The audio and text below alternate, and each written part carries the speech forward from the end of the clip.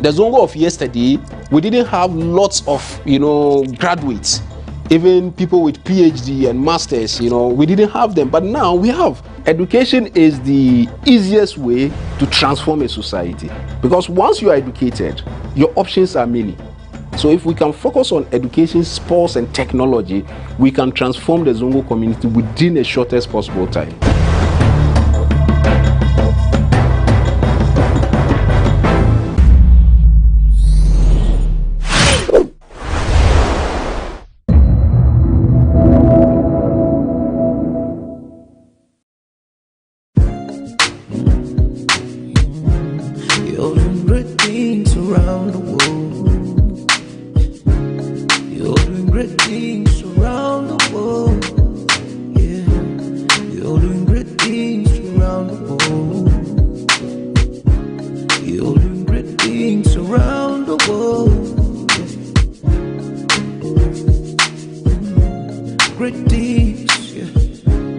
Welcome to another episode of Diaspora Link, here exclusively on GhanaWeb.com. My name is Diallo Sumbri, and I'm your host. This episode, I have a wonderful opportunity to talk to a dear friend, somebody who's my friend, my colleague, my partner, my homie, and my teacher. And I'm really excited to share her a little bit about her story and the work that she does with her company with you. Her name is Dr. Ashley Milton. Let's get into today's show.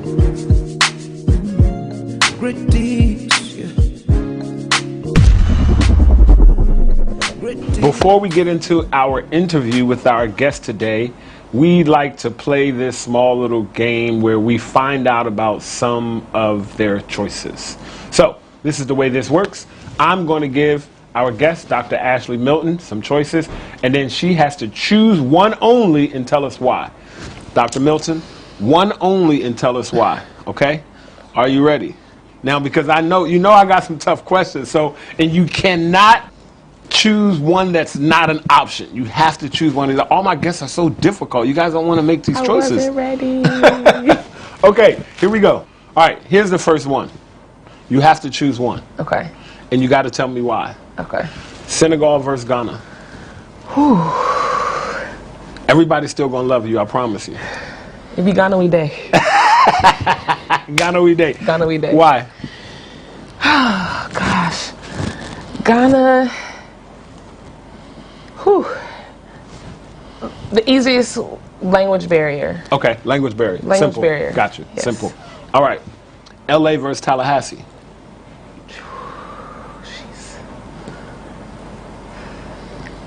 Oh my gosh, that's really hard.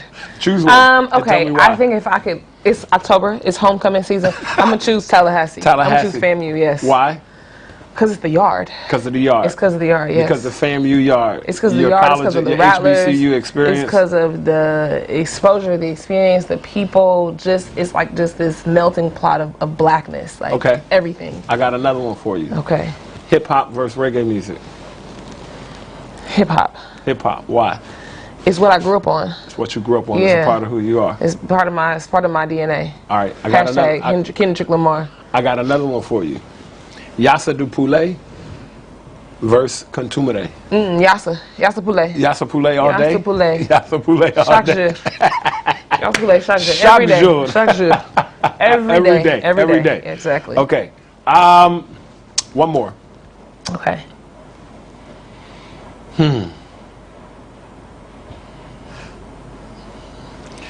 Half and half lemonade iced tea versus Sobolo and ginger. So Arnold Palmer versus Sobolo and BSAP, or Sobolo ginger. Like right. Well, Sobolo and BSAP is the same. Yeah. So BSAP versus Arnold Palmer. Same thing. Yeah. Which one? BSAP. BSAP all day. Yeah, but Sobolo all day. I said Sobolo with ginger. So the mix of the two. When we make BSAP in Senegal, it automatically has the ginger. Okay. So I don't really know. So Arnold Palmer versus BSAP. BSAP over Arnold Palmer. Yeah. Over a Tallahassee. Yes. Lemonade iced tea mix. That's diabetes in a cup. I just wanted the Sobolo and the ginger. Exactly. I got you. The whole point of this is just to remind us that every day we all make different choices. and that we're not always going to make the same choice, and that's okay. Our choices and our differences shouldn't divide us, but they should bring us closer together. Now, the next thing that we're going to do, this is something that we do called Top 5. I'm going to give Dr. Milton 5 categories, and I'm going to ask her her top choice in each category. All right? Dr. Milton, are you ready? I'm ready. Okay. Books. Give us your favorite book, and if you can't give us your favorite book, the first book that comes to your mind and why.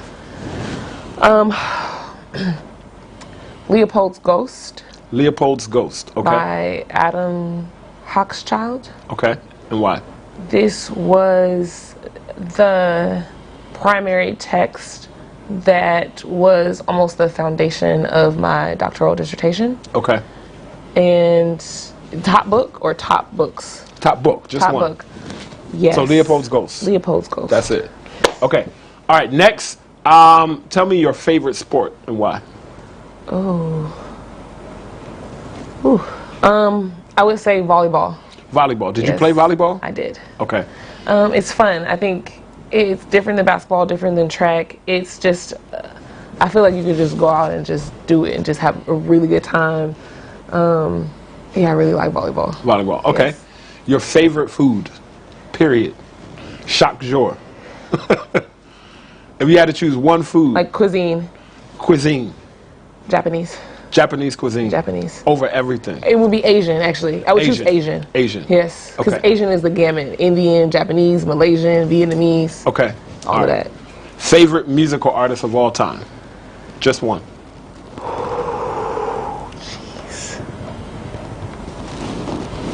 Hey, that's really difficult. Just pick one. Dang, right now I'm really feeling Drake. Drake of all time? No, I mean, you said like I don't have a lot of time, right? I'm just I thinking. know, but I'm just. If you only had to choose one right now, which Okay, is fine. okay. No, let's choose Drake. Okay, That's my guy Drake, too. that's hip hop. But if we gonna really do it, I'm gonna do Coltrane. You know. Coltrane. Yeah, Okay. I'm I'm gonna gonna do Coltrane. across all genres. Across, everything. yeah. If we're gonna Okay. do across all genres, I could just listen. You know, Coltrane. But jazz. hip hop. But Drake is hot. He's And killing it. yeah, He's Drake, killing it right and now. then also Burna though. Okay, Drake and Burna. Okay. Yeah. All right. Yeah, you know, I have to get those in there. Last one is your favorite place to vacation. If you had to choose one place in the world where you could That be, I've already been or that I want to go. either that you've already been or you want to go. Your favorite, just one place where you can just go and be. My permanent vacation place is Turks and Caicos. Turks and Caicos. Turks all day. Have you been there already? All the time. And if it wasn't COVID, that's what's keeping me from being there right now. Got you. Yes. All right. But one place that I always, my spirit will always take me is Mombasa, Kenya. So which one? Turks and Caicos? No, or Turks and Mombasa? Caicos is there. It's Got you. always. Turks and Caicos. Yes. Okay. All right. But my forever place. Mombasa. Forever, ever. Forever, ever? Ever. Mombasa. Mombasa. Yes. Okay. So we found out about Dr. Milton's top 5. Now let's get into the interview to find out who she is, where she's from, and what she's doing.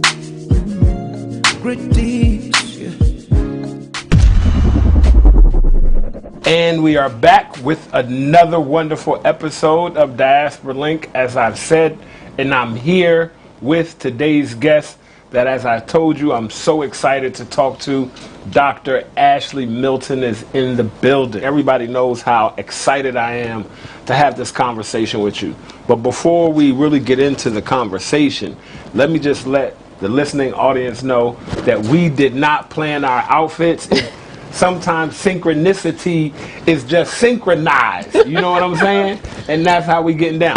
So, Dr. Ashley Milton, let's start off. Where are you from originally? Originally, I'm from Africa. Okay, originally. Okay, see how we getting into this? Originally, you from Africa. Where were you born? That's the better question. Okay. I was born in Los Angeles, California. Los Angeles, California. L.A. L.A. South Central. South Central. 42nd in Arlington. 42nd in Arlington. Okay, so from L.A., you went to where? So I graduated high school in the Bay Area. Okay. And what high school? Shout out your high school. Vanden. Vanden High School. Fairfield, California. Shout out. Shout out Vanden, Fairfield, California. Okay. And then I moved to Tallahassee, Florida. You moved to Tallahassee, Florida. Exactly. Let's see. What was their purpose for moving to Tallahassee, Florida? Well, you see, there's this very, very amazing school on the highest of 7 hills in Tallahassee called Florida Agricultural and Mechanical University, also known as FAMU. FAMU, shout out. Shout out FAMU, founded on October 3rd, 1887. Yeah, so in 2021, we celebrated our 134th year as an institution. As a shout out to FAMU, shout out to all HBCUs. Shout out to all HBCUs. I know you got love for HBCUs. I do. So they don't know this, but I'm kind of trying to rush you through this early part of your life, and I'm kind of trying to rush you through how you got to where you are, so we could talk about where you are. Okay. Right? Because why I'm so excited. But we can't rush too much. So you are Dr. Ashley Milton. So I know that you went to FAMU. Yes. I know that you went to American University, yes, right, for your master's degree DC. in Washington, D.C. for public policy. Yes. And I also know that you got your PhD from George Mason, correct? Yes. Okay. I did a little research. You did a little bit. I did a little research. Okay. So let's talk about what brought you to Africa. Tell me, when was your first time in Africa? My first time in Africa was in 2009. 2009. And what brought you to the continent? I was brought here to do work in healthcare, Okay. public health, looking at children's rights, and that was in Senegal. Okay. So Senegal was your first country. Senegal was my first birthright experience. Wow. Guess what? Senegal was my first country on the continent. Can we do that one more time? Hey. Yeah.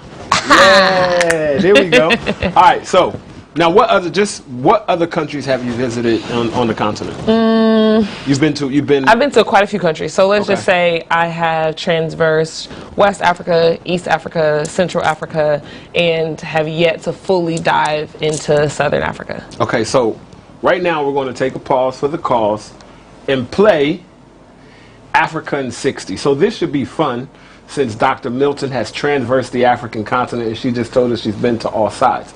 So this is what we do. Africa in 60 is very simple. Okay. Name as many African countries as you can in 60 seconds. Okay? So I see you ready. Hey, look, fam, you watching. So what you gonna do? Do we have our timer set? Timer is set. Can we get a countdown? 5, 4, 3, 2, 1. Let's go.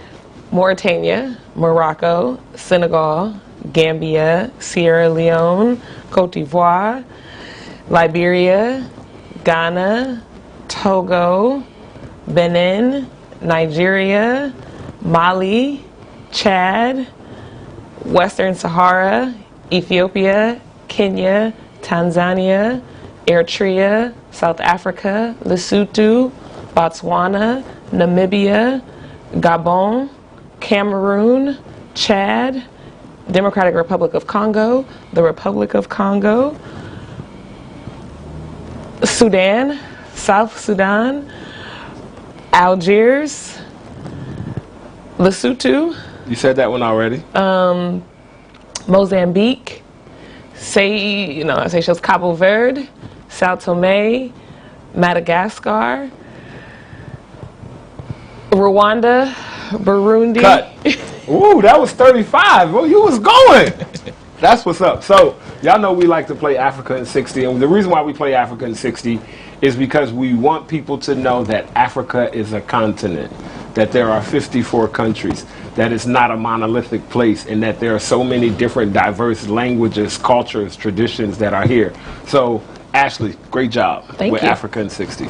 Okay, so now let's jump back into it. So, Senegal. Yes. So, and you said you've been to different countries. Okay, so what took you around a continent of Africa? So what first brought me here was my just immense interest to be in Africa. Okay. And I didn't get that opportunity when I was studying at FAMU. Okay. So the first opportunity I had, I took it. And it wasn't necessarily in my subject matter expertise, but it was in my general interest. Okay. So what has continued to bring me here outside of that first experience, I have worked for the U.S. government. Okay. So I've worked for USAID. Mm-hmm. I have also worked for the State Department.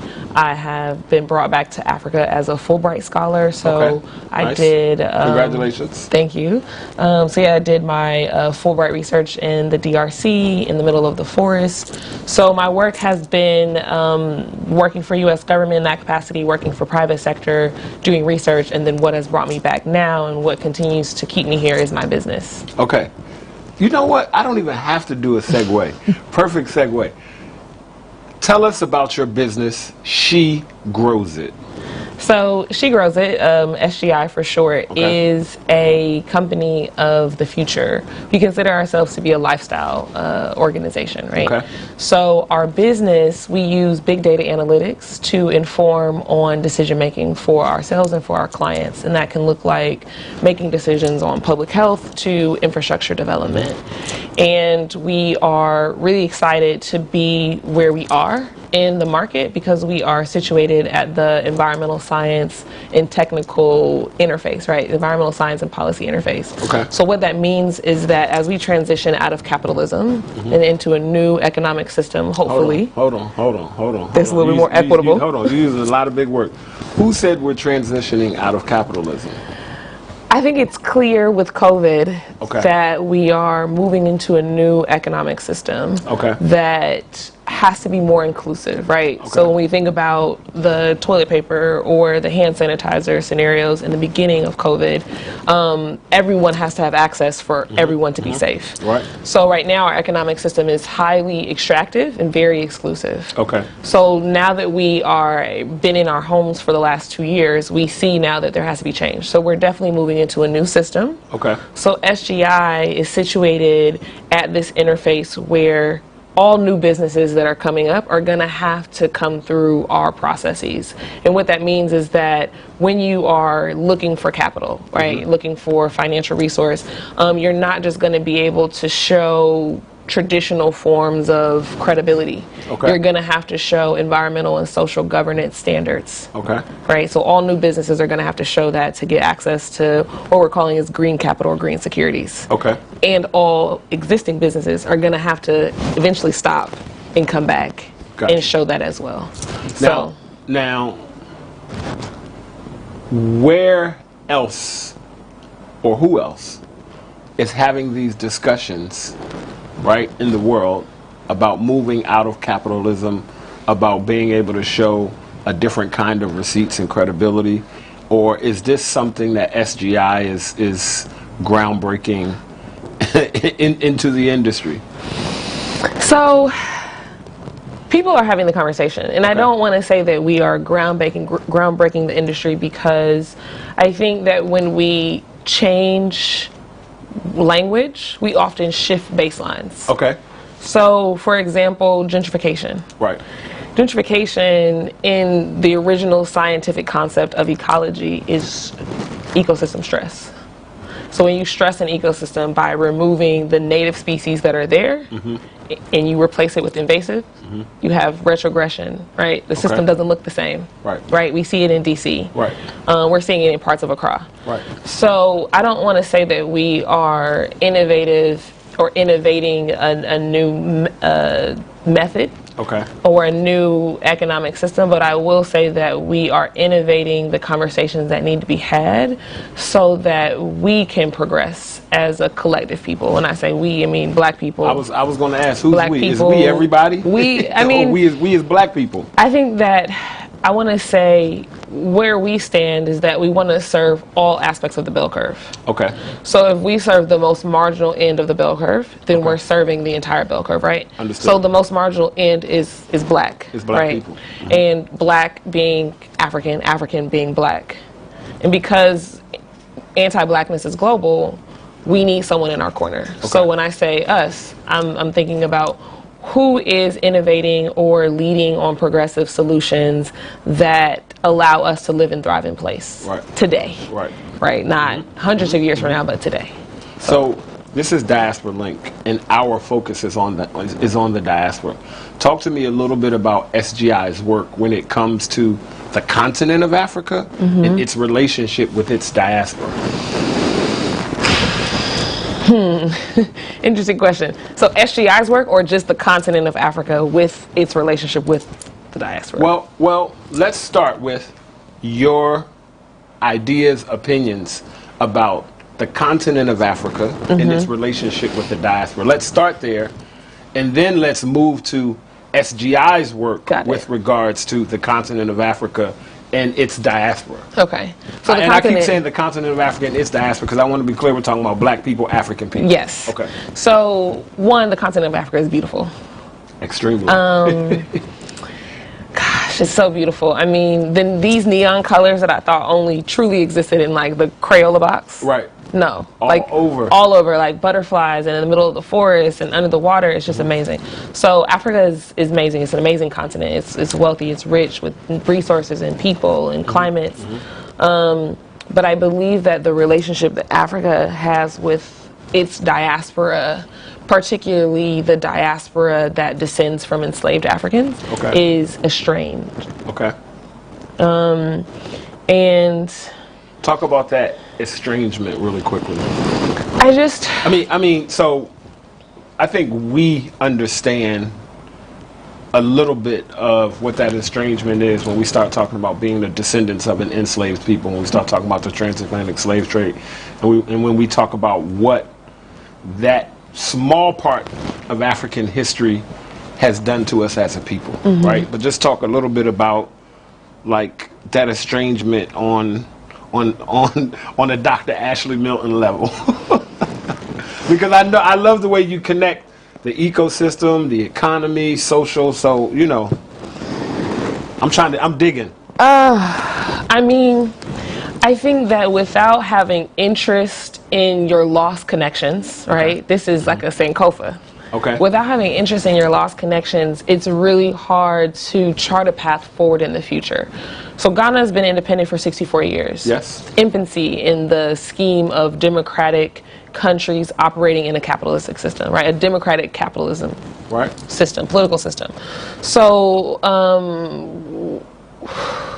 the relationship with, or the lack of relationship with all of the diaspora. So I'm sure that Ghana has a connection to its Ghanaian citizens that live in the US or that live in the UK. But it's the connection with Africans that don't have the privilege of saying, oh, I know that I'm Ghanaian. And that is problematic because without that connection, we can't truly understand how to create pathways for our own growth, right? Growth beyond aid. So I think that there has to be truly just more interest beyond, I was having a conversation. On both sides. Oh, yes, on both sides. But I also think that it has to be, it's hard on both sides, right? But I definitely think that we were taken. And we were taken in such a violent manner that, and it was intentional, that we couldn't find our way back. So I think for the assumption to be that we have to, or that the African American has to find, which a lot of us are finding our way back, it's just very difficult without there being, it would be a lot more easier if there were like reaching of arms and interest to help us. And I don't feel that there's interest in helping us to come back. Or not enough interest? Or interest when we're here that's relevant. Okay, we're going to... Yeah. Listen, we are in class with Dr. Ashley Milton here on Diaspora Link. We're going to take a small break and we'll be right back. Peace, global African family. My name is Diallo Sumbri. I'm a co-architect of Ghana's Year of Return 2019, and I'm the president and CEO of the Adinkra Group. For the past 5 years, we've been bringing loads and loads of people to Ghana. Many of them, their first time on the African continent, their first time putting their toes in the African sand, in the African soil. And so many people have had their life changed. Our Birthright journeys are curated cultural immersion journeys centered around reclaiming cultural identity, exploring your ancestral heritage, and celebrating African resilience. It gives me great pleasure to introduce our Birthright Journey Partner Program. It's really simple, and you really don't have to do much, other than email us at info@theadinkragroup.com. Now, what makes a great Birthright Journey partner for our program? Are you a leader? Are you an influencer? Are you that person that your family calls on to organize, or do you automatically know that that's your job? Are you somebody of status in your community? Are you a community leader? Are you that person in your church or in the school? If you are the ideal Birthright Journey partner. Do you believe that every person of African descent should have an opportunity to touch ground on the continent of Africa? If you are, then you are the ideal Birthright Journey partner. It's simple. We're going to show you how you can travel to Ghana for free. Not only can you travel to Ghana for free, but you can actually get paid to travel to Ghana. Really simple. Just contact us at info@theadinkagroup.com and set up a discovery call. You'll get to travel with your family and friends, you'll get to travel with your community, and the best part of it is that it'll be free for you. Or you'll even earn money doing it. So again, info@theadinkagroup.com. We look forward to seeing you in Ghana. We look forward to dancing with you in Ghana. We look forward to eating fufu, eating jollof, eating wache. Make sure you contact us now, and we would love for you to become a Birthright Journey partner. Madasi.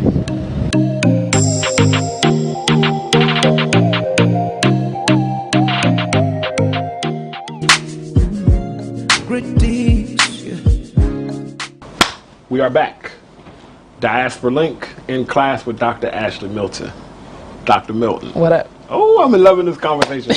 All right, so we talked about your ideas around Ghana, and I'm just going to use Ghana as an example for African countries reaching out, right? Reaching out to not only invite us, but truly welcome us. And when we arrive, having a streamlined program set up for us. Not program, but, you know, having something set up to help our transition be a little bit easier, right? So give me your opinion of the year of return, and do you think it did that? So in some, you know, go ahead. So I think that, like, for me, my experience in Africa is that my career has been spent on the continent, right? So working bicontinentally, bilaterally between DC and Africa. Hold on. I kind of skipped over that part a little bit because I was so pressed to get into this conversation. But just tell us how long you've been on the continent. We talked about the fact that your first time was in 2009 and that you worked around. But let's just take a small step back and just tell us how long you've been working on the continent and where you've been working really quickly. So, I mean, it's been over a decade of visiting, vacationing, living, working, and investing on this continent. Okay, so perfect. Let's dive back in. Yes. All right. So remind me now. Year of return. Year of return. I think year of return was great, right? We always need a homecoming. We need that visit. And I think year of return sparked that visit. Okay. I think it's important that we classify things as what they are, because words mean things, right? Okay. So I think that the year of return opened up the doors, right, for diaspora to return. For that visit, for that experience, for that exposure, to kind of propel that next engagement, to propel what the education might look like, or the re-education, or understanding how things, you may have been miseducated. So I think that the year of return was a great experience. I don't believe that the year of return set up any specific trajectory for African Americans. I think there were a lot of African Americans or diaspora that are returning. I think there were a lot of robust conversations that were being had. Diaspora drives during 19. There were a lot of great conversations that were discussed at that event. I believe that there has to be more conversations, and this brings me back to interest. I believe that there needs to be more conversations from the true perspective of the African American that's returning. Because a lot of African Americans. What do you mean by true perspective? I believe a lot of the conversations around diaspora returning have to be disaggregated. Okay. Now, my people hate when I use that word. They're like, Ashley, this is too academic. Right. No, but you have to break it out, right? And I think when you say diaspora that's returning, we have to separate British Ghanaians. We have to separate Ghanaian Americans from African Americans. And what about Caribbean Caribbeans? People who are from the Caribbean, or? So I think when we say return, right? I think that the conversation is speaking to me when it's saying year of return. Got you. And I say that specifically because a Ghanaian who's living abroad is a choice migrant, right? Gotcha. And they know that they're Ghanaian, so they know that they have a knowledge about this place. For those of us who've had there's been snatched. Identity taken. Yeah, so that we have to have real conversations with those people about what it takes to facilitate their capability to return. Because without those conversations, it is very hard, right? So I've had my career on the continent. I've been brought over where the U.S. government has paid for my housing. I've started at my own many of African apartments, fully furnishing like fixtures, tiles. I think that it's, when I look at African Americans that are living here, that have returned or that are trying to return, they're not, they lack something that's really critical to their ability to provide to the economy progressive, like, economic growth solutions. What are they lacking? They lack stability. Okay. We're lacking of stability. It's really difficult. It's difficult to come. First of all, this is difficult, right? Let's acknowledge that we've been out fighting a war. Right. It's been, can I cuss? No. Okay, yeah. No. So, right. Sorry. We've been out, right? It's like the Matrix. If you can imagine, like, the Matrix, and you're going through these different realms, and then you finally make it back home, and then your house is more messed up than the war zone that you left. Wow. Wow. And that's a great analogy. You arrive and you land and you're here. Like, I'm here by myself, right? My family came to visit, but I don't show up to a house, even if it's not in the bubble, right? In the Ring Road area, even if it's in Dansomin or Adenta, I don't show up to a house. I don't show up to a car. You don't show up to land? I don't, or just even a plot of land where I could just start building, right? I have to come in, and there's so many costs.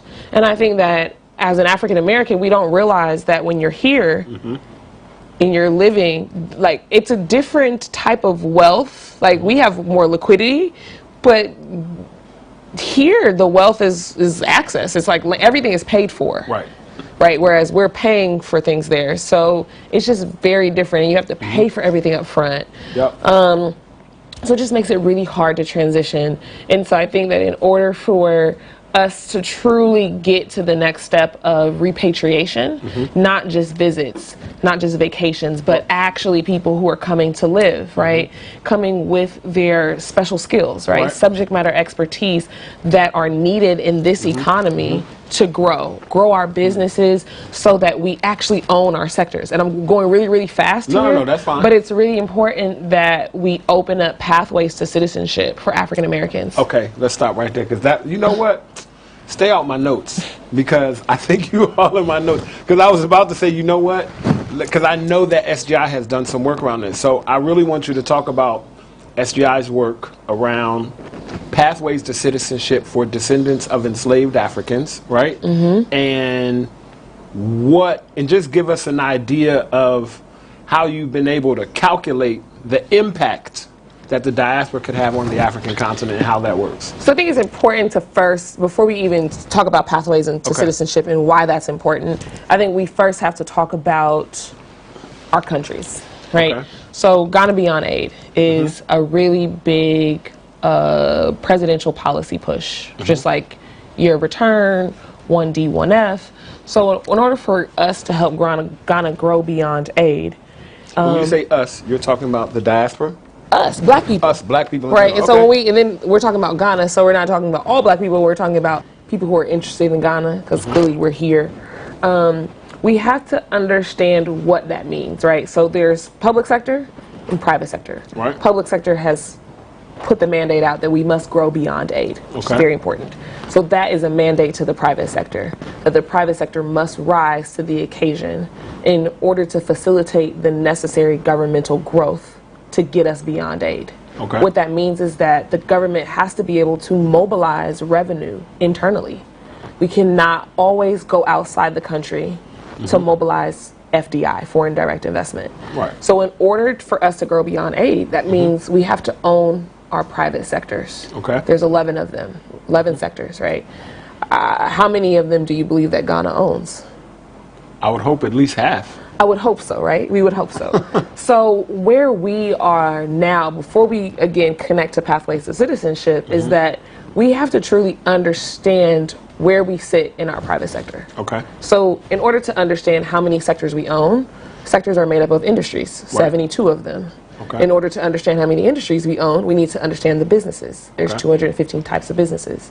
So of those, how many of them exist in Ghana? How many of them are employing Ghanaians? Okay. How many of them have middle management that's Ghanaians? Okay. Upper management that are Ghanaians, right? And I think we're getting ownership and as then well. ownership that are Ghanaians. I think that the more we go up that chain, we see less and less and less and less and less. Okay. So what SGI is pushing is pathways to formalization. Okay. We want to close the gap between the informal and formal divide. Okay. 95% of the businesses in Ghana are informal. And what makes those businesses informal? Informal means that they are not either registered, they are not tax compliant, which is critical, right? So you could be registered and be a great profitable business, but if you're not compliant with your taxes, you're not formal. Okay. Formality means that you are checking all of the boxes of legality, all of the boxes of fiscal accountability, so that the transparency of your transactions are clear. Okay. Right? That allows for financial investment to come in. And then it also allows for you to pay your tax burden. Let me stop and just ask you a quick question. I've been involved in this conversation before with some really smart people. I'm happy to know extremely smart people like you. I'm happy to know that I am not the brightest light bulb in the room in most of the rooms that I'm in. Some of this feels like a case before what comes first, the chicken or the egg, when you start talking about development and inside the country. Because some people say, well, who wants to pay taxes? Who wants to be tax compliant if the government is not going to give me the services that I'm supposed to get for my taxes? That's a great question. So is it like, like, that it almost feels like a never-ending battle, right? So I'm assuming that as the government taxes, the government also, or the private industry, somebody has to also hold the government accountable. So things are happening at the same time. Let's just. So I don't want to take you too far. No, yeah. So I think that with pathways to formalization, we need formal enterprises operating in our private sector, so that we can mobilize tax revenue. Okay. That doesn't mean immediate, right? Because taxing the poor is not always the best economic growth solution, right? Okay. So pathways to formalization is truly a two-pronged approach, and it's a 10-year strategy. Okay. Knowing that it takes 18 years to move an individual out of poverty and into a different economic class. Okay. Right? So 5 years of saying like the most or illiterate business, right? It's educational pathways, it's critical knowledge points, civics, right? Basic fiscal accounting, technological understanding. These are critical and core components to operating good business, right? Good business standards.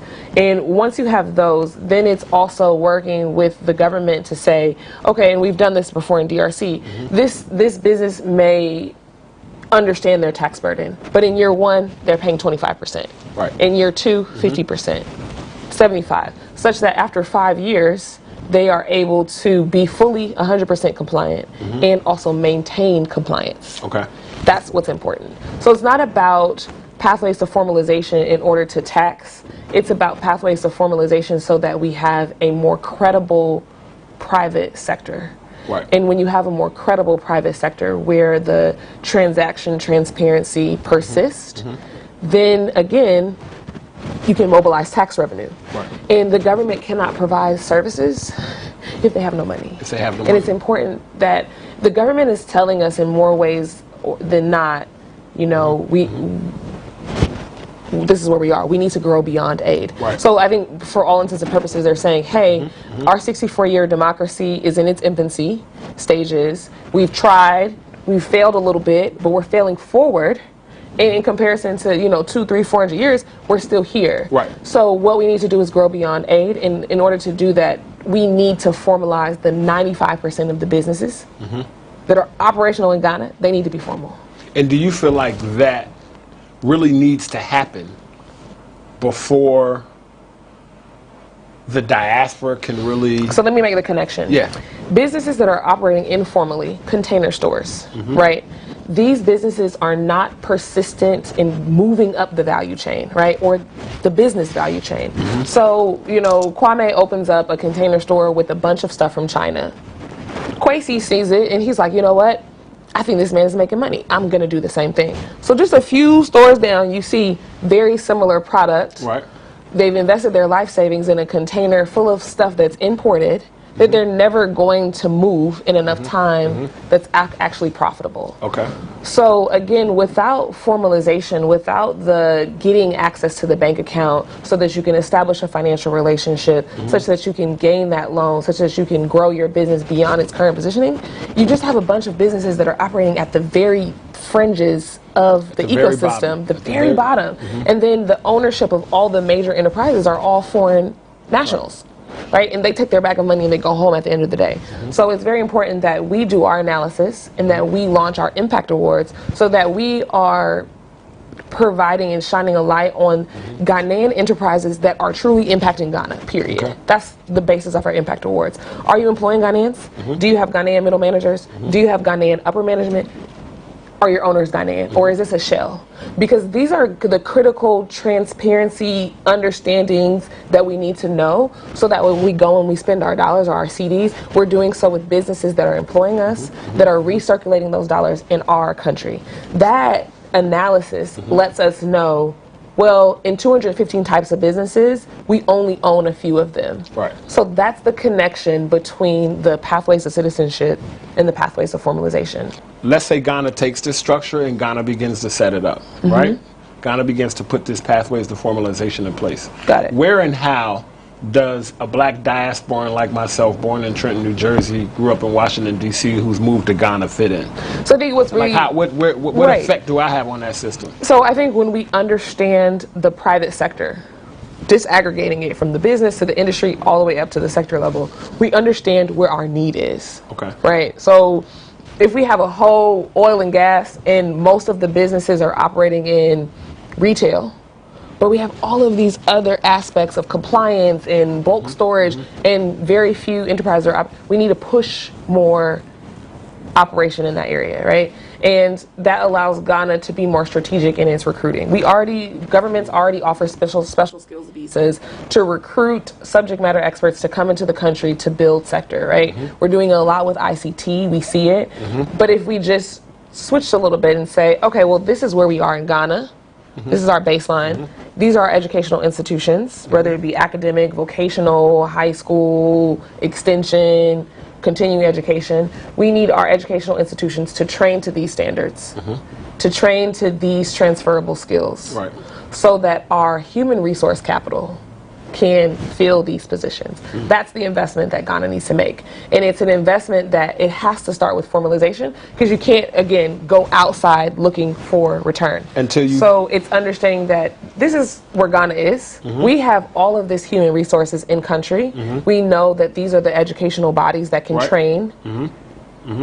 And also now we can bring back our humans that were once taken away, and collectively we can chart a path forward for growth. Okay, now look, I wish we might have to have you on for a part two because we've run out of time, but there's one concept that or one term that I've seen in doing my research that I wanted you to talk about, but I need you to do it in like less than 60 seconds. Okay. Let's talk about SGI's work and talk about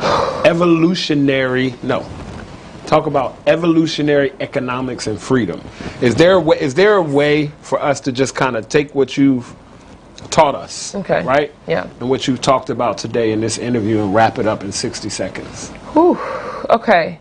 Evolutionary economic and freedom. Okay, let's run it. I think in my mind, based on our previous conversations, I'm able to say, okay, I see how all of this is evolutionary economics. Yes. And how it gets to freedom, but I want you to say that for our listening audience and just, let's see what we can do. All right, so two main things, E6 and 6E. Okay. This is SGI, so I'm going to try to wrap all this up really quickly. Okay. So we believe that E6 is our like equation to getting to evolution. Okay. Okay. So the first E is exposure. Okay. You need to be exposed. Exposure is everything.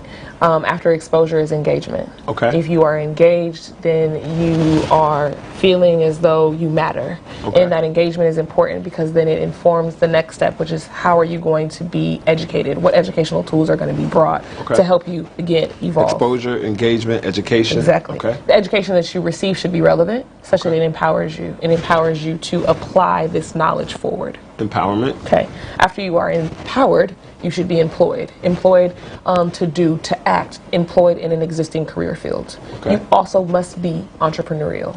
Okay. Okay. It's important to be innovative and creative because it's not possible to make money just on someone else's mission, vision, and bottom line and waiting for them to pay you. Got you. Climate change is real. Yes. It is not possible to just work. You need to have a hustle. Okay. Okay. All 6 of those E's will get you to evolution. Okay. Okay. So that's E6. That's E6. Okay. 6E is how do you now make regenerative economics? Because evolutionary economics is steeped in regeneration. Okay. Regeneration considers all components of the ecosystem. Okay. The problem with capitalism is it does not. It does not consider our matter. Wow. And matter is a physical Say that being. one more time. Capitalism does not consider our matter. Matter is a physical state of being. This chair is matter. It's a bunch of molecules. So it doesn't consider our matter. So how do we have evolutionary economics, right? So first, you have to be efficient. Efficient. You have to be effective. Effective. Okay. You have to be ethical. Ethical. It's important. Yes. You have to be equitable. Equitable. You have to be conscious of the environment, and the environment is plants, animals, people, Environment. natural, built, and real economy. Okay. That's the environment. Okay. So don't get it twisted. It's not just nature. Gotcha. Okay. Right. All of those things have to go into the Is there one equation. more? Yes, I'm coming. Okay. Ooh. Right. That's what gets you regenerative economics. Okay. Wow. Wow. And all of those things have to be coordinated, because if they're not, then you're back in capitalism. Dr. Ashley Milton, I was so excited to have you on the show, and I promise you, you did not disappoint. That's why I've been saying we are in class with Dr. Ashley Milton. I want to thank you again. You know what? After this interview, I've been talking so much smack about FAMU, right? Firebirds, UDC in the house. Shout out HBCUs. Shout out all HBCUs, but I got a lot more respect for FAMU. FAMU, she's representing y'all well. Thank you for coming. College of Love and Charity. Great deeds, yeah.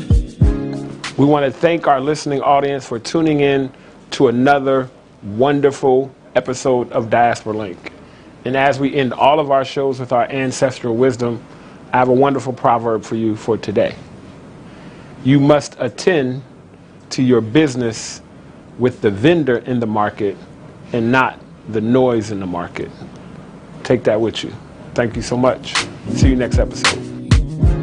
You're doing great things around the world. You're doing great things around the world. Yeah. You're doing great things around the world. You're doing great things around the world. Yeah. Great things, yeah. Great things.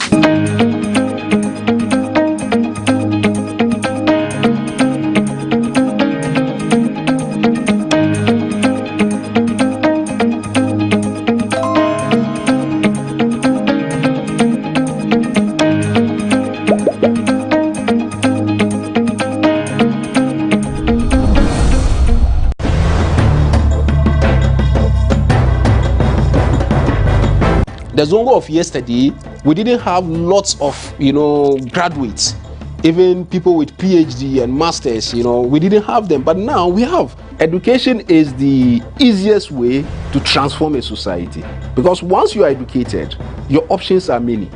So if we can focus on education, sports, and technology, we can transform the Zongo community within the shortest possible time.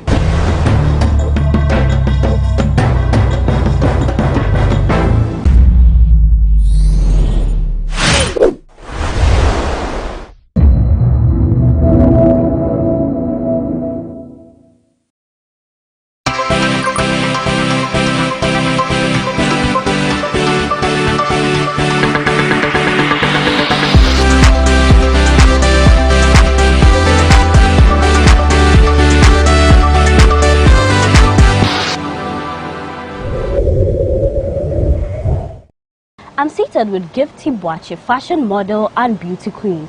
She recently made Ghana proud on the world stage at the Miss Supranational Beauty Contest in Poland. There's more about this beautiful damsel that we are yet to find out. This is Talkatainment on GhanaWeb TV. I am Paula Amabroni. We'll be right back.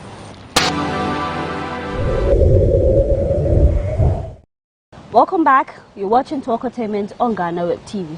Gifty Boache. Yes, Miss I finally Paula. have you. You know, I've been chasing you for Ghana. I'm so excited to be here. It's finally in the flesh. I'm excited.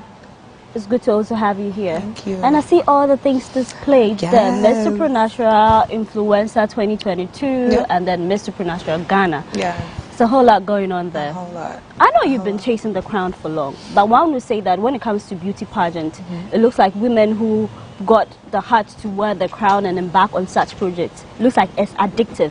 Can one ever stop chasing the crown? The thing about pageantry is something that you're born with as far as loving, right? And you realize there's different steps you have to take to get to the crown. So I wouldn't even consider it chasing. It's more so something that's already there for you to go and get. I think that to be a pageant queen, to be a beauty queen in general, takes a lot of encouragement and a lot of strength and perseverance because there's so many other women that want that same crown. I wouldn't consider myself someone that chased the crown. I think that it was a purpose that was put on me, and obviously in the past few years we've done what needed to be done to get there, and so I'm glad to represent and wear this sash in honor of my country.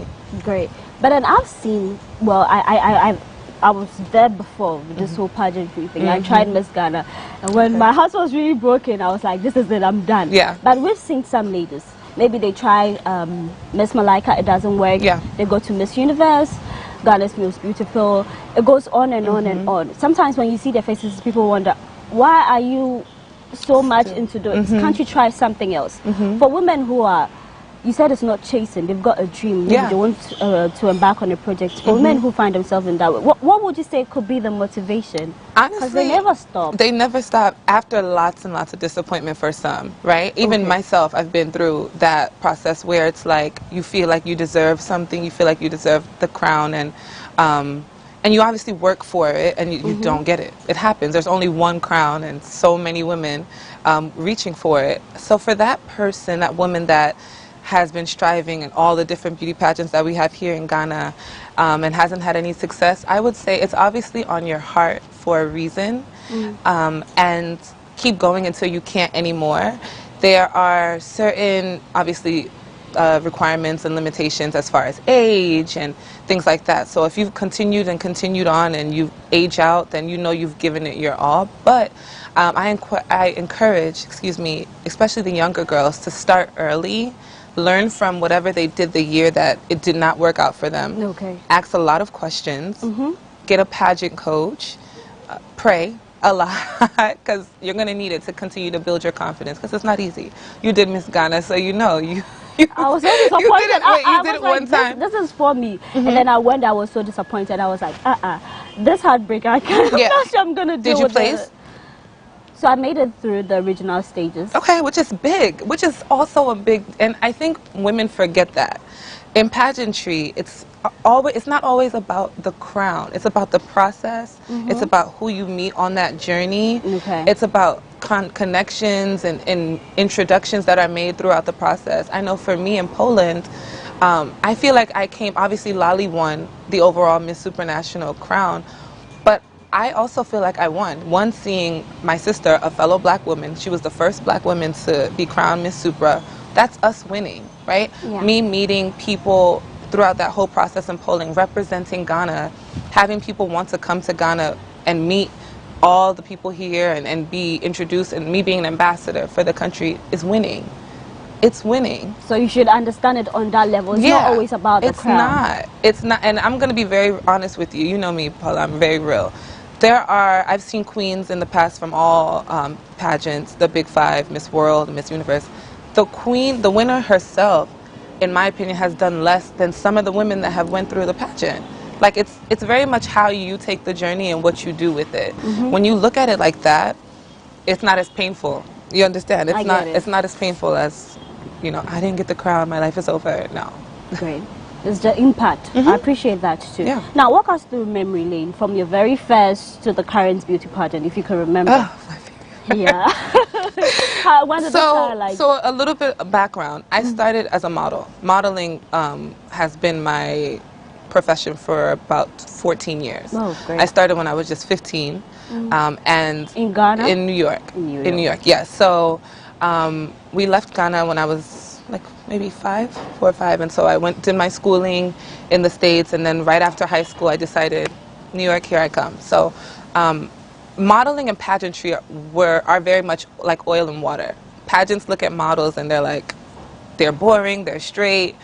Models look at pageants like they're superficial, they're, you know, robots, whatever. So when I transitioned and decided to do both, my first pageant was Miss Virginia. To go for Miss USA and then further Miss Universe. So that was my first pageant. Girl, I did not know anything Did you about have a coach pageantry. at that time? I didn't have a coach. I didn't even know you needed a coach.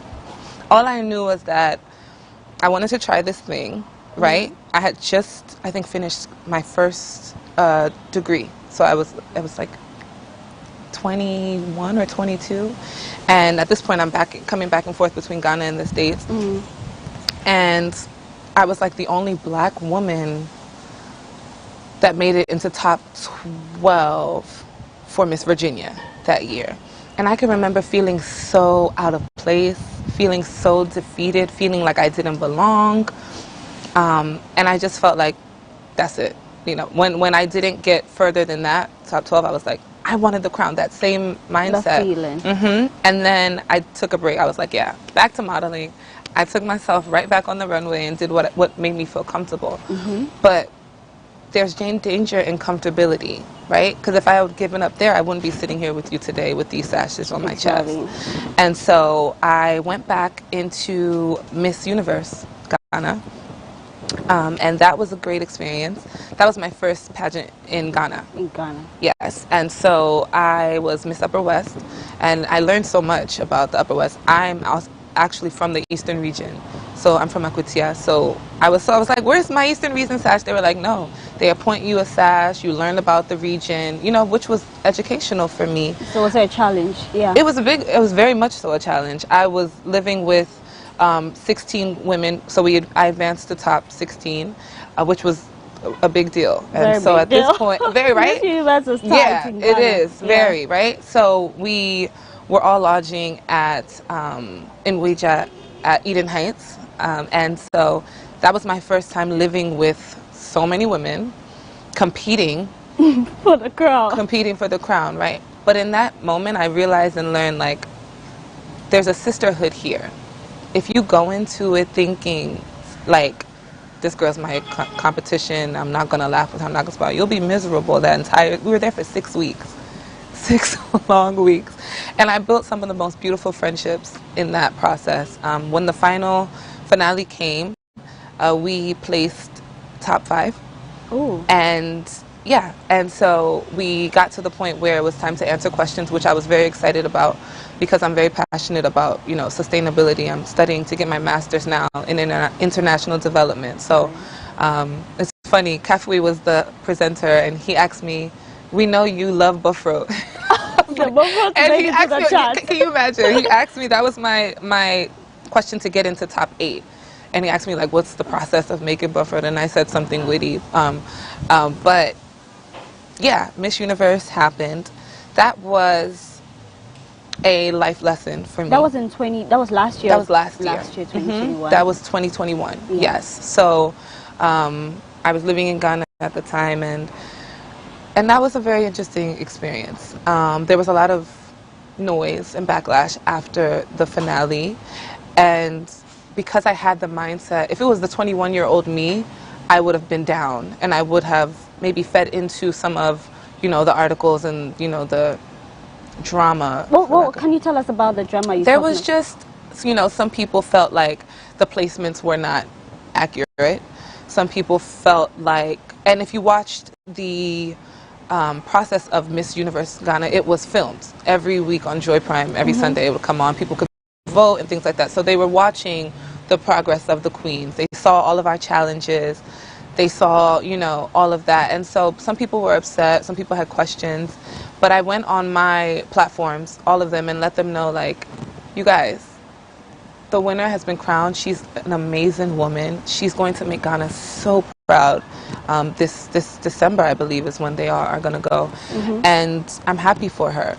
There's no need for anyone to throw shade at anybody in the organization, especially if I'm not throwing shade. Like, what?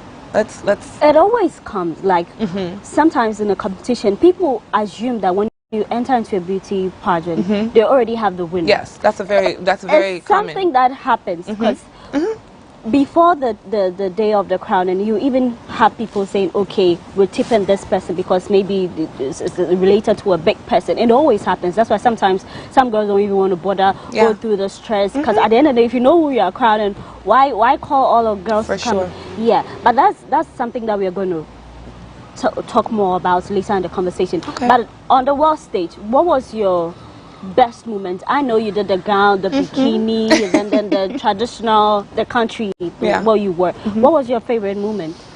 My favorite moment was when I did my introduction. So at the finals, you walk up and they announce your first and last name and the country that you represent. And if you watch the clips, I have so much energy, you know, when I'm saying Ghana. I'm just like, wow.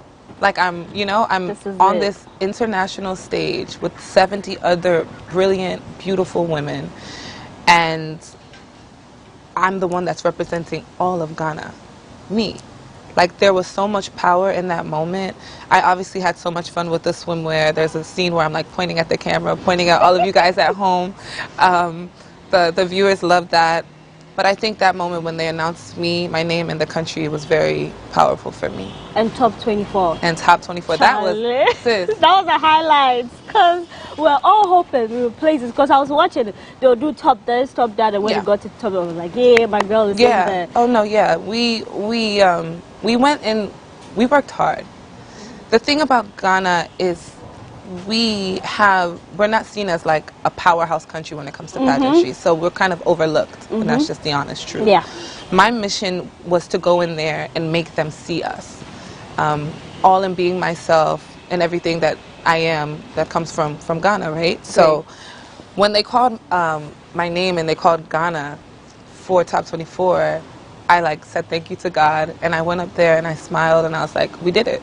To me, it was the equivalent of winning, because we made history. Exactly. We pushed open a door for future pageant queens to come.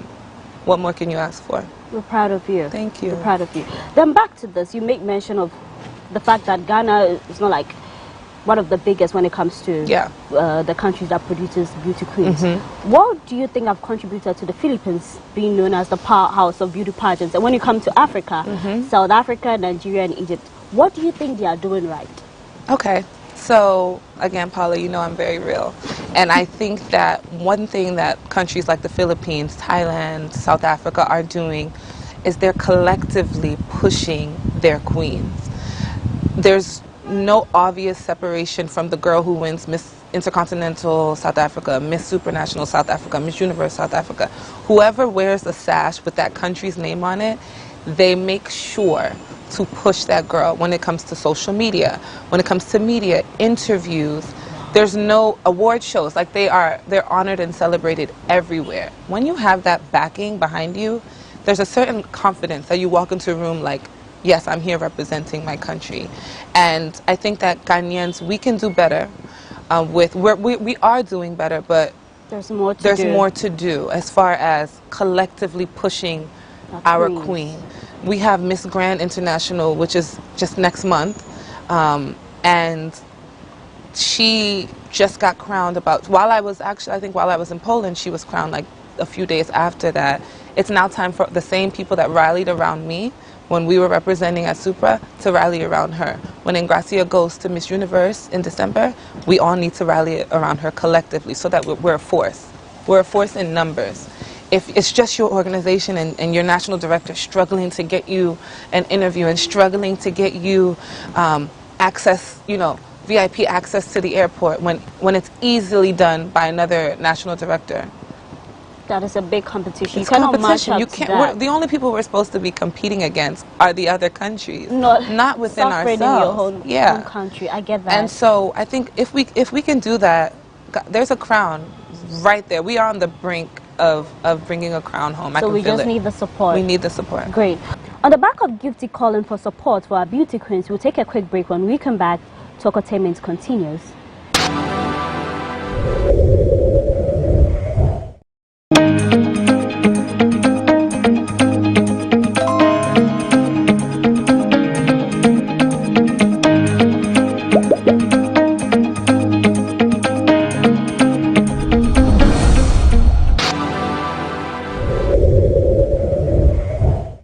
Welcome back. I'm seated with Gifty Boache, Miss Supranational Ghana 2022. She also made Ghana proud recently in Poland when she placed top 24 at the Miss Supranational Beauty Contest in Poland. Yes, I already stated. Now, Gifty, we've heard a lot about beauty queens, pimping. It comes up yearly. Is it a myth or a reality? It is. Don't say you're choosing your words carefully. Let us know what's happening in I'll there. give it to you straight. No chaser. For me, it is a myth. It's a myth. For me. For you. Okay. In past scenarios, things that I've read, conversations that I've had, it's been a reality for some women. And it has to stop. I think that we are beauty queens, yes, but we're very intelligent women from the queens that I've encountered. And our minds shouldn't be neglected, and we shouldn't be put in a position where we have to compromise our integrity to wear a crown. And I would encourage any woman, any queen here in Ghana or around the world that is ever put in that position to stand your ground. There will be more opportunities for you. Do not jeopardize your integrity in that way, as far as being pimped out or any of those situations. It's really not worth it. And in the end, whatever's done in the dark always comes to light. So it hasn't been a reality for me. My Miss Universe Ghana experience, my Miss Supranational experience, I didn't experience anything like that. And I'm thankful for that. But I do know that it's real and it happens, and not just in pageantry, but as women in any field. You understand. Yeah. And you know, there's women that have to feed their families, there's women that have to be the breadwinners, and some of them feel like they don't have a choice. And I think that go into any situation understanding that that may be the case, but you always have an option. Great. Thank you. Thank you for that advice. Now back to modeling. What has been your biggest gig? Oh my gosh. Like the biggest. I don't know if it's a fashion show, working with a brand. What has it My been? biggest gigs would be the fashion weeks. So Paris Fashion Week, London Fashion Week, and New York Fashion Week every season since 2011. Ooh. And I think I've done Miami Swim Week, which I think is my favorite because I love swimwear, I love bikinis. No, you got the budget. But yeah. Those have been, so I've walked for like Michael Kors, Jimmy Choo, BB, Montclair, Vivian Hugh, some of the bigger brands. On and on. Yeah. What's up with the Nike thing that I saw? Nike, yes, we just did a Nike shoot, Nike campaign for their newest Air Force One sneaker in celebration of their 40th years, and the shoe is actually inspired by Ghana.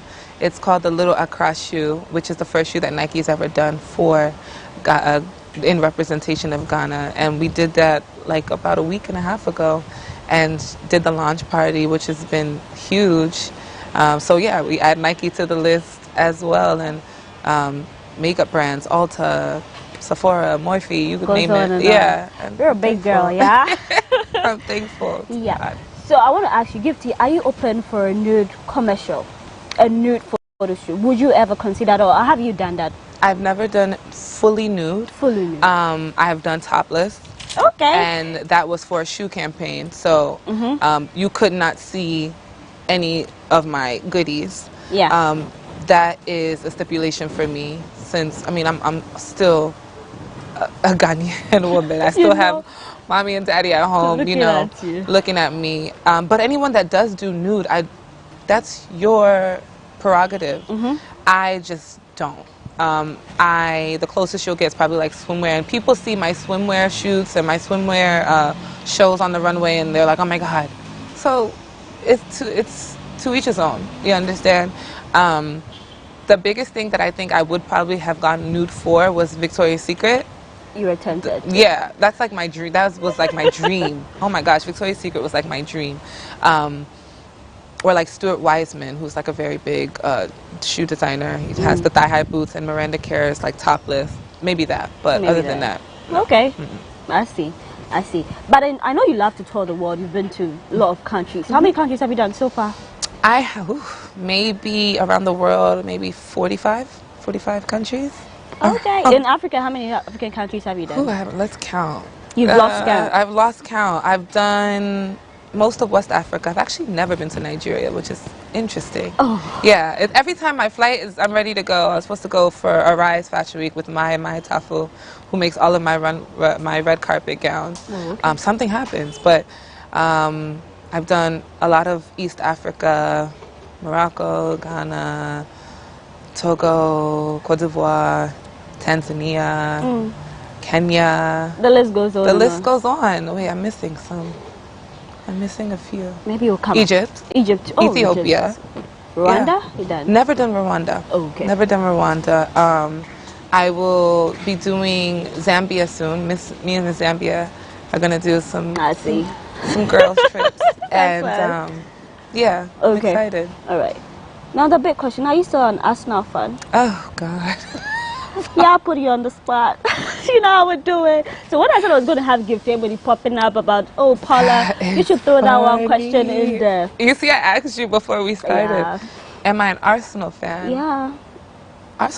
Arsenal's a great team. Okay. Arsenal's a great team. Okay.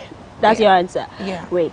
But you have a lot of fans here in Ghana, worldwide. Yes. And one thing that we're really rooting for was your relationship with our Ghanaian footballer, Black Stars player, Thomas Partey. It was something that we were all rooting for.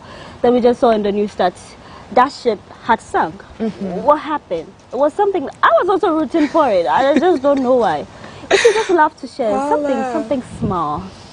What are you asking? You're asking me what happened. How did that ship sink? Like, we didn't see it coming. So I'm going to be very frank. Okay. And Paula, you're my girl, so I'm going to entertain this conversation because for years I tried to keep my personal life out of my interviews. Thomas and I's relationship was very public and against my wishes. I wish that, it started with that whole AFCON scandal, which is just the worst, way to... So with that scandal, before you even go ahead, was it through that you came into the dress and then because your presence caused chaos? It's a whole love story. So if you want to just debunk that rumor, yeah, that was very much a rumor. I don't have the time to sneak or be smuggled into any camp. That's not something that I would ever do for anyone.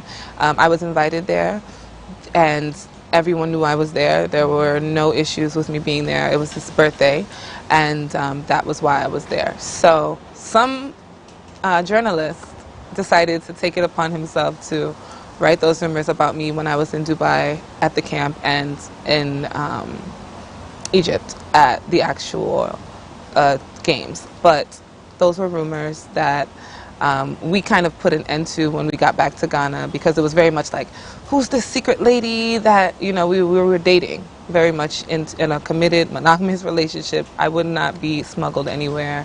So those were rumors, yes. And as far as the way the ship, why do you guys say the ship sunk? The ship. People break up. It's okay. I think it took so much time for, obviously him and myself to kind of separate ourselves from the Ghanaian perception of our relationship, because there were so many people that were in the relationship with us, and so when we broke up, we kept it a secret for some time.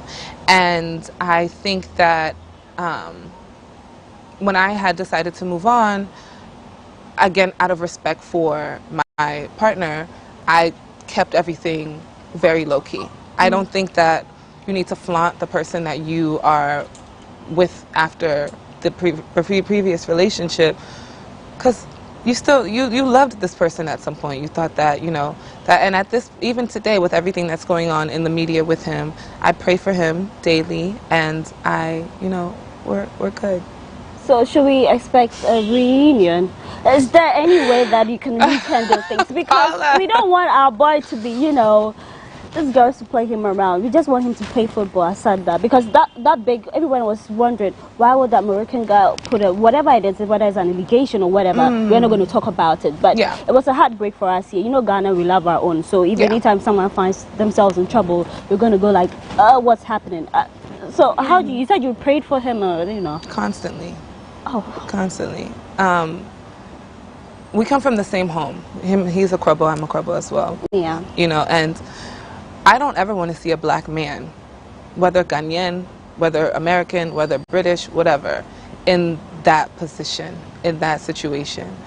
No matter what our differences were, I think that prayer is key in that kind of situation because it's not a good situation. You know what I mean? I do think that we all have to take our actions, you take accountability for our own actions, and as much as everyone is praying for you, you have to pray for yourself. And as much as everyone is hoping that you make the right decisions, you have to make the right decisions for yourself. And so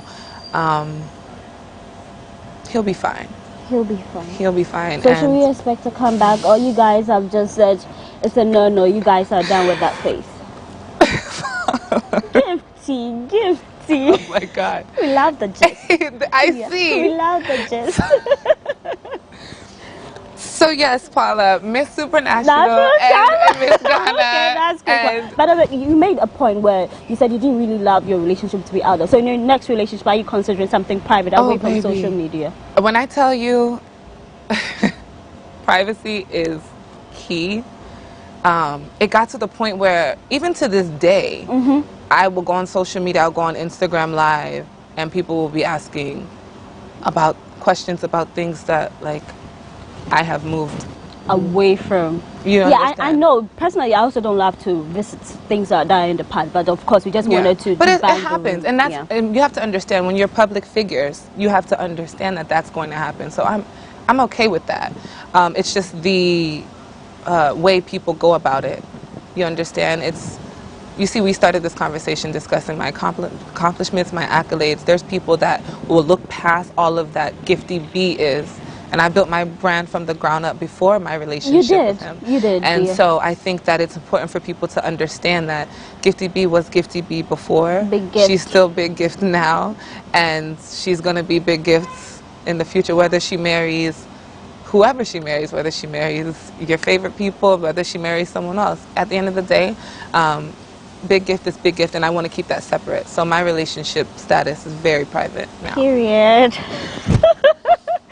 Oh, great. Now, I know Afrochella, you're part of the organization. This year is going to be big, right? It's going to be huge. I saw huge. the YouTube Jollof thing that happened. Yes. And the one thing that people really commended you guys for was the recent saga that happened. Of course, the fact that you took responsibility and then you said you're investigating the matter. So we're hoping it's going to happen. Afrochella is a big hit. Yeah. So, like, yeah. Afrochella, we are 5 years old now. Yeah. We have so many great things in store for you all, and unfortunately, because of things that happened last week, we took full responsibility for the situation, and we just hope that we can all move forward from, you know, the mistakes that have been made on, you know, members of my team. And I know that, you know, people make mistakes, such as life, and any person that, you know, was affected by the news or anything that had come out, we apologize. We don't want to steer people away from coming to celebrate, you know, the culture. I think Afrochella, we've done a great job at making sure that people know, you know, Ghana, all that Ghana has to offer as far as food, music, fashion, and culture. And I don't think that should stop, and it won't stop. We have 2 days this year, so the 28th and 29th of December, it's going to be a lot of fun. December in Ghana is always fun. Always a vibe. Now Ghana has become that destination in Africa when, like in 100%. December. Great.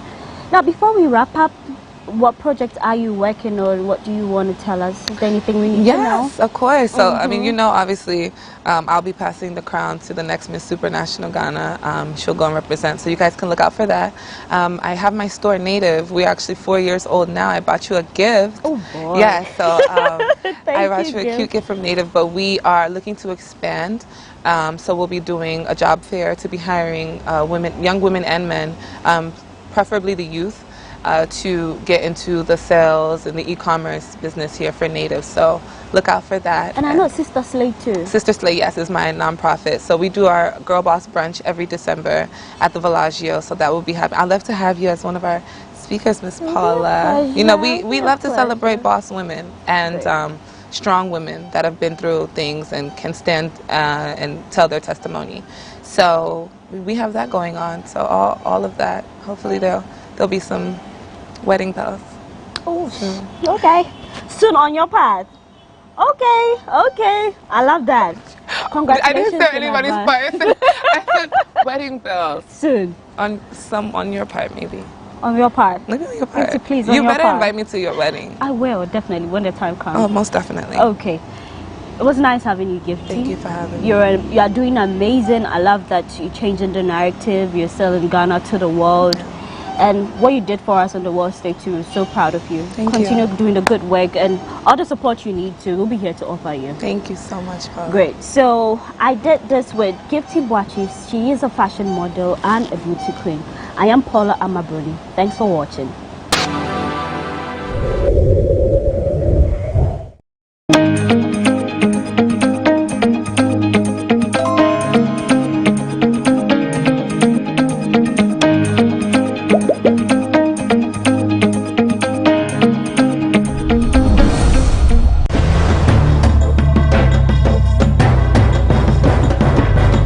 The Zongo of yesterday, we didn't have lots of, graduates, even people with PhD and masters, we didn't have them, but now we have. Education is the easiest way to transform a society, because once you are educated, your options are many. So if we can focus on education, sports and technology, we can transform the Zongo community within the shortest possible time.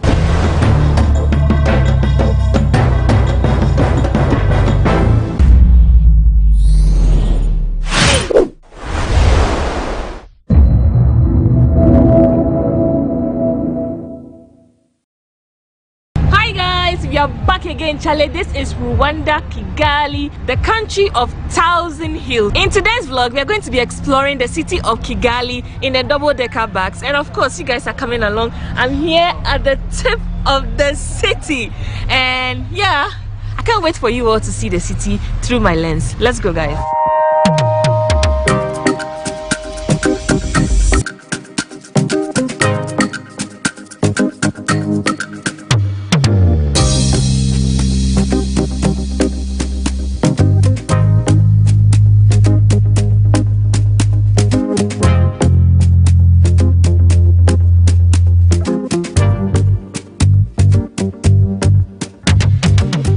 Is the capital of Rwanda. It's roughly in the center of the country. The city has numerous hills and valleys. The city of Kigali is one of the 5 provinces of Rwanda.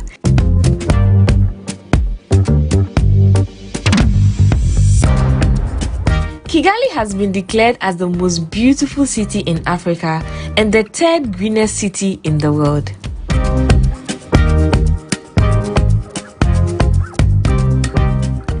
Every last Saturday of each month, the traffic is stopped for 3 hours to clean the city. Isn't this amazing?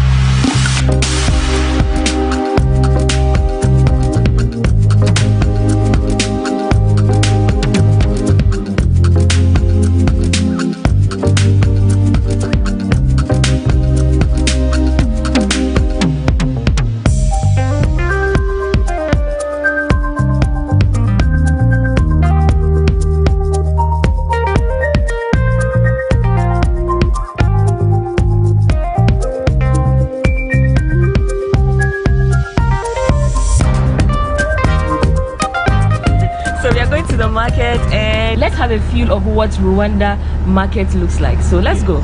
Great. Thank you. Ghana. Yeah.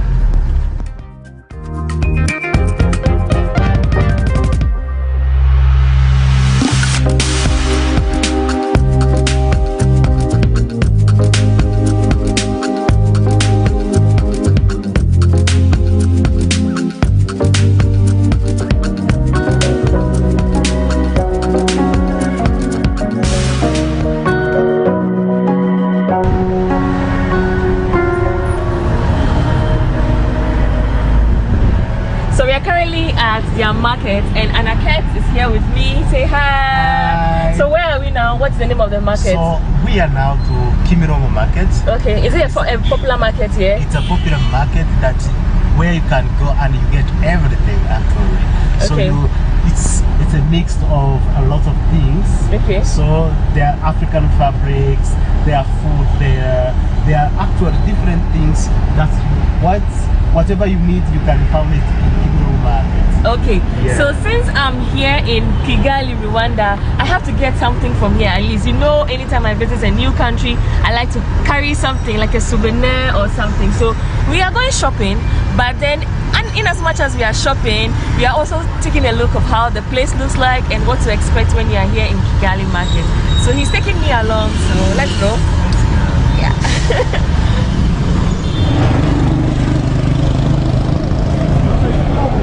Enter to specific things that you choose. Interest, okay. Yeah, or the interest. So I will be starting here. So the area. So this is the food section. Yeah, this is the food section.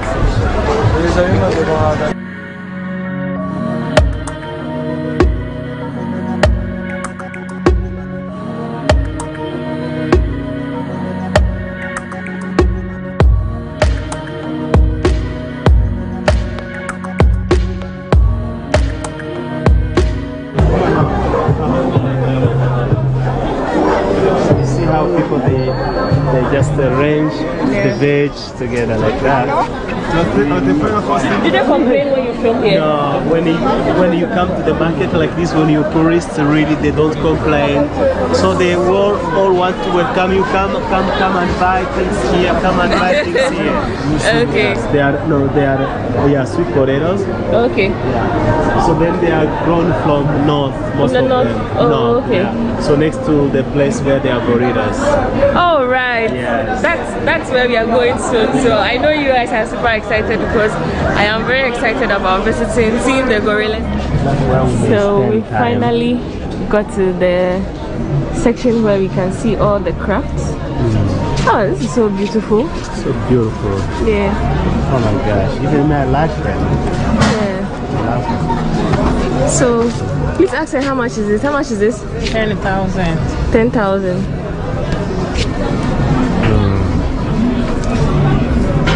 This is for putting the food and everything on the table. Oh no, this is for decoration for to the wall. Oh. Yeah. So I thought it's the thing that you put your food on. Yeah. Just this one too. It's putting on the wall. Actually, this is so beautiful. Yeah.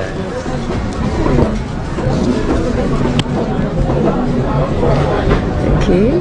Let me see. More things that we can. Yes. So how much is this? 10. I'm contemplating on getting something like this. Like that. And the good part is you can also hang it on the wall. On the wall? Because it has this. You have that, yes. So finally decided to get this for my wall deco. Yeah. It's close to something like this. And she says it's 10,000. But then I'm getting it for 8. After negotiation, so yeah, this is what I'm getting. She's becoming a local at the market because she knows now how to negotiate to the market, to the local market, which is the best. It's the best, yes. Yeah. So they have other beautiful artifacts, and we are going to be seeing others soon. So she's saying, add this for 10 if you need it, if you like it. This one. This one too. She give it to me one. If she give me 2 of this, I'll take it. 2 yes. of this? Yes. Okay. And you have this one. I wonder. I think One of the gift for you. You, my friend, will be the t-shirt. The t-shirts. Oh, okay. Yeah. So maybe one of. So when you look at on this t-shirts, yeah, you will see the picture and the shape of the mountain gorillas. Okay. Yeah, the mountain gorillas, they are living in the volcanoes.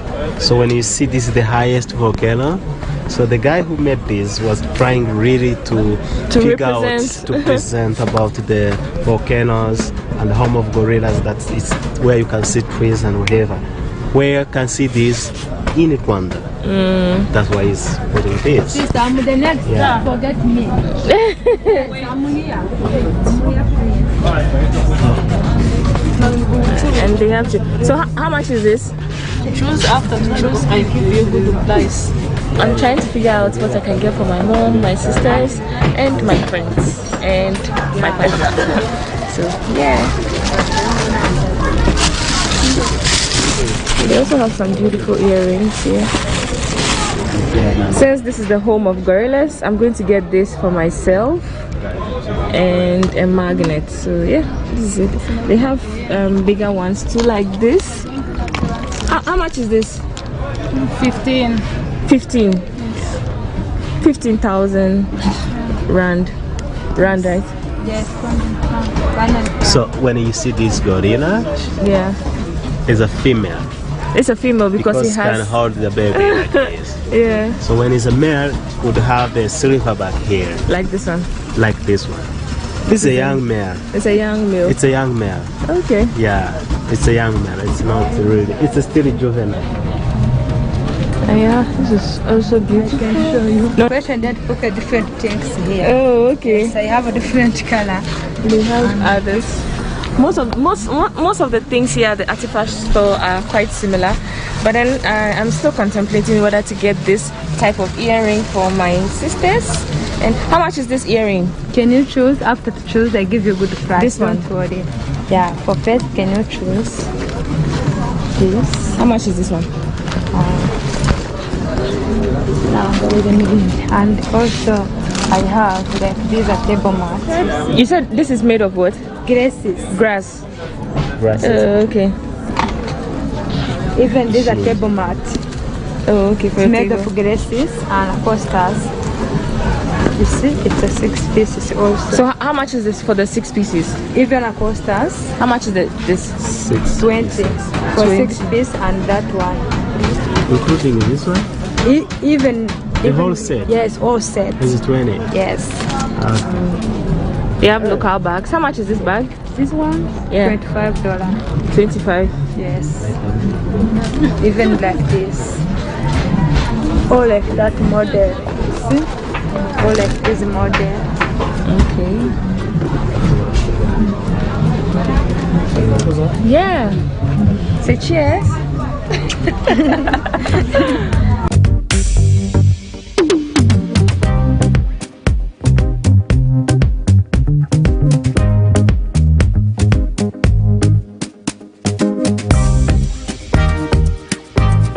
When you come to the market, like here, everyone will call you, please come and buy here, come and buy here. And sometimes you will find yourself, you end up all the money. Yes, all the money is gone. All the money is gone. But then I'm really happy with the things that I got. It was close to almost 360 cedis, which is very okay. Yes. Yeah, as gifts. So I'm super happy, and yeah, it's raining, and this is the fruit section. This is how it looks like from here. Are we in the rainy season? Oh, now we are starting the rainy season. This is the end of summer. This is the end of the dry season, and now we are starting the rainy season. Okay, so guys, I realized that they have this. We see it as plantain, but they eat it as banana. So this is banana. This is a banana. But we have also plantain. Look. You have plantain. Oh, okay. Plantain. But if this is banana, then their banana is so big. Because our banana is small. Oh, they're small. Yeah. So the Rwandan land is fertile. That's very why. fertile land. And the people, they know how to grow them very well. Oh, okay. Yes. So you grow them here in Kigali or at the north? Yeah, even all the provinces of Rwanda, so they grow them. But the eastern province, that's where they grow more than the other areas. Okay. Yeah. Oh, just like Ghana. Even in Ghana, the eastern region is also the place that rains a lot. Oh, yeah. Yeah, does it rain a lot there? The eastern Rwanda doesn't rain a lot like the north, but it's somehow hot. It's the savannah area. So it's time to go back to the hotel.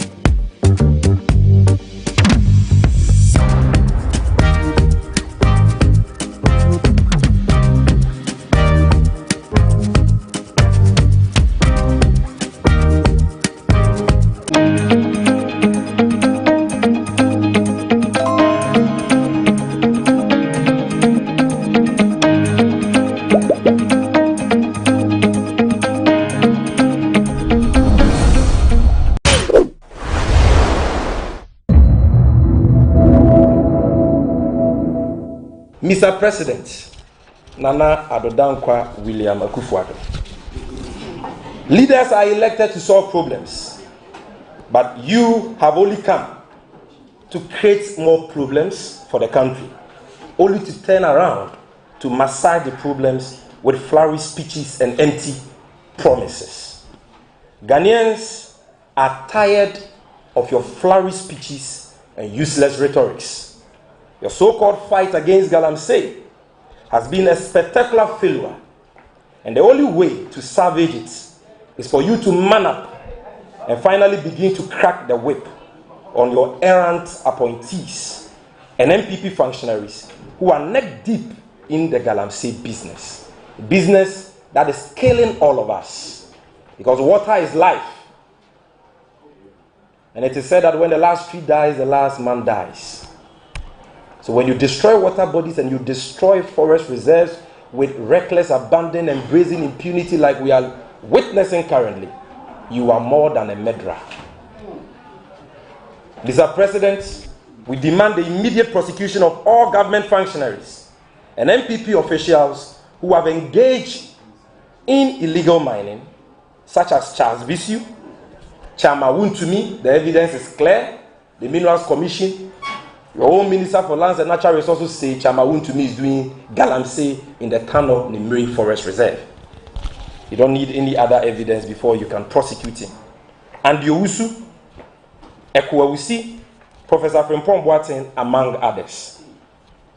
This will be the first step to your redemption and serve as a deterrent to other people within your government and party.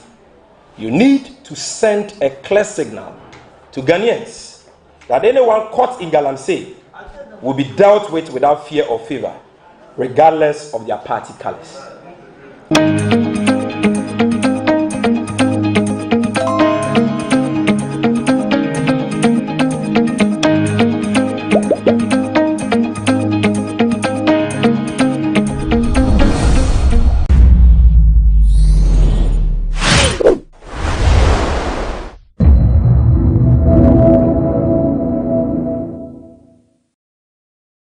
The Zongo of yesterday, we didn't have lots of, graduates, even people with PhD and masters, we didn't have them, but now we have.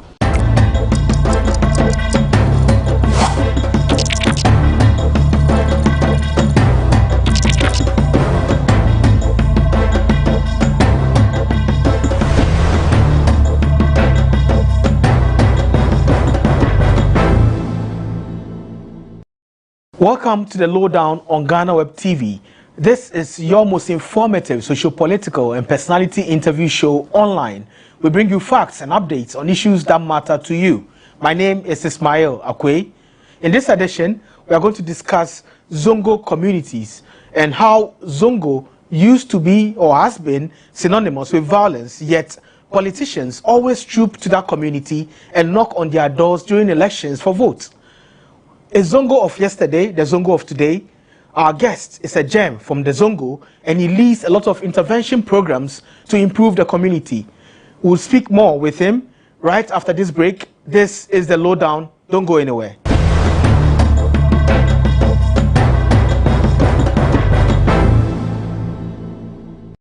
Welcome back from the break. This is the Lowdown on GhanaWeb TV. My name is Ismail Akwe, and our guest is here. Our guest is Mr. Mahmoud Jaja. He's the CEO of Zongo Vision Hub, and also as real Zongo gem. Welcome, Mahmoud. Thank you very much. It's great to have you here. Good to see you, brother. Yes. And I refer to you as a Zongo gem. Yes. And I understand there are so many people who are doing a lot of things in the Zongo community. Yeah. How did you get to the level you got to? Is it through education, through influence? Is it through friends, or it was out of personal, following personal dreams and visions? Yeah, thank you very much for this opportunity. You know, the Zongo community is a very complicated, if you like, I would say, animal, in the sense that there are so many things happening in the Zongo community. Alhamdulillah, some of us have had the opportunity of, if you like, education, and then from the family we are coming from, a bit influential. And the fact that as young people, we continue to read and expose ourselves to happenings elsewhere beyond our community, we realize that the kind of education we have and experience and exposure that we have, there's the need to bring to bear some form of transformation in the Zongo community. That is why we are still committed to, we believe strongly, in my case, I believe strongly, passionately, that the Zongos can be transformed. Does that mean with education, people from Zongo can make it, and also those or the others who are not successful cannot or will not have an excuse to say they didn't make it? Exactly. Education is the easiest way to transform a society, because once you are educated, your options are many.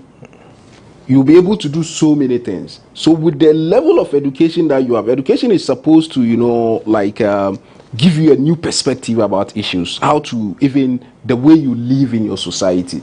So it's important that's why this time around we have a lot of young people from the Zongo communities, you know, pursuing higher education. And I always tell them that, look, let your education reflect in the way you live your society. So education is the easiest way, but I always use three things. I believe strongly if we are to focus on these three things, we'll be able to transform the Zongo community within the shortest possible time. One is education. We need to educate more of our young people. Two is sports. Sports is big business, and sports is one of the easiest way we can get more young people out of poverty. And then three is technology. Technology is like a miracle, and that is where my focus is, because among these three things, education, sports, technology is the easiest, which can make a lot of impact. So if we can focus on education, sports, and technology, we can transform the Zongo community within the shortest possible time. In my intro, I said the Zongo of yesterday, is it the Zongo of today? Yeah. And we'll talk about that, but let's go to the foundation. Yes. There's this perception that Zongos are Muslim communities, and a lot of people question why politicians, why leaders in the country would want to go to the Zongo communities whenever they are discussing youth development. Yeah. Is Zongo a Muslim community? Technically, yes. Technically, yes, because one of the features of a Zongo community, we can use two things. The language, which is the Hausa language, which has become the lingua franca of the people of the Zongo community. And then two is religion, Islam. But now you cannot say that, because there are majority of the people in Zongo communities are Muslims, but we have non-Muslims in the Zongo community. But once you have a lot of people speaking Hausa, and then the religion is also Islam, because the formation of the Zongo community itself was as a result of these Hausa traders from northern Nigeria, moving. So the word itself is Zongo, a bit corrupted to Zongo. Zongo is like a temporary camp for these traders to settle. So they didn't intend to stay permanently, but with the passage of time, one thing led to another, and then some of them, intermarry and then stayed. So it's basically because of their religion and the language, Hausa and Islam, so it's influenced.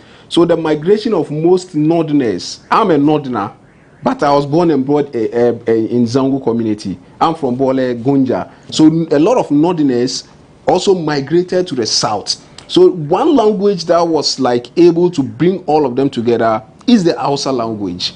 So you see a Frafra, a Dagati, a Gunja, a Dagomba, all of us speaking Hausa because that is the link. So that's why the Zongo community is more like seen as Islam and then also Hausa. But we have other non-Muslims. Indeed, a 2018 report by the defunct Ministry of Inner City and Zongo Development said there are about 1,080 Zongo communities across the 16 regions of Ghana, and all these communities together make up 4.6 million inhabitants.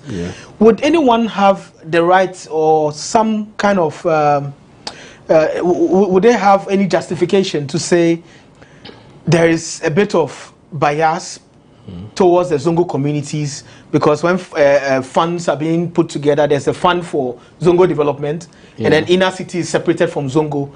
Would anyone have any justification to say that? Yes, you know, the Zongos historically have been marginalized, because even the colonial governments didn't see the Zongos as the real indigenes, because they were trade caravans, moving. So they were not even factored into national planning. So that's how come some of the Zongos still lack social amenities.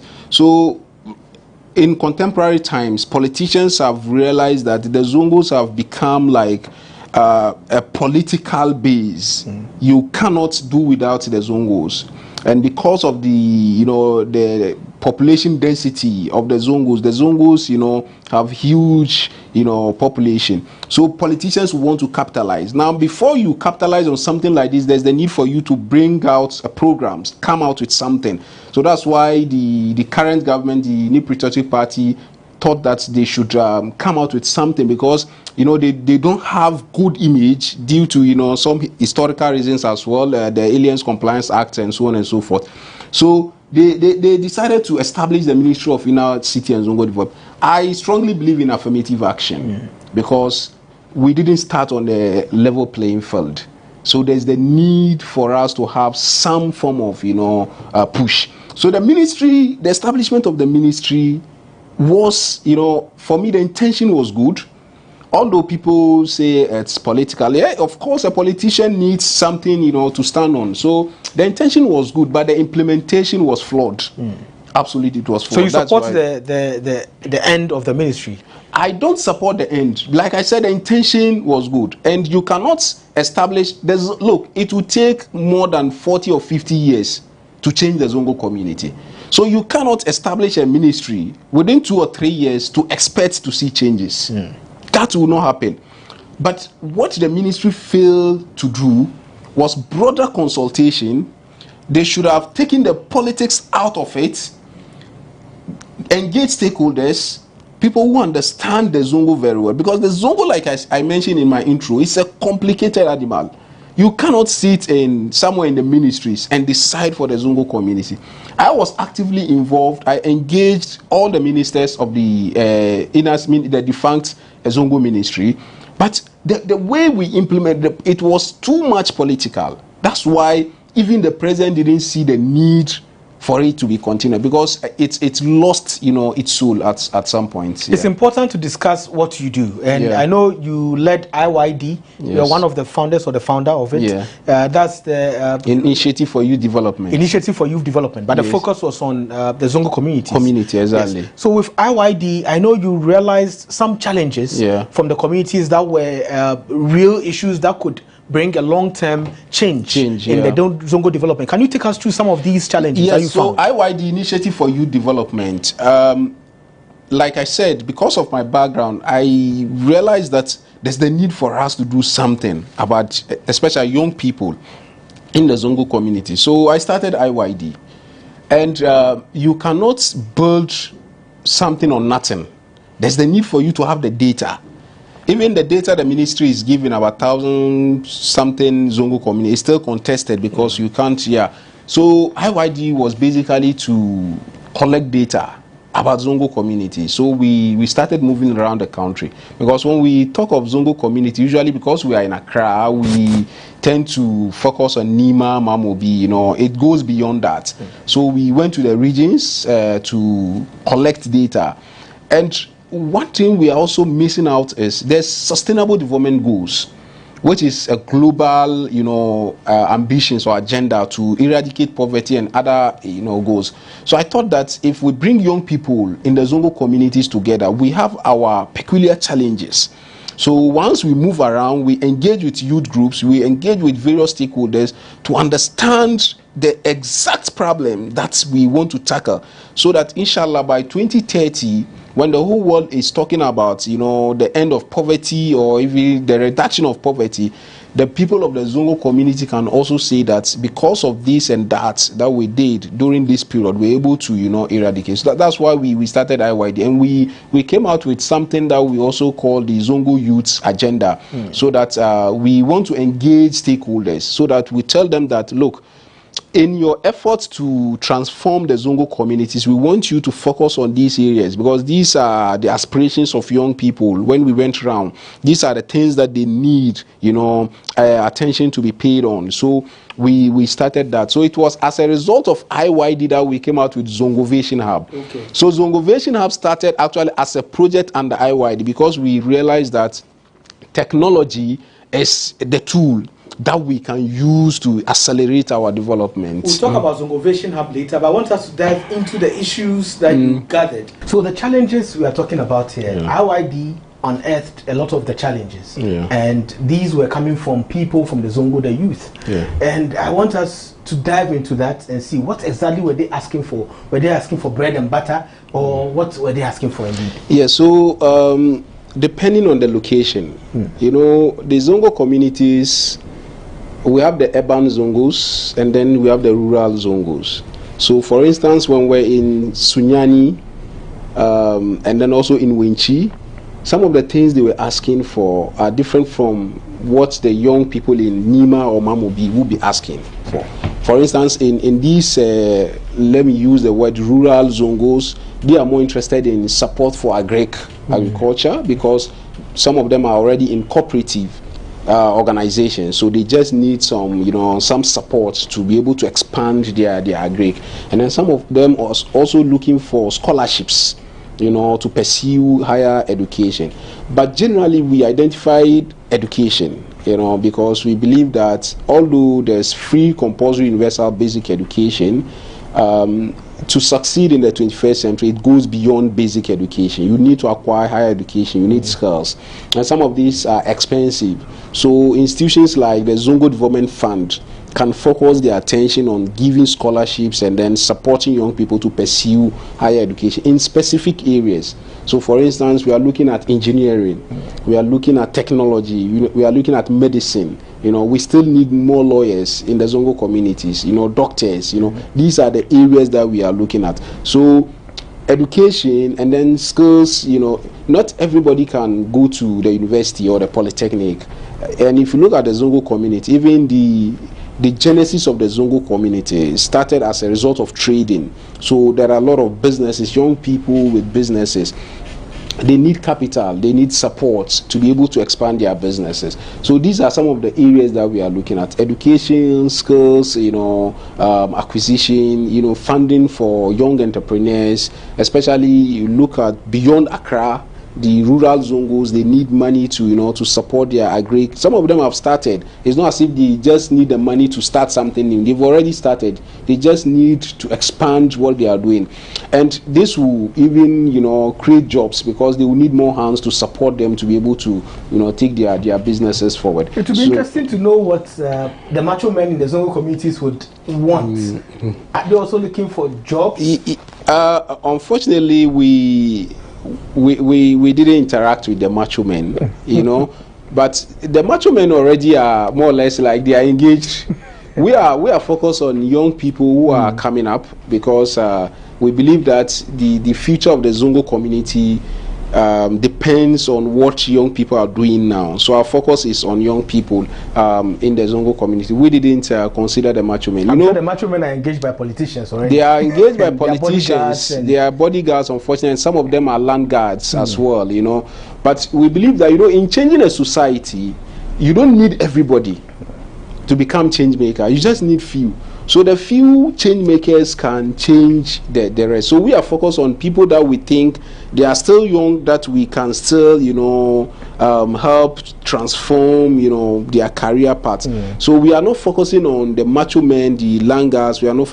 A time will come, their services will not be needed, you know. Yeah. So we are not focusing on them. Historically, a lot of people in the Zongo communities moved from other places to where they are. Colonialism brought a lot of people who came as servicemen to Accra. Some moved to Kumasi and other places. Even people came from Nigeria to settle in Ghana to form the Zongo communities. Right now we are having something, I don't want to call it brain drain, but it could be a human flight of a lot of the resources, the human resource in the Zongo communities, who are moving to other places in Africa, even other places in Ghana.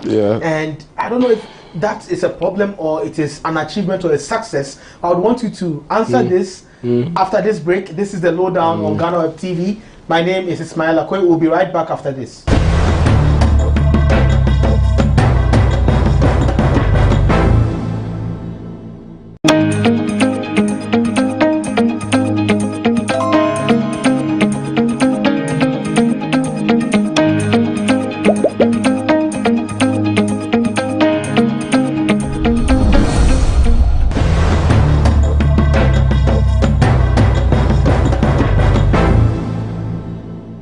Welcome back from the break. This is the Lowdown on GhanaWeb TV. My name is Ismail Akwe, and our guest is Mahmoud Jaja. He's the CEO of Zongo Vision Hub. We're discussing Zongo and how interesting the Zongo community is, the diversity, and also the Zongo of yesterday. Is it the same as Zongo of today? This is a very important question, and you are taking us through this with the challenges of now. And if we want to juxtapose that with the challenges of before, in the past maybe it's about food. And we know food is poverty. There's still poverty.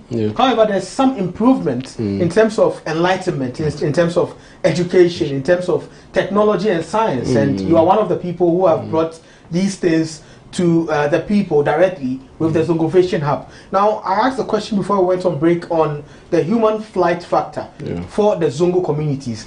Is the Zongo community losing his brightest, strongest and also talented human resource to other communities and also to other countries?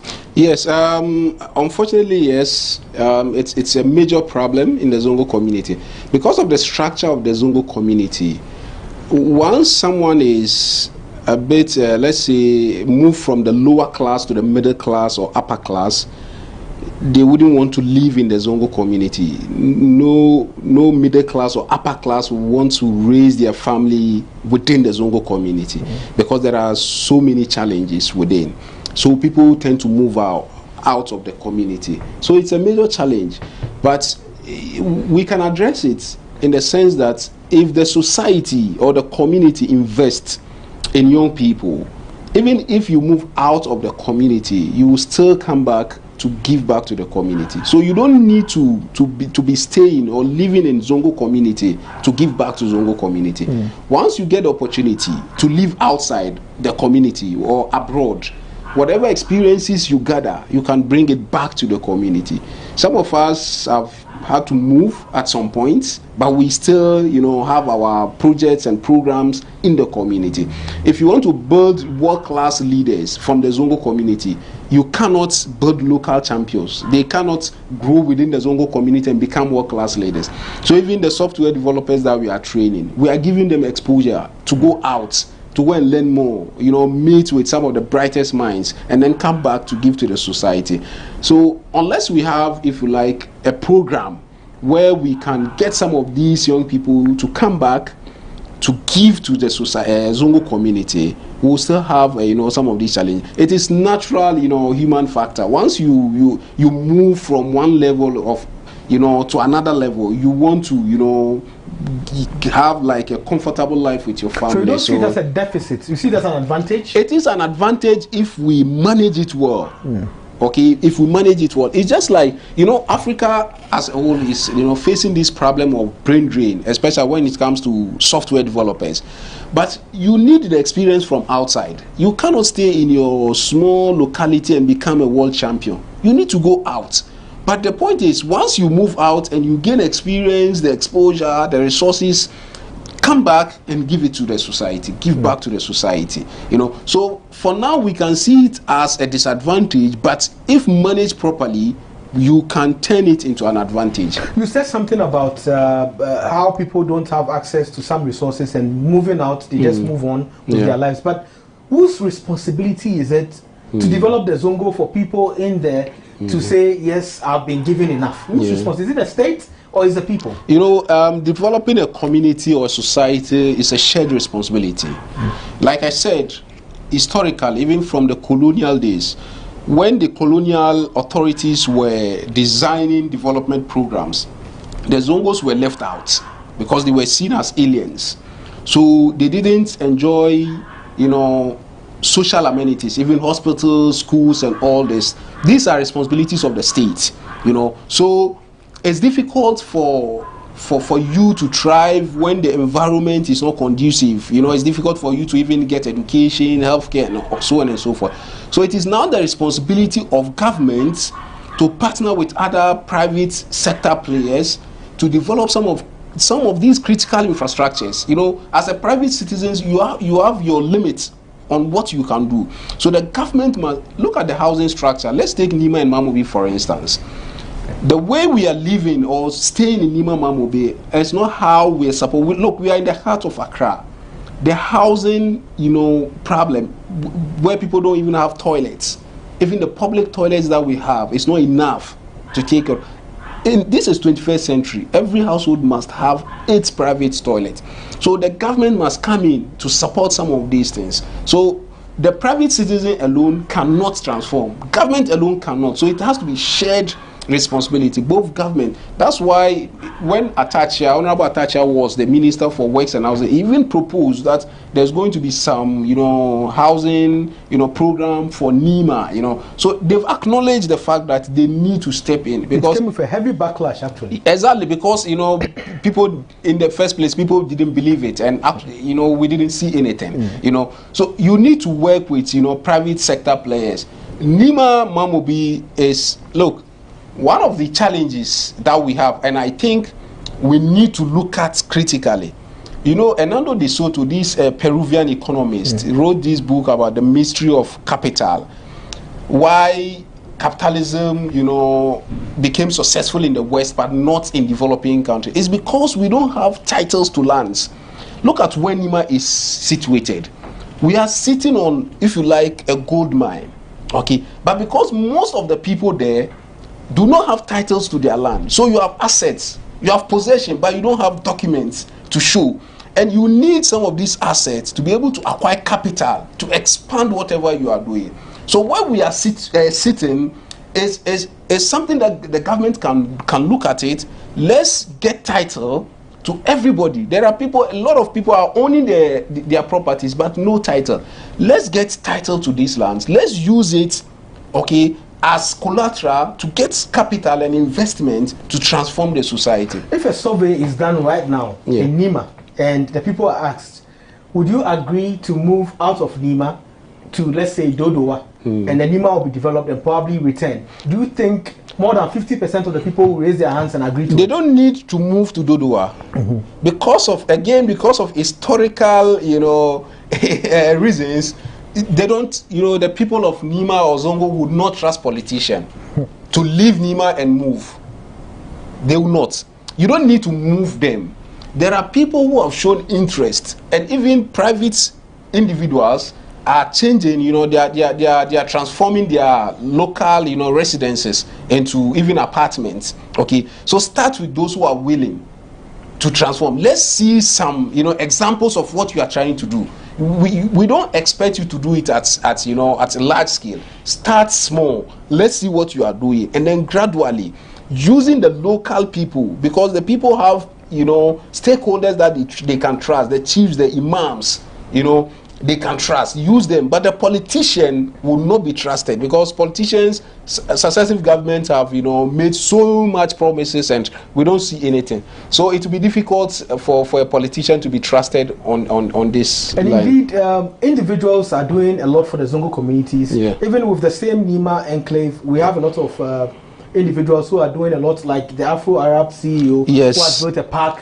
Exactly. A lot of parks are being lost in the community. Let me come in. You see, an entrepreneur like Alhaji Salam, chairman of Afro-Arab, is one person that needs government support, because one, he has a microfinance. When a lot of microfinance institutions were being collapsed because of so many reasons, their licenses being withdrawn, Afro-Arab was able to stand, and is providing lots of employment, lots of support to our market women especially.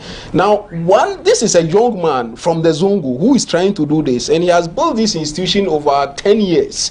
He needs support, more injection of capital to be able to expand, give more young people the resources to be able to, because government alone cannot create jobs. We need to train more young entrepreneurs. So if somebody is doing something, is doing very well, we need to support him. So we need to identify people like Alhaji Abdul Salam. A lot of them are in the community. They are struggling on their own. He was able to build AstroTurf just behind his microfinance institution, and that place is being used for community activities. So somebody like this, when you give him more, he will do more. So we need, the government and other stakeholders to come in, because they will have that, the resources, the massive resources to inject in some of these things to be able to at least reduce the high unemployment rate, especially graduate unemployment rate. Because in the past, like you mentioned, the Zongo of yesterday, we didn't have lots of, graduates, even people with PhD and masters, we didn't have them. But now we have. We have lots of, even my mates, some of them are PhD holders and masters, they are lecturers, they are doctors, they are, we have every profession, you can get it in Zongo. But now they need the jobs, they need them, they need to use their skills. We need the support, intervention of the state to be able to maximize some of these potentials. And the support is what you are offering with the Zongovation Hub. Which year was it formed? Zongovation Hub was formed in 2018. Like I mentioned, it started as a project under IYD. In my previous work, I was with the Ghana Embassy in Riyadh. So we cover UAE. So I was in Dubai when the ruler of Dubai launched the 1 Million Arab Coders Initiative. What their leaders are doing for them is to provide them with the opportunity, the platform, to be able to maximize their talents and potential. So because I've lived in the Arabs, I don't see any special traits in the Arabs. They are not more than us in terms of talent or so I thought that if their rulers can give them this platform, they want to create 1 million Arab coders, because that is where the world is going. The software is eating the world, literally, because everything runs on software, and you need young people to become the software developers. So if the Arabs are doing, why can't we do it? Sakawa started from the Zongo community. In fact, it's a Hausa word, Sakawa. So if these young people who started Sakawa did not have any formal training in this internet, fraud or cyber fraud, if you give them the opportunity, they have their laptop, you create the environment, the ecosystem for them, they'll be able to use that, because software developers are one of the highest, paid, professionals in the world. And with software development, you are not restricted to your local community. You can work globally. Whatever a software developer in Silicon Valley, California is doing, if you are in Nima or Mamobi with your laptop and internet, you can as well do it. So we started Zongovation Hub. Our focus is that, look, for you to become competitive, you need competitive advantage. You cannot be competitive if there's no any competitive advantage. So we want technology to become our competitive advantage. When you want to become a lawyer, it can take you 4 years, 6 years, or doctor 6 years, 7 years. But if you want to become a software developer, with dedication and commitment and hard work, within 3 months you can start doing something. You can start building websites or mobile application. So if someone is going to university for 4 years and you start within 6 months, you can become a software developer. And there are so many platforms where you can become a freelancer, build applications for people. Look, in India, Bangalore, most of these applications built by US and international organizations are built by software developers in Bangalore, somewhere in a slum with just his laptop.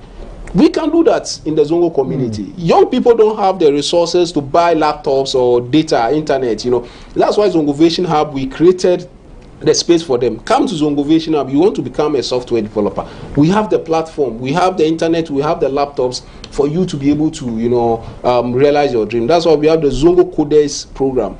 We believe that strongly, and we are pushing by 2030, the Zongo should be able to produce more software developers than any parts of the country. Are you really from the Zongo? Yes. Well, this is very interesting because if you are from the Zongo and you can do this and you have all this vision and you are putting it into practice, yes, everybody else can do so. Exactly. That is the point. You see, technology has made almost everybody equal.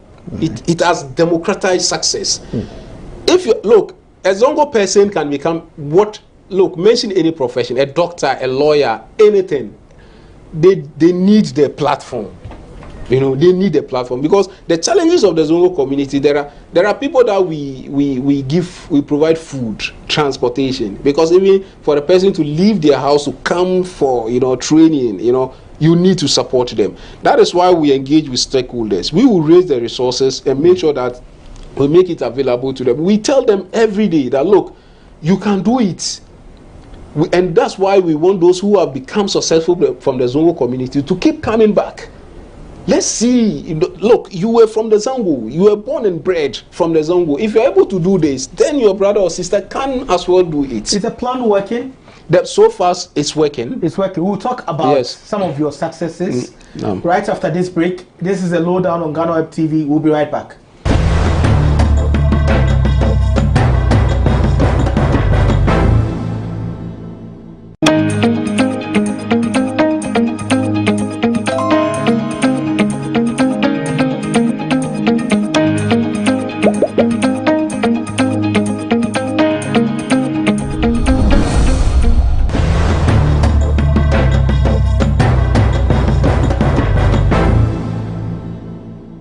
Welcome back from the break. This is the lowdown on GhanaWeb TV. My name is Ismail Akwe. Our guest is Mahmoud Jaja. He's the CEO of Zongovation Hub. We're having an interesting conversation on Zongo development and how the Zongo has no excuse to say it can't develop and it can't be better. So you are helping the Zongo to be better with Zongovation Hub. We're talking about what you're doing with the Zongo Coders program and also other programs that you're working on. How successful is it since 2018 when you started? Yeah, so like I mentioned before the break, so far so good. It's not working the way we expected it to work because it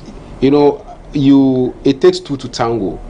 We provide a platform, the opportunity, but you need young, committed people to be able to go through the program.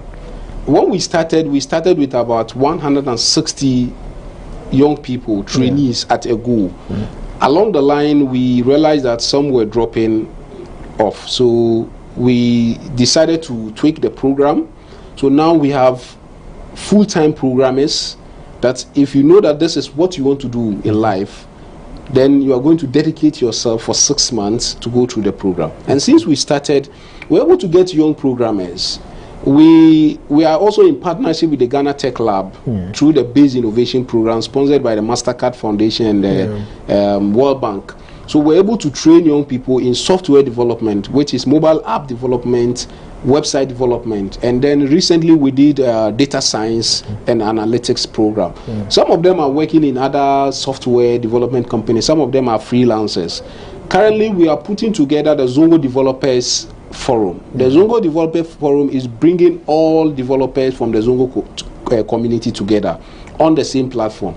We want to create something like Andela, You know, Andela is a platform where you go and then you see software developers, verified ones with, you know, world-class, you know, skills. So we want to create something for the Zongo community, not just our trainees, but any software developer in the Zongo community. So if you go to that platform, you see the skills they have, because we realize that we train them and everybody is doing their own thing, and it's difficult for us to bring them together. So through this platform, we are bringing all of them together. So far, about 100 people have applied. Okay. About 80% of them are like our former, you know, students who are doing their own thing. So they are coming together on that platform. So you're going to link them to jobs. So we are, yeah, exactly, that's what we are going to do. We are creating a website to put them on the website with their skills and everything. So for instance, if GhanaWeb is looking for developers to develop a particular, you know, application, you go there, you look at their skills, and then you pick them. They can be freelance, or they can just come and support GhanaWeb. So that is what we are bringing them together. Is there one for Ghana? I mean, the country, maybe? For Ghana, no. I'm not aware of. So I know of private initiatives, like I mentioned, Andela. Andela is one such. It's a global company. Yeah, but our focus is we don't have one for Ghana, but we are trying to create one for the Zongo community, because we believe that we've trained enough. So far, we've trained more than 200 software developers from Zongo Vision Hub with the little resources that we have. Yes. So we want to bring them together. Like I mentioned earlier, software is eating the world. Everything is going to run on application, and young people are the ones who are going to develop this application. Look, there's a Google report, Google and McKinsey, I think, came out with this Africa Developer Report, that the entire Africa, we have about 700,000 software developers. The state of California alone has more than 700,000. So if the state of California alone has more than 700,000 developers, and the entire Africa, the developers in Ghana is not even up to 20,000. Kenya, Nigeria, Egypt, South Africa are the leading countries with software developers. And there's the need for us to develop, because the African digital economy is going to be massive, and software developers are the ones who are going to turn this economy around. So that's why we are thinking ahead. We make sure that, look, let's create an advantage in this area. Once we've started training these young people, let's create a platform for them, not just in Ghana, across Africa or across the world. If anyone is looking for software developers in Africa, you go to the platform, you see our young people who have the skills. Because if somebody can build application through, let's say, Python, computer programming, or JavaScript, if you go there, you see their skills. When it comes to software development, it's not about your certificate. Yes. What have you built with your skills and knowledge? So you don't take people in based on their certificates? Not at all. If you can read and write, if you can, because young kids as young as 5-6 years are learning programming. Even in Kenya now, programming is part of the curriculum. Okay, so we don't need any certification. Once you can read and write, you can learn to become a programmer. You can start from HTML, CSS, JavaScript, move. If you want to build powerful applications with Python programming languages, you can move. And data science. Now, almost everything is also being moved by data science, machine learning, artificial intelligence. How are we preparing the next generation of leaders in this space? That is our focus. Artificial intelligence? Yes, we just finished data science and analytics program with the Ghana Tech Lab. They are going through incubation. We are teaching them, because these are the technology of the future. You know, facial recognition, all this security, you know, that is, we are establishing that lab where young people can have that full package of technology. I'm sure those listening would be wondering, maybe they are not from Zongo. Can they also come on? You don't have to show. Is there any card you ask for to show that the person is really from Zongo? So for us, the definition of Zongo by Zongo Vision Hub is anybody who is disadvantaged. Okay.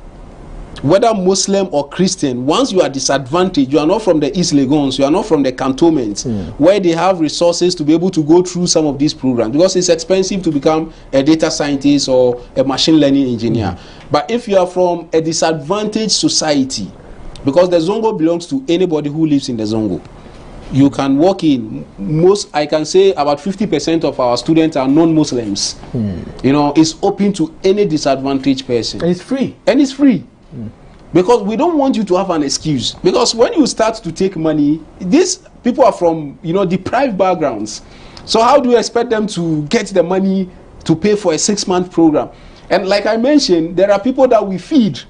There are people that are coming from far places that we have to provide, you know, transportation, you know. So what we do is we engage with stakeholders, you know, the government, the private sector, raise the resources, the funding to support these young people. You don't need a laptop. You don't need to pay. We have our we have our ICT lab fully equipped with computers. We have laptops.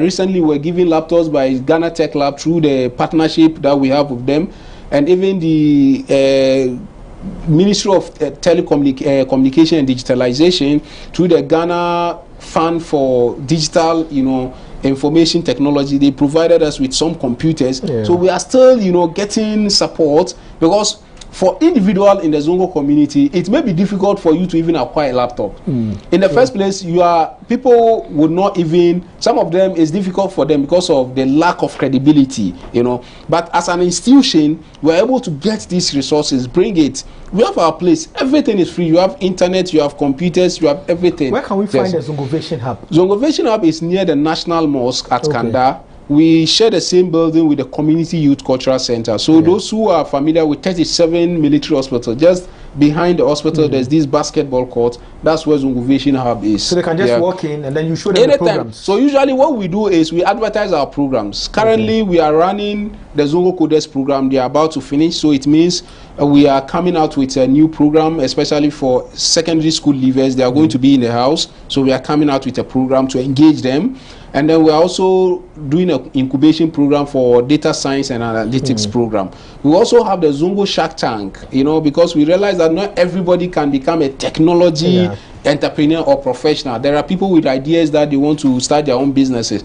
So the Zongo Shark Tank, you come and pitch your ideas in front of judges, panel of judges, and then if you are fortunate enough to answer their questions and you are selected, we give you 10,000 Ghana cedis grants, free money, to implement your ideas. That is one of the things we need to do to build the ecosystem. We need to give young people free money, in quotes, to test their ideas, because the likes of Silicon Valley and London, this is how they started, with this support from venture capitals. So that's what Zongo Shark Tank is doing. And we also give you technical support, because you need accounting support, you need, you know, legal support to be able to run some of these businesses. So currently these are the programs we are running. So the other issue is, how do you follow these people who have graduated from your programs to see if indeed they are practicing what they've been taught, or they are just at home doing nothing? So that is why we recently launched the Zongo Data Lab project. We have an in-house data scientist at Zongovation Hub. The Zongo Data Lab is collecting data about Zongo communities. We want everything, because we are data driven. Everybody that passes through the organization will have data on the person, and will know what the person is doing. When we started, because we didn't have a data scientist, we were able to miss some of these things. But since last year, we started collecting data. So once you come into our space, it's going to be a long-term partnership, because we want to see you succeed, and we want to create a platform, because we also have opportunities from companies that are looking for young people to do internship. So once you are within that Zongovation Hub network, we'll be able to link you up. So we monitor their progress. If they have challenges, they come to us. The space is open for every young person. Besides Accra, is Zongovation Hub anywhere else in Ghana? Unfortunately, for now, we are based in Accra, but the target is, you know, all national, all Zongos. But our space is only in Accra. We are thinking of getting a new space in Kumasi very soon, but it all boils down to resources. Once we are able to, yes, exactly. Once we get the resources, we'll be able to. We have online programs, but like I mentioned, the challenges, you know, people don't have laptops, they don't have internet. So even if you have an online program, it's difficult for them, you know. So that's why we want the space, the physical space where they can walk into. So we are looking at expanding, but for now we are based in Accra. With all these beautiful ideas and also beautiful projects that you've already implemented for some years now, how do you see the Zongo in the next 10 years? So in the next 10 years, or we can even break it down to next 8 years, which is by 2030, the end of the Sustainable Development Goals, we want to see a lot of improvement. On our part, we want to focus on human resource. You know, there are, if you go on social media, almost every month you see one Zongo boy or girl, you know, excelling in their own field, their chosen endeavor. So by 2030, inshallah, we want to see more young people doing so well. But more important and critically, we want them to come back and give back to the society. So at Zongovation Hub, we tell you that we are training you for free. We want you to go out there to succeed. But when you succeed, come back and give back to the society. Either it can be through Zongovation Hub or it can be through other means, because Zongovation Hub alone cannot solve all our problems. We need so many organizations to be able to help solve. So we want, by 2030, inshallah, we want to see a lot of young people doing so well. But more importantly, we want the Zongo communities to become the tech hub of Africa, where if you are looking for somebody to develop your app or your website or build any, you know, software, you know, system, you look to the Zongos. Yeah, because over the years, the image, you know, has not been good. We want that to change. There's always that ripple effect where when you train one person from a poor family, if the person becomes successful, the rest of the generation benefits. Yes. Because the person now has an insight into what works and what doesn't work, how to get out of poverty. And then he feeds a lot more. The light you see is the light you appreciate. Yes. You know, when Kudus scored, Mohamed Kudus, the Black Stars player from Nima, playing for Ajax against Liverpool, when he scored a goal, there was a video, I saw it on GhanaWeb, where young footballers from Right to Dream Academy were watching the football. Mohamed Kudus passed through Right to Dream Academy. He went through the ranks, and now he's an international star. So when he scored the goal, they were so excited and they were happy. So they were motivated. This was a guy born and bred in a Zongo community, went through Right to Dream Academy, playing at the like the highest level of international football, scoring. So it gives them that motivation. You know, in Talent Code, there's a book called Talent Code. There was a research about why Brazil, you know, was producing a lot of football. It's the environment. You know, they see young Brazilians excelling at the international level. So if we are able to create software developers, world-class software developers from the Zongo community, to show the younger ones that, look, this guy was born and bred here. You know, we were with him. Look at where he is. He's building this for Google, for Microsoft, for Facebook. You can do it. It motivates them. It pushes them to be able to do something. Now, about that, do we have a lot of Zongo people who have made it up there, and a lot of young people should look up to them? So we are getting there. For now, I don't have the statistics. I don't have the data. But like I mentioned, by 2030, inshallah, 8 years from now, we should have world-class developers working with some of these international companies. That is why, from your previous question about brain drain, if you are building world-class developers, you don't want them to remain in the same community. They need to go to the Googles, the Facebook, the Twitter, you know, shoulder to shoulder with some of these world-class developers, and then we can use them as an example, you know, to show to the younger ones that, look, this guy was born here, look at where he is, you can do it. So I believe that inshallah by 2030 we'll get there. We'll have a lot of them, inshallah. Away from development, which other areas is the Zongo community doing so well in terms of the youth and those who are helping give back? If you can mention a few who are doing so well in the communities. So for individuals, there are individuals who are doing so well. There's Zongo Inspiration Team, you know, which is even currently running a quiz competition in the community. You know, like I mentioned, education. These young people are given the platform that they see this science and maths quiz on TV, and they started from this, you know, ZIT's program. So they aim high. They want to always push. So these organizations are giving them the platform. So ZIT, led by Alhaji Rabi Umode, they are doing very well in terms of education, because now after the program they give scholarships. So these young people always aiming high. They want to get there. There's Achievers Ghana. Achievers Ghana is also from Mamubi, where young, especially they are focusing on girls.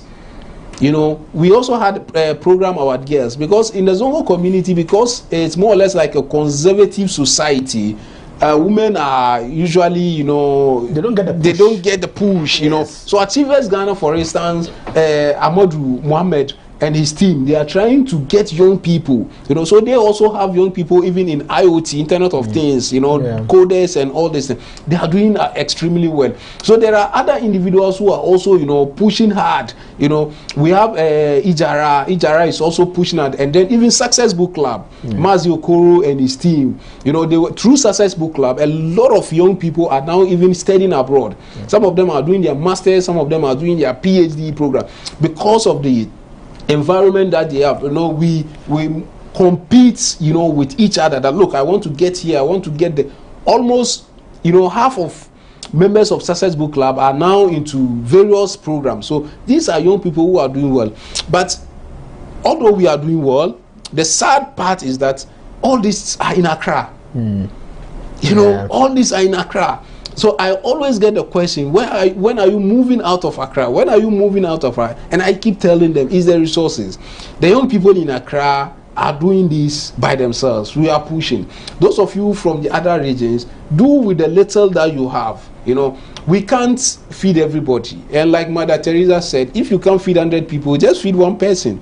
Okay? But the others can also do something.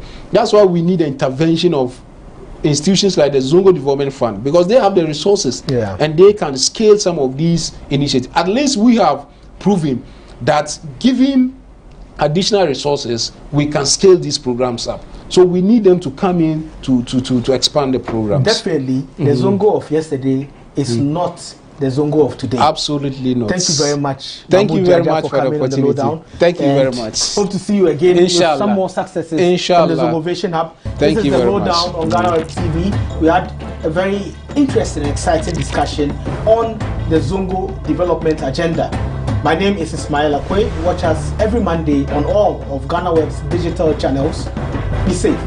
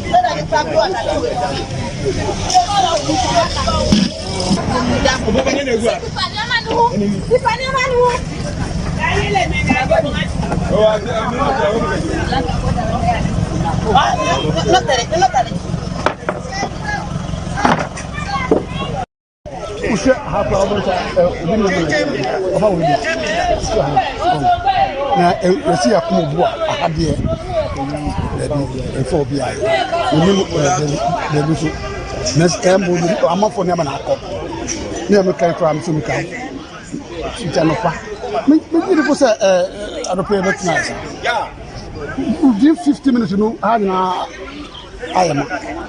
It is so no sudden and cost, you know. The customer was a move a call house. Uber calls someone. I could check a gauge in war. As I call, who shall not a good gauge in way about Sua. I was also just on war. Nanko. Well, and Botiano, baby, and sooner and Pono, Ebeno, a honsu, Anua, Eswa, until so and to me call.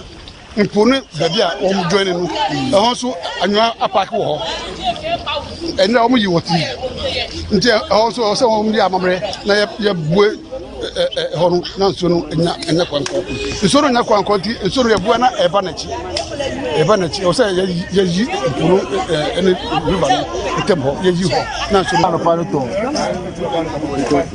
oh ya paka bo ya okidipia ni na no be no oh, who got 4 weeks on the round? We got the running.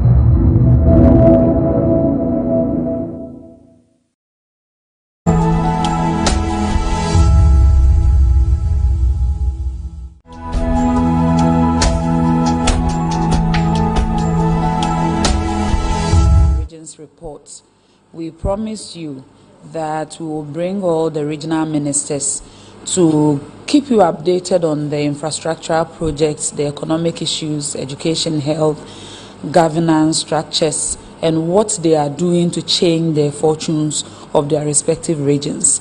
This afternoon, we are honored to host Honorable Joshua Makubu, who is someone after my heart. I had the opportunity to work with Honorable Minister even before his appointment, and I was so proud that such a competent person and someone who takes his work so seriously got to serve, an office in such a new region which requires a lot of developmental projects.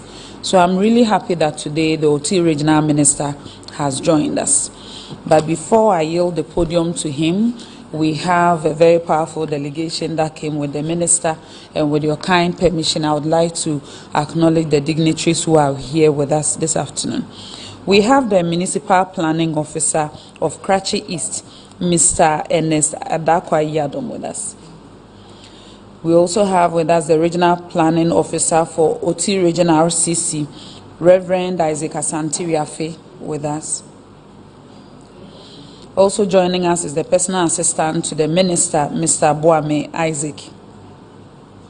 We also have the OT Regional Secretary of the NPP, Mr. Akpagwe Jonathan. Joining us this afternoon too is the Regional Communications Director of OT Region and my brother, Mr. Musa Seidu. Also with us is the Honorable MCE for Nkwanta South, Honorable Bright Lenwa.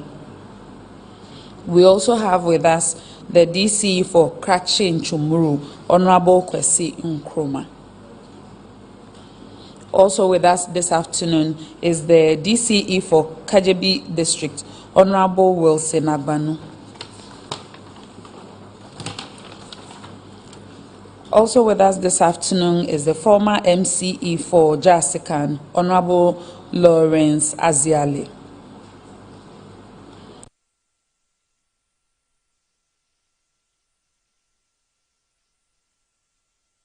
Amesimeku. And as I mentioned earlier, we have with us the OT Regional Minister, Honorable Joshua Makubu. So without further ado, I would invite the Honorable Minister to give us his substantive presentation, and also remind you that you are watching this briefing live on GTV. If you are on Facebook, we are streaming at Ministry of Information on Facebook, so you can join us. Honorable Minister.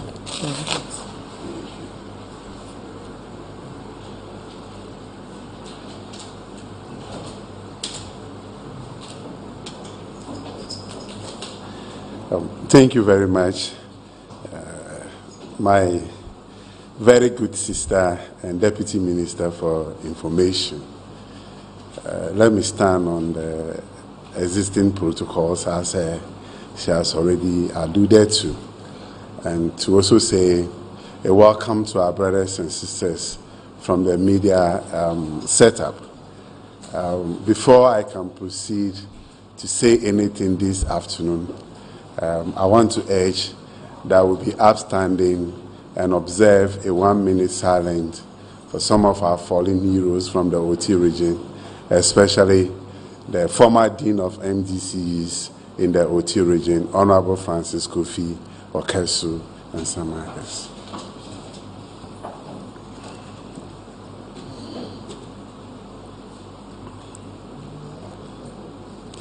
May his soul rest in peace. Okay, you can be seated. All right, so good afternoon once again. The OT region, as you have all come to know, was almost in the papers, as well as all television channels in 2018, when His Excellency Nana Addo Dankwa Akufo-Addo, through the application and request from the people of OT region, as the Constitution, that 6 other new regions were created. OT actually dominated the headlines, not because we are so special, but we are very unique and peculiar. And at the forefront of this battle was the Krachura, Nana Mpra, who was the chairperson for the joint consultation, and other able-bodied persons who supported him, and the referendum went through successfully. His support to the region didn't end there. He was people of Oti region, the traditional setup, when he was elected as the president of the Oti Regional House of Chiefs. And as the president of the Regional House of Chiefs, there's something very remarkable about him. Whenever he's traveling out of the region, the RCC was always aware, and whenever he's coming in, and whenever there are some disturbances in the traditional setup, he quickly came in to help. So Oti region has enjoyed a lot of support from our traditional setup under the leadership of the Krachura. For those of you who may be wondering where Oti is, as far as Ghana is concerned, we are a region that shares boundaries with some other regions as well as other countries in West Africa. We are bounded by the, Republic of Togo to the east. And then if you go to the northern part of Oti region, it's our brothers in the northern region, and then Savannah to the far end. Then you come to the southern sector, our colonial masters, under the leadership of Dr. Lecha, my very good friend, shares boundaries with us. And then we also share boundaries with the Bono East region, as I already indicated. So that is it. And if you are from Accra, you can enter the Oti region through the Hokwe route, and where the gateway to Oti is Santro Kofi. And when you decide to use the Kwando route, then the gateway to Oti is after Agbonohwe, that's Biakoye district, and Konya, where their regional capital, district capital is. We have 9 assemblies with 8 constituencies, because for us as a government, the creation of district assemblies is a mandate within the purview of the government. So when Oti was created, and then the Santro Kofi, Akpafu, and the Lulubi area, the pay was left out. The president, through the Ministry of Local Government, ensured that a district was created. It is currently headed by a very beautiful young lady, MFA, as our DC. So that is how we have 9 district assemblies. As you can see from the presentation, I'm coming to talk about the infrastructure development in the Oti region. We also talk about the social development in the Oti region, and we look at the economic development. Briefly, the infrastructure development, we'll be looking at the road network. Then we'll also look at the governance setup and other infrastructure needs of the region. So as you can see, in terms of the road network, the statistics are available that will be made available to the media. But I just want to take you back when His Excellency Nana Addo Dankwa Akufo-Addo was on his campaign tour. He made a remark in in Hohwe, where he described his journey from Hohwe to Jasikan as a boom, boom, boom, boom, boom, boom. And surely that was it. For those of us who come from the Oti area, you know that by 2016, it was difficult. If you have to access Jasikan from Hohwe, you either have to go through Lulubi, Tetema, and join Jasikan from the other side, or if you decide to go through the main road, you have to even veer off through some cemetery at Santro Kofi, and it was not easy.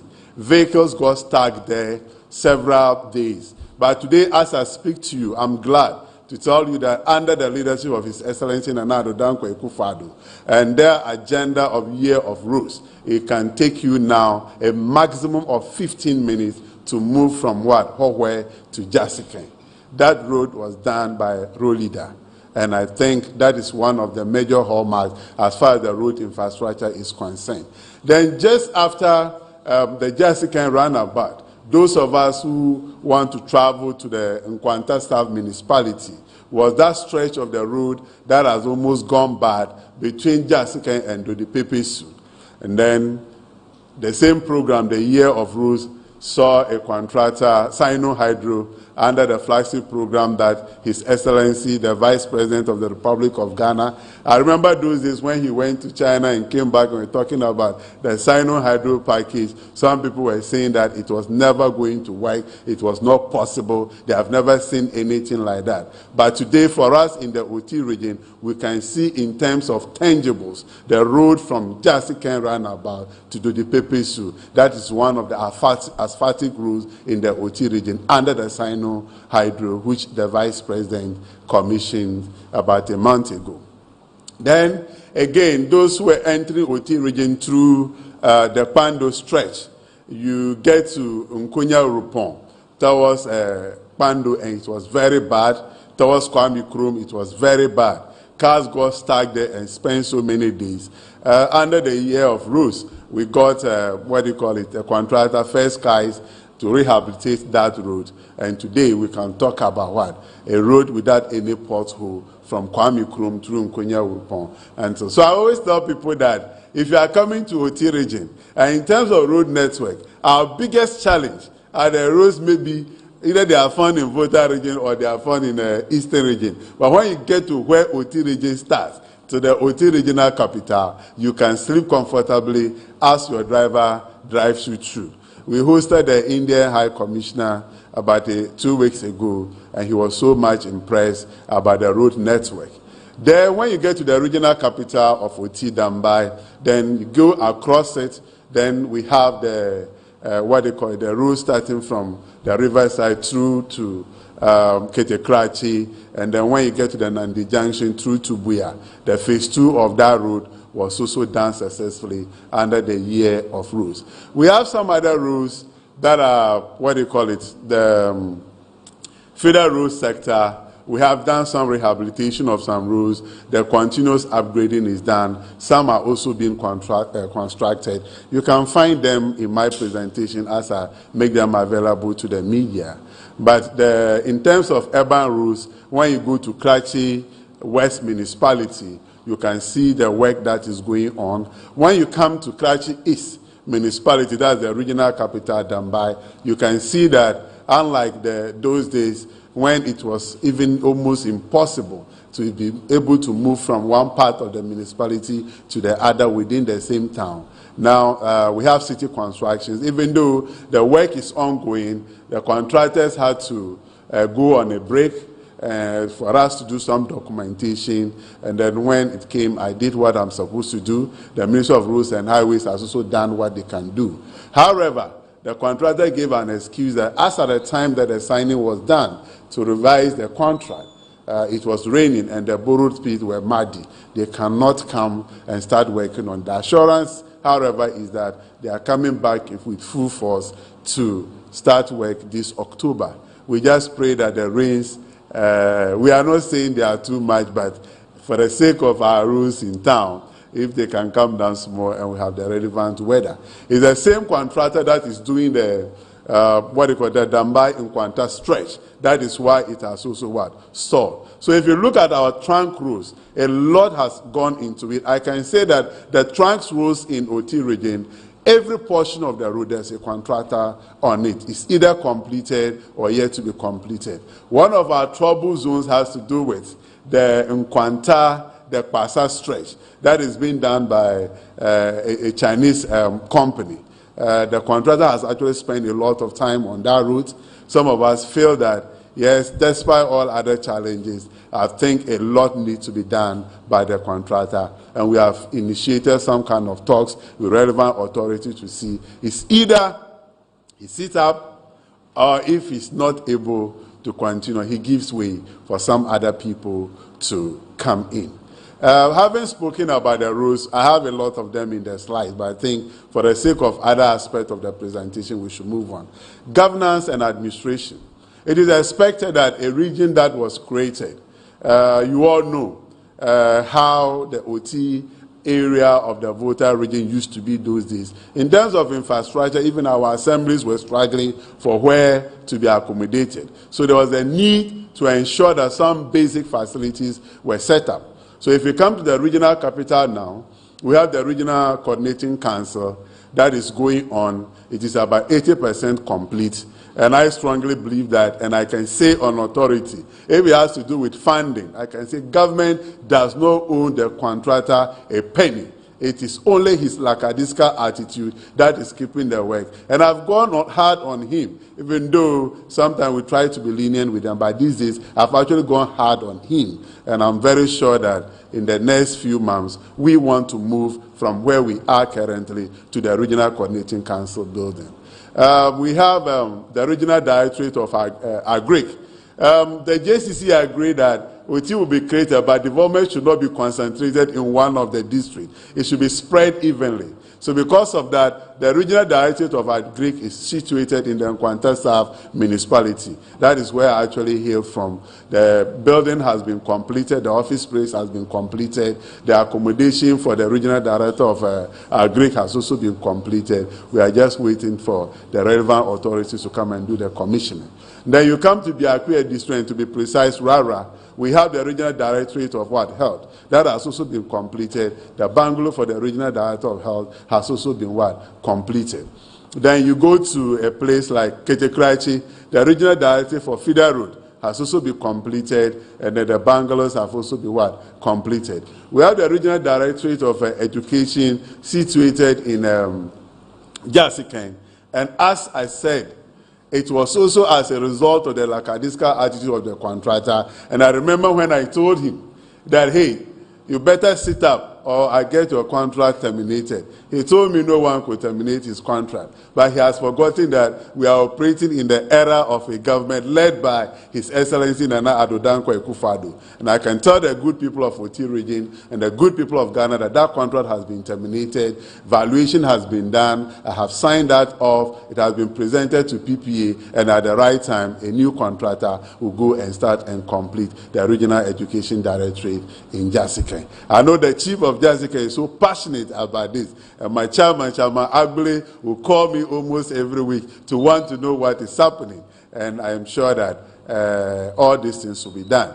We have also been able to put up, fire stations across almost every assembly with the fire tenders. So if it has to do with fire outbreak, we are sure that there's always a fire station in each of the districts. Fire tenders are also available. That's why the fire service under the leadership of the regional commander, Prince Anaglati, is able to move in and to salvage situations like an incident that happened in Damankon, the one that happened in Pasa, even though some casualties were sustained, but their timely intervention also brought in this.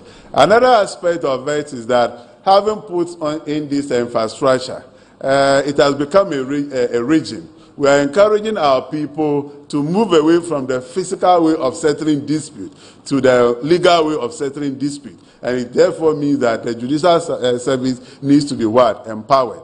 As I speak to you now, we have a court complex in Biakwe that is almost done. KJB, Krachin Chumburu, and the High Court complex is about 85% complete in the regional capital. So that is the aspect of the judiciary.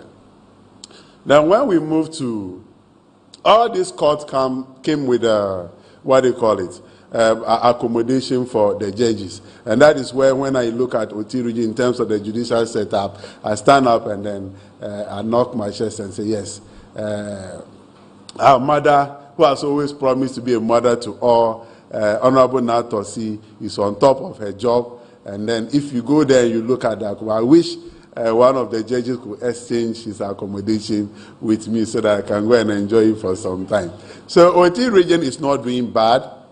We have actually moved from some place. Under the leadership of the current General Secretary of the New Patriotic Party, when he was the CEO for the National Youth Authority, he has gone ahead to demonstrate that, yes, Oti region was on top of his priorities. And I think one of the regional offices that started and got completed and we moved in was the Regional Directorate of the National Youth Authority, as you can see in the slide.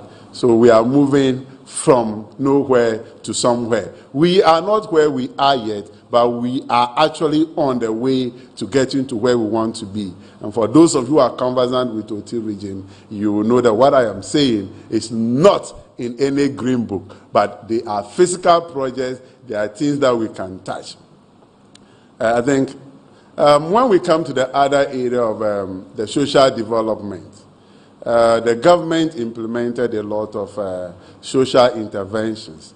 And I have always said to people, I am where I am today because my parents did all that they could to give me something called education. And if you have ever had education from the rural area, you would have known that during our time, whenever you were going to school, if your parents struggled to get you the school fees, lorry fare, you may have to get it from somewhere. So His Excellency Nana Addo Dankwa Akufo-Addo came in and said he was going to make sure that senior high school was free. And OT region has actually benefited from that. If you look at it in terms of second cycle enrollment, you can see the graph that is being shown there, see the rate of a rise from 2016 to the current year. And what is so fascinating about the whole thing is that the teaching staff in the senior high school from 2016 to this time has gone up about more than 100%. And that is what we talk about when we talk about what? Building an economy that will be, very robust and to be able to support our own production. We need the human resource capital to be built. And that will definitely come from the school. I can tell you that for the schools in the OT region, we have only 3 schools now that are currently doing the shift. All other schools are single-track institutions because of the infrastructure that has been brought into those areas. My assemblies continue to supply furniture. I can see in Kwanta South in less than a week was able to present about 1,000 pieces of dual decks. I was with the DCE for Krachi Chumburu some few months ago to do presentation of dual decks. The late MCE for Krachi East, before his demise in less than a week, he also presented dual decks. All this to support the education sector. I can also say that though we still have a few senior high schools that are yet to get their share of the buses that were distributed. I remember having a conversation with one of the members of the JCC, and when about 20 or 25 buses were brought to both OT and then Volta, OT region got about 12 buses. The question was, if it had been those days when we were still under Volta region, was it going to be possible to get 12 out of 20? That was just very impossible. So the creation of OT region was not because of any land dispute. It was not because of any war between the people of OT and then the people of Volta. What people don't know is that OT and Volta are the same. As we speak now, there are Voltarians in the OT region who speak Ewe, and those of us who are not also Voltarians, we have learned and we speak Ewe with them. They are our brothers. Our friendship with Volta region is still intact. We have always seen ourselves as one. Why? It is only in terms of sharing the national cake. That is where you see that there is OT and there is Volta. But our culture and our way of living is still the same. So most of the schools have school buses. Again, the laptop distribution. I'm sure if we were boxed together, we would have heard that this number of laptops had come to the Volta region. But this time, they are able to mention specifically OT region, and a good number of our teachers have also gotten the laptops. The school feeding, another amazing policy of the Eswa Kufuor government. I remember those days I was a presiding member from Kwanta South, and we only have school feeding at Abrawanko, Abunyanya, and then Odumase. But when His Excellency Nana Addo Dankwa Akufo-Addo took over the reign of governance in 2017, the number of schools have tremendously increased, close to 100% in terms of the number of additional schools, and the number of beneficiary people has also risen over 90%.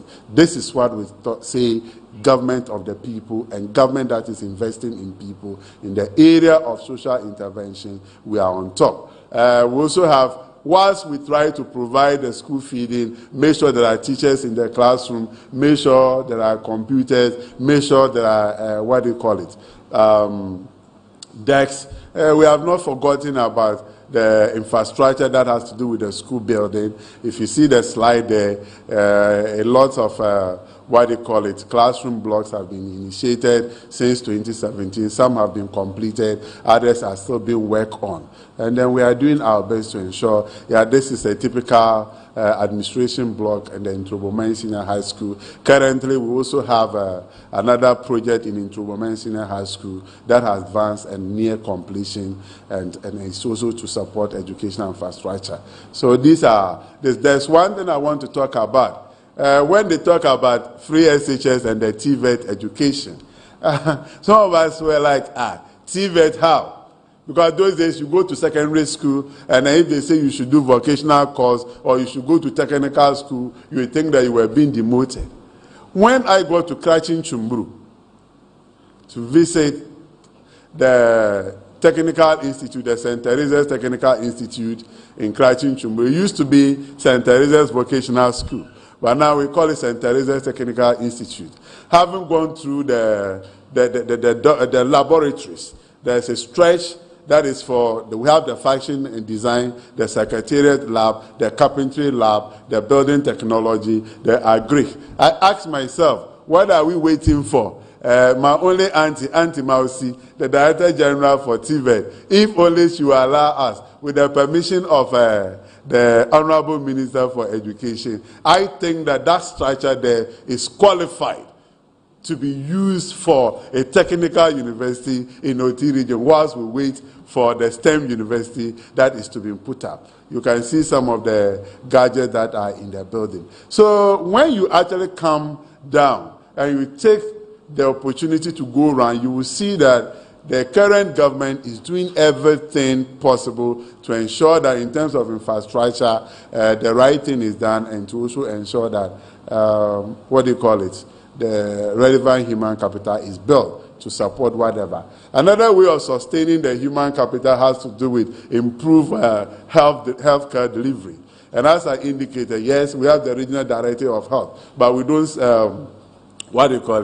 we don't go to attend clinic at the Regional Directorate of Health. We go to clinic at various health centers. We go to clinic at various chief compounds, and we go to clinics at various hospitals. When they were talking about Agenda 111, then I was like, hey, we always hear things being talked about in Accra,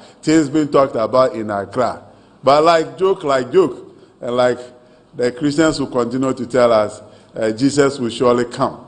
They always assured us that, yes, Agenda 111 was going to take place. Before I could say Jack, we were asked to submit plans for site in Krachin Chumburu for the Krachin Chumburu District Hospital, Nkwanta North for the Nkwanta North District Hospital, and then at KJB for the KJB District Hospital, and at Jasikan for the Jasikan District Hospital. And the regional hospital is to be sited in the regional capital. We submitted this, I thought it was a joke. One day, then we have a consultant coming. Before we could say Jack, contractors have come. They have started work. I have personally visited the site at Krachin Chumburu, Nkwanta North, KJB, and then Jasikan, and I can tell you on authority that some work is being done there. For the Krachin Chumburu, all the subcontractors have moved to site. It is the main contractor that has not yet come to site, but he gave us the assurance that so long as Agenda 11 hospitals are concerned, no contractor can beat them as far as construction in Ghana is concerned. My understanding is that they are a construction firm that has undertaken a lot of reputable projects in the country, including the current Jubilee House. So we are very sure that he will move in. And then he's working on the Krachin Chumburu and then the Jasikan one. My understanding is that by next week, he will move to site. But the subcontractors have done substantial work. KJB is fast gone. Nkwanta North, I was there. All the contractors had also moved to site. So the people of OT region are very hopeful that by the time the president will be commissioning the Agenda 111 hospitals, when he moves from Volta region, he will definitely come to OT region. If you care to know what healthcare means to the people of Nkwanta North, Basa is a densely populated area. And as I speak, Accra people should hear me well. When you come to Oti region, a place like Nkwanta North, 5 cities means a lot.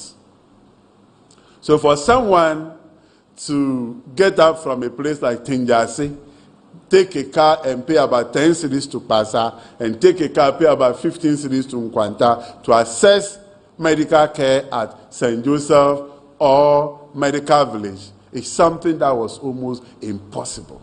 And they have to rely on the health center in Pasa and Kankatesi, the Pentecost clinic.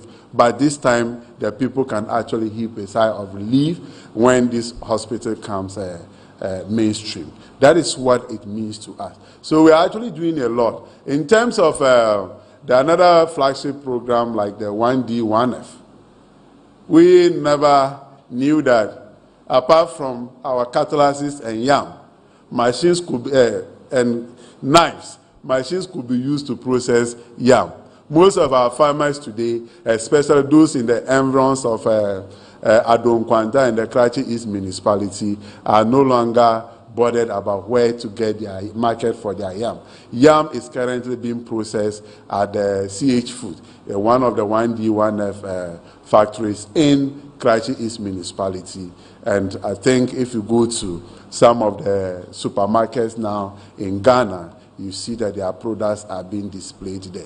We have also advanced in that other areas, the 3-crop planting, and then warehousing. One is at Karachi, in Chumbru, that's Chenderi to be precise. There's also one at Nkwanta, in the Nkwanta South municipality, for the preservation of food. The last time I engaged the regional director of Agric, all areas of agriculture from maize, rice, and then 3 crops. Our tonnage per hectare has actually moved up as a result of the planting for food and jobs. A lot of our women now are rearing fowls, and they are able to sell eggs, and they also are able to supplement their protein needs when they are pregnant, and then they also need to feed their children, all courtesy under this. And then I want to advise people in Accra to start looking for land in the Oti region, because what is going to take Ghana from our current state to a very industrialized nation has been found in the Oti region, and that is the iron ore. We have a very fantastic organization, that's the GISDEC, the Ghana Integrated Iron Ore Development Corporation, under the able leadership of chairmanship of Honorable Farouk Aliu Muhammad, the MP for Yendi, in collaboration with the Geological Survey Department. We have discovered iron in greater quantities in the Oti region. If you come to Akokrowa in the Karachi East municipality, part of Pai Katanga, you move to KJB, and then you go to Asato, and then other areas. You come to Kwame Krum in the Bouri area, in the Guan Jasika municipality. Then you go to Akpafu in the Guan, district. Currently, we are at a stage the technical people will refer to as a mineral resource estimation, to get the actual tonnage that is available on the land before mining can start. And GZEC has been able to collaborate very well, and with the support from Oti Regional Coordinating Council, some private investors have come to put their money into it, and the mineral resource estimation is being done.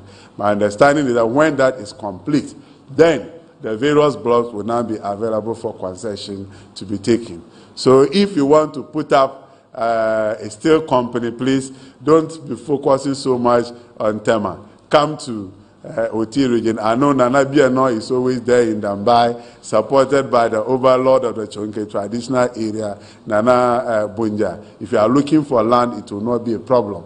The paramount chief of the Apesokubi area says that if the district regional capital is occupied and we need land, we should not go anywhere. He has land over around the Apesokubi area towards the Rara aspect. So I think Oti region is not doing bad at all. We have some challenges.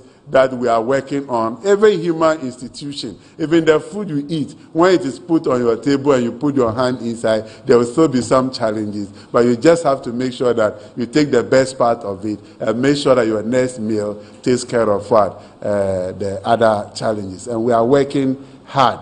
The assembly member, in terms of security, I was telling somebody that OT is actually moving very fast. Do you know that from 2019 to 2022, the police force alone has increased by about 66%? Those days, you have to travel to apply before you can see someone in a customs uniform. But immigration and all, but today, they are all over. Visibility is everywhere. So we are doing a lot. And I want to urge the media, we are partners in development. In as much as you can bring out our challenges for people who have solutions to come in, also propagate the good aspect for those who have money and they want to invest, to also come in and invest. OT region, in terms of tourism, I think we are going to be a super region. We can face any other region in Ghana in terms of our tourism setup. We have the natural environment, the Hanging Village in the Nkwanta South, the Chabobo National Park, the Breast Mountain, and then where you can relax. We have a lot of waterfronts. OT is also very good for aquaculture. Those of you who are in Accra and you are eating rotten tilapia and fish from abroad, come to OT, put your money, and catfish and tilapia can be produced within 3 months, and then we can all enjoy. I know the media and other people here may want to know 1 or 2 things. I'll pause here, and then if there are any questions, we'll deal with that. Thank you very much for your attention.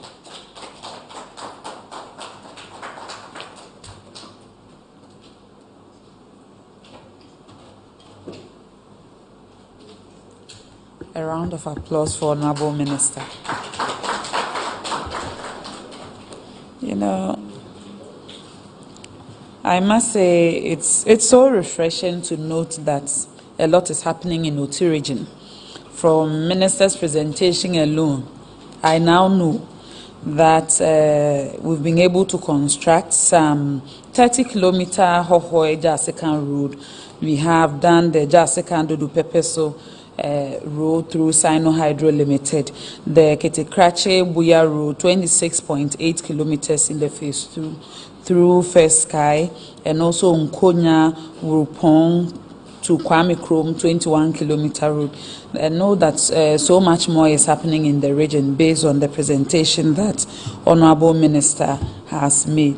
It is also refreshing to know about the discovery of iron ore, and I know in good cause, after all these investigations are done and concessions given, it will really bring a lot of prosperity and so much economic activity in the region. Minister also mentioned about people who want to invest in the region and has called on all of us to assist, that the region has so much tourism potential. He mentioned of a hanging village that I hope to visit someday. So please, let us help him spread the word so that we can all together contribute to the development of the OT region. On that note, I would invite friends who are here, if you have any question, kindly show by hand. We bring the microphone to you, and then you mention your name, media house, and proceed to ask your question. If anyone has a question about OT region based on Minister's presentation or anything you knew prior to this press briefing that you wish he could clarify. Okay, Nana. Okay, I can see one hand here. Okay, so we take the second question. Okay, if you can bring the microphone to Nana.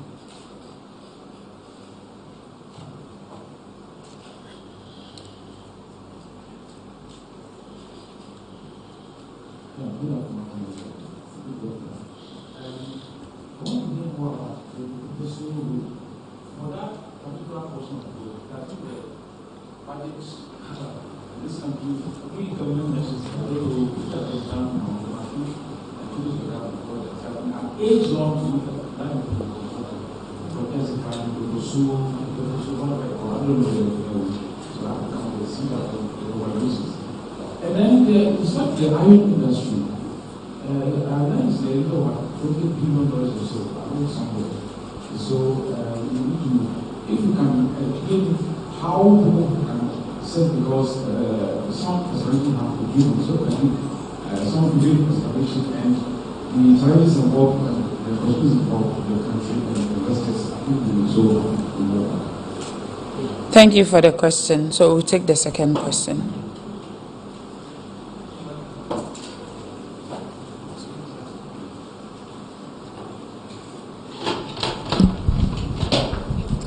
Yeah, thank you.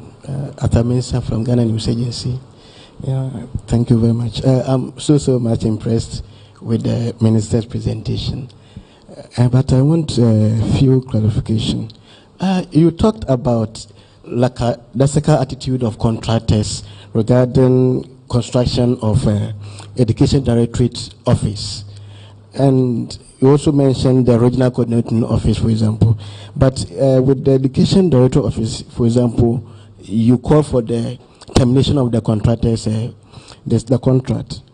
Is it because of lack of funding from the contractor, or you think it's a sabotage towards the government? I want to find out, because before you cancel a contract, then there are serious issues behind the scenes. So we want to clarify this thing for us. Then this one is not part of the presentation, but you struck controversy on June 10th this year during the Green Ghana Day, when you directed that the trees that were planted at one of the community senior high schools should be removed, because it was planted on June 4th, which was marking the NDC revolution. So it struck a lot of controversy. I want to find out whether you were able to carry out your directive to remove those trees. Thank you.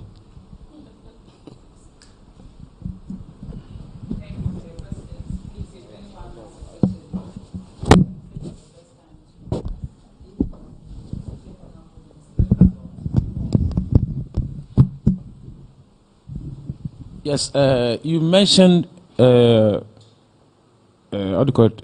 I'm not too familiar with the pronouns. Lolobi, Luque, and there was some kind of political misunderstanding for creation of that particular, because some people didn't want to come to the Volta region or go to the OT region, and so they didn't take part in, I think, 2020 elections or whatever. And so it became a problem. I don't know how far we have come, because I say a new district has been created. So have you amicably settled that dispute between Lolobi, Lekwe, and the rest, where they have their respite now, so they can either join the OT or voter region? I'm not too sure what that impasse has been resolved. Thank you.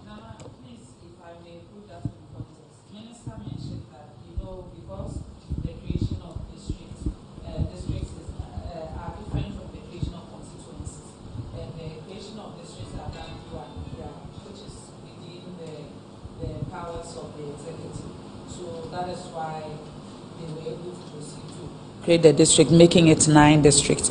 But you know, the power to create the constituency has to do with a different, legislative process altogether. That's what he mentioned.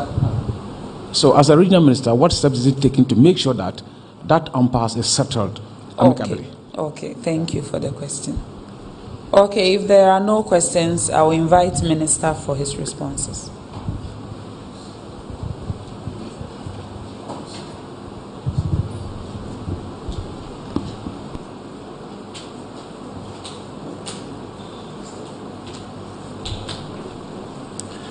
Thank you very much. On the Jasikan Dodipepesu road, it's no longer a matter of being in a budget. It's a matter of a fiscal route that we travel on. It has been commissioned, and I don't think everything about it has been cleared. So it is now a road and not a budget road. The iron ore, as I indicated, the exploration was undertaken by the Geological Survey Authority, and when they found that they collaborated with GHADEC, that is in charge of the development of iron and the steel industry in this country. So they have gotten investors to come in to do the mineral resource estimation. That is what is currently being done. When that is done, then the various blocks will now be available for concessions to be taken. So we know that to get a concession, you have to go through the Minerals Commission, make all the relevant documentation before the one who gets the concession will now come in and do mining. So as I speak to you now, there's no mining going on in OT region. It's mineral resource estimation. On the education office, as at the time that the contract was terminated and the regional economic planning officer brought me the certificate after the evaluation, what we realized was that, to be precise, the contractor is owing government 182,000. So it cannot be as a result of a lack of funding. So as I indicated, I don't also want to say sabotage because I have not scientifically established that. So I know that the contractor was not doing his best. He was being lackadaisical in his approach to the distance. That is what I can say as far as that is concerned. And then on the issue of the Regional Coordinating Council, as at the time that this contract got terminated, that one was working, and we expected, with his promises that he was going to finish by certain dates that have been extended 1 or 2 more times. And from what I am seeing, I'm constantly engaging him. When we get to the brim, we have no other option than to go. And as I indicated, I can tell you, as far as the government, that particular project is concerned, and my knowledge is concerned, government is not owing that contractor because there's no, they have a technical term, there's no a pending interim certificate that has not been honored. So if you don't have an interim certificate as a contractor, government cannot be owing you. So until he prepared this thing. So that is it. Okay. So let me pick the SAL issue before I come to the controversy. She has already given the you know, the Likpe, Central Kofi, Akpafu, and Lolobi were part of the Hohwe municipality. And when Oti region was going to be created, the people in this area are Guans. So they identify more with their Guan brothers and sisters who are in the Krachi West, Krachi Chumburu, Nkwanta South, Jasiken, KJB, and other things. So they were also part of the people who applied for OT to be created. They took part in the referendum. So when they took part in the referendum and the referendum was successful, that it means that automatically they were part of what? OT region. However, because they were, in terms of local government, they were part of Hohwe Municipal Assembly, they were left hanging. So what the president or the executive needed to do, as he rightly indicated, was to issue an executive instrument for a district to be created. That district was inaugurated by the Honorable Minister for Local Government, the Forever General, Honorable Dambochi. And Honorable Mefa, if you can stand up. You see this beautiful lady, she is the, what do you call it, the district chief executive for Guan district. So when common fund is released to other assemblies, Guan also gets its own share of what? The assembly's common fund. I am aware they are currently renovating some school blocks, also renovating some abandoned guest house to be able to hold some offices out of this common fund.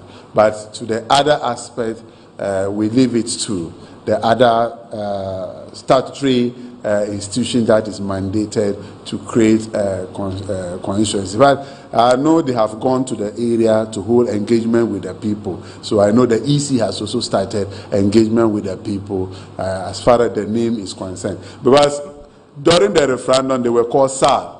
But when the district was to be created, a joint consultative committee met at the local level and felt that they want to be called Guan. So that all the Guans in this country, the Gonjas, the Efutu people, the Okra people know that their head is in the Oti region. So they have to start coming to pay homage to us in the Oti region.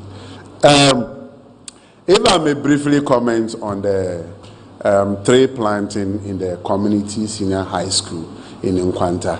What the underlying principle is that senior high schools, we don't organize political activities. That is why, unlike the tertiary institutions, where we have the TAIN that is for NDC, TESCON that is for MPP, TESCHA that is for CPP. I don't know if they still exist anyway. We don't have anything like that in the senior high schools. People are not allowed to do political groupings.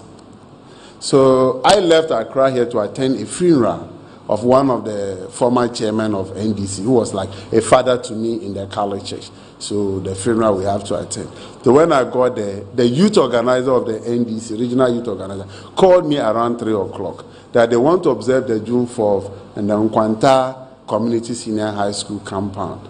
And they were given the permission by the head teacher and the municipal director of education.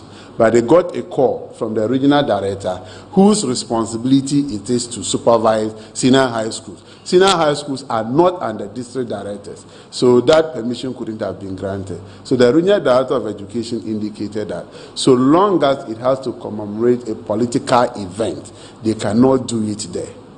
So the regional youth organizer of NDC called me. Actually, he's a brother, Sule, and spoke to me, and I said, no, Sule, I'll call the director of education to see how we can salvage the situation. I called her 3 times. She was not able to pick. I just was not feeling fine within those periods. I said, Sule, so long as that day, that school is a day school, and the program will only take maybe some 2 hours, early in the morning, you can go ahead and do, since it is impossible to relocate at this juncture. But I heard you were going to plant trees to commemorate the day. For the tree plant, it becomes a lasting impression. And then if another political party goes there, that they want to erect a summer hat, I cannot stop them. So please don't plant trees, but hold the program and make sure you take your canoe and join us at the funeral. So I was at the funeral when I heard that I saw on the platform that they had actually planted some trees. So when the NDC came, joined us, when he got close, I pulled him to myself and I said, actually, you are going to put my life in danger and that of the headmaster of the school. Because I said, don't do this. Why did you do that? So my advice is that the school is already planting their own trees. So those ones you have done, about 20 or so trees, let's just remove them and allow the school to do their own planting. Then I left, came to attend a program at Peduasi and went back. And then when I got back, it was still a controversy. But I said to myself, if I cannot do anything for OT region, education, that has been my life blood, I will not do anything to destroy it.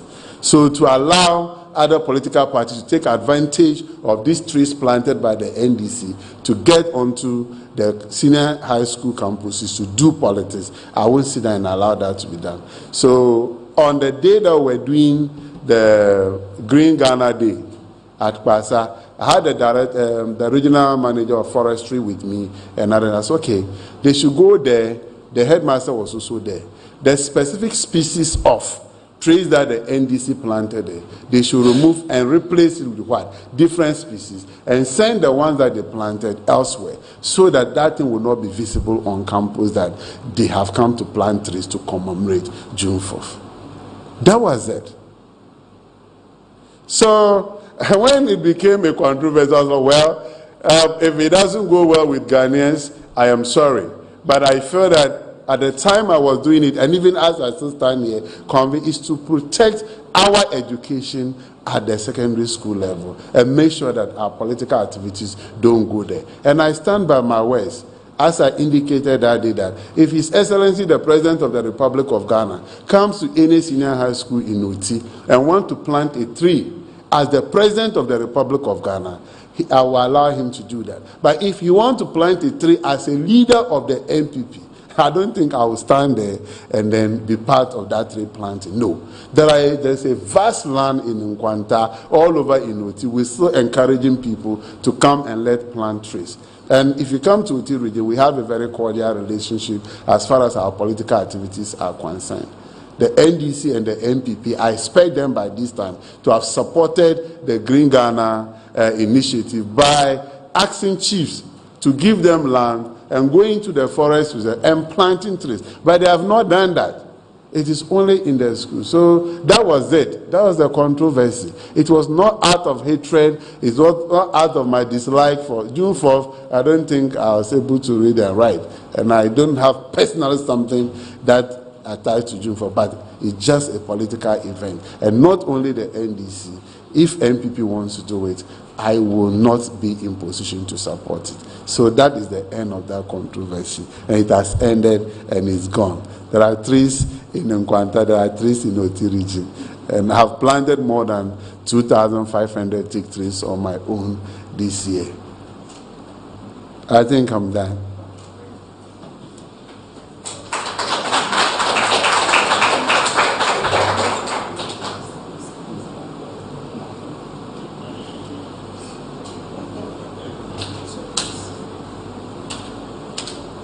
So, all too soon, the question time has come to an end. And by way of conclusion, I'm assuring Ghanaians and foreign investors that if it has to do with road network, all the trunk roads in Oti region are under construction. A larger proportion has been completed, and the few that is left, the contractors are coming back and they will soon be completed.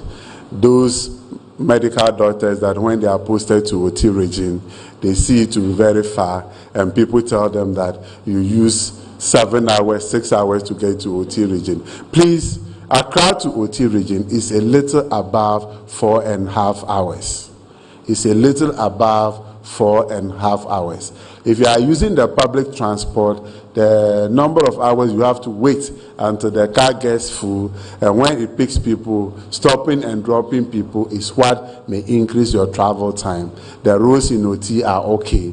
In terms of health infrastructure, every district now is being brought on board with a district hospital under Agenda 111. Your health needs will be taken care of. You shouldn't fear coming to invest in OT region. Education is progressing, both the senior second cycle institution in terms of the free SHS and TVET. That will produce the required human resource to work for you when you come to open your companies and then industries in OT region. Come and invest. The people in OT region, compared to other places in Ghana, are largely peaceful, very accommodating, and my regional secretary is a typical example. He's a cross-country person. He's everywhere. And then we live like brothers. So you are welcome once again to Oti region to take advantage of the tourist potentials in Oti region.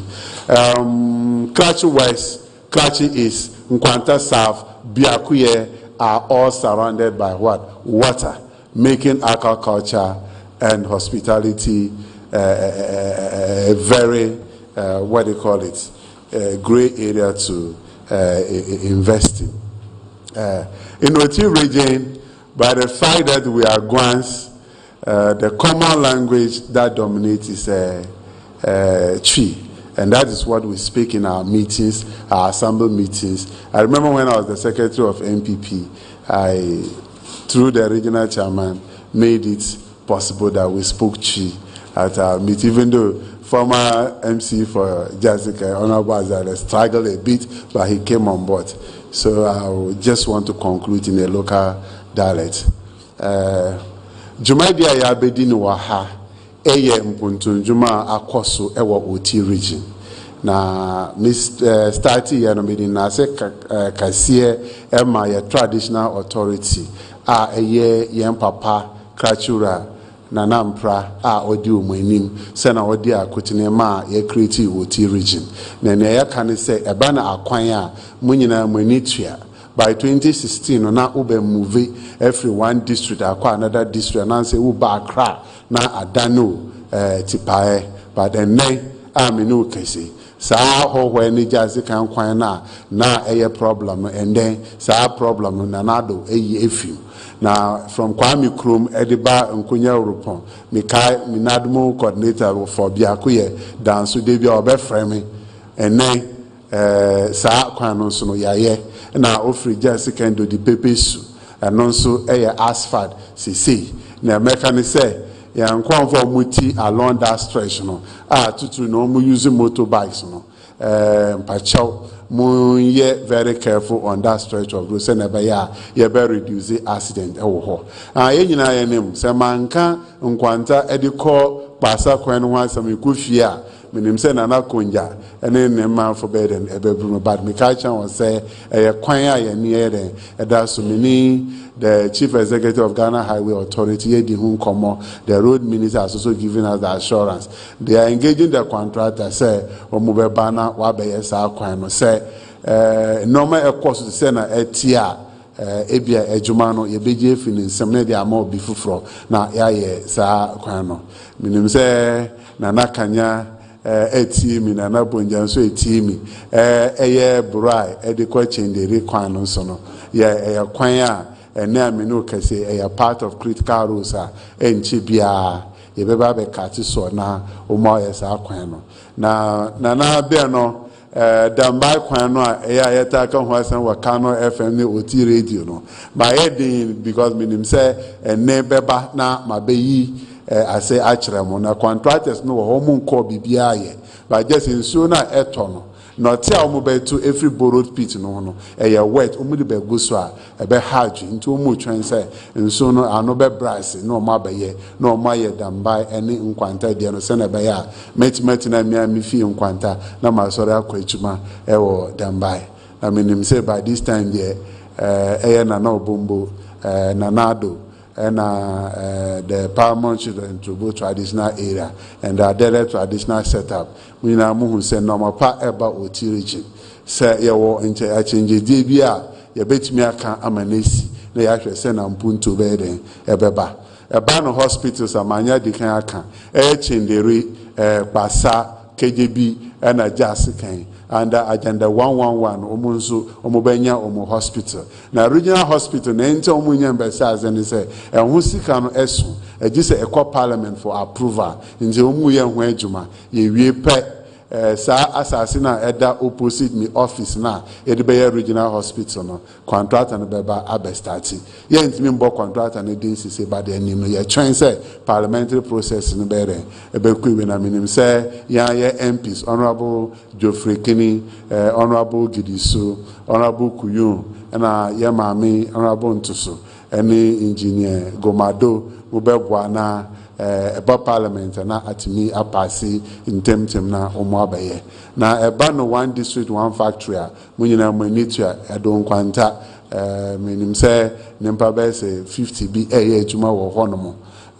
She says we have to me process and buy any what they call your banchi. Nkranfo so be there ebetueji enye se de beba no mo abaka bo mo ye de omope eno na ye amambo pa His Excellency Nana Adodan Kwaku-Fado e de breye ye secondary schools nyina na ese ye the classrooms eba na minimum ka say be say next week and I say next 2 weeks ye be kwa kati sword na ye be si adan wo okaja krom SHS rara SHS lepe mate na nkonya ni nyina ya infrastructure ya diba na nkwanta for mamu nka say mi de ko bibi nkwanta de na ekoso na ntoboman de no nso ye na ekoso na krachi sectek ma baho ma hu na ekoso me ma headmaster na assurance say ye beye bibia fa ho enu aminimia me papa a osan ya me bra jodente a owo get fan ye de hu komo mbo mpaye na mu ye apaye nso mu nkaye enche bia ye the school adan beden ebeba hoso ye nuanu mu bebre a benefit every the planting for food and jobs minim minua baako and then onye nkuko. It is through the same program.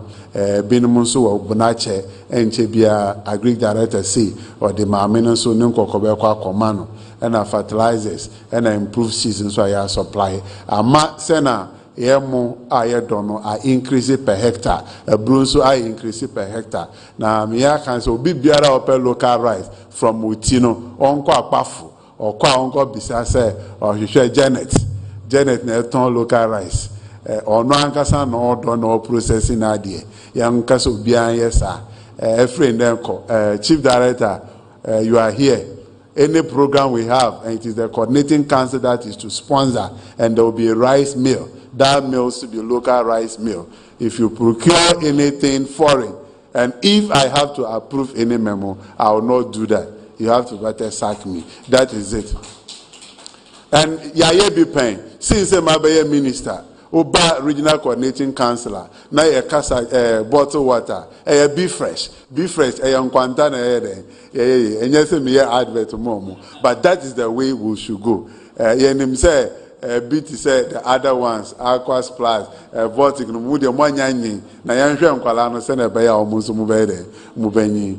Nti nana no mo ahimfo mu free OT region. Madam Masi, na wo ho bia me maka say ohini bi obehia me no wo de ma menya ofun call.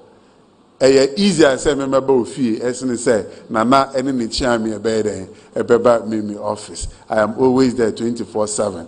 Me DCs nso omunyana omu ye mabo omu betima ye adwuma jase kan de no nkwa na wakowo na nso nyankopa ma na hwande ono beba beto na adwuma so OT region ne ye hia no ye anya ni nyina na nso bebia ya dui die ye nim say his excellency Nana Addo Dankwa Akufo-Addo aban ayeye what they call it adom na omuaboye amaya chimedru bibe ya adru na minim say nyame ya adom na ye breaki 8 na ye to aso a munyina munim se na ebeko mpuntu njuma no ebe de ebeko amobia anya ne eye ni de mesre se bibi wo ho no mu na se uye na oyonko anti ase a enne minimu kesei High Court enche bia ye bebie ewo dambai munsamba hwahwa biom Circuit Court ebibeba chendere munsan kwa krachi biom nti ono obi ku a menka se krachi wa nti ukwa akọfa krante na wa kwatwa no da bi court no ebeba wenim kejebi ebi koso nti aban eye no obetuma ye a police for ende munyina mugitum se you cannot move more than what they call it 5 kilometers or 4 kilometers without seeing a police officer. That is when it is the outskirts. But a chroma in less than a kilometer, who police ni, one who police near, who fire service ni, one who fire service near, who immigration ni. First, no na ye describe bomu. Adam so ti region abano. Muma yemba hu ban na mpuntu njuma no sere. Ema madam nyina ase. Na Onyankopon hira ye nyina.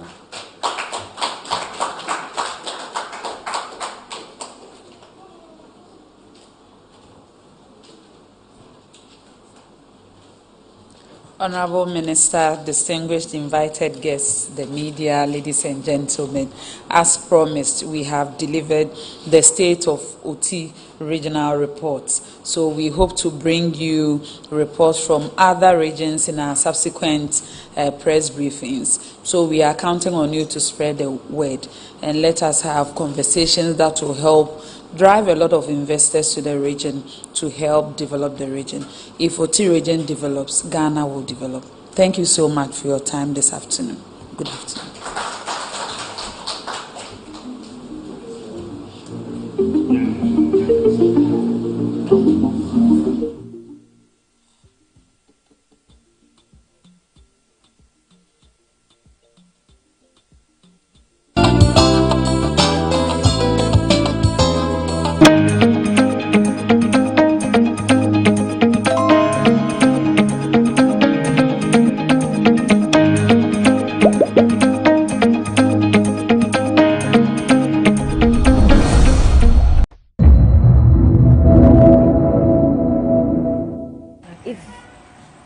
Father is Owahi, then people are expecting that his daughter will outlive or do better than him.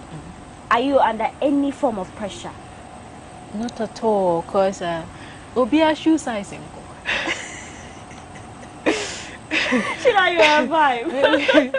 Maybe a size 39. I won't let size 40 or 45 pressure me. I feel Obia an idiot.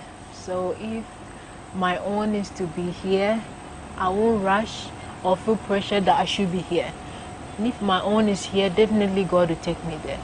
So I don't feel pressured. I rather feel motivated. Like those in your family have done it, your blood, they are doing this. You can also do it. I feel really motivated, no pressure, just inspiration. Inspiration, great.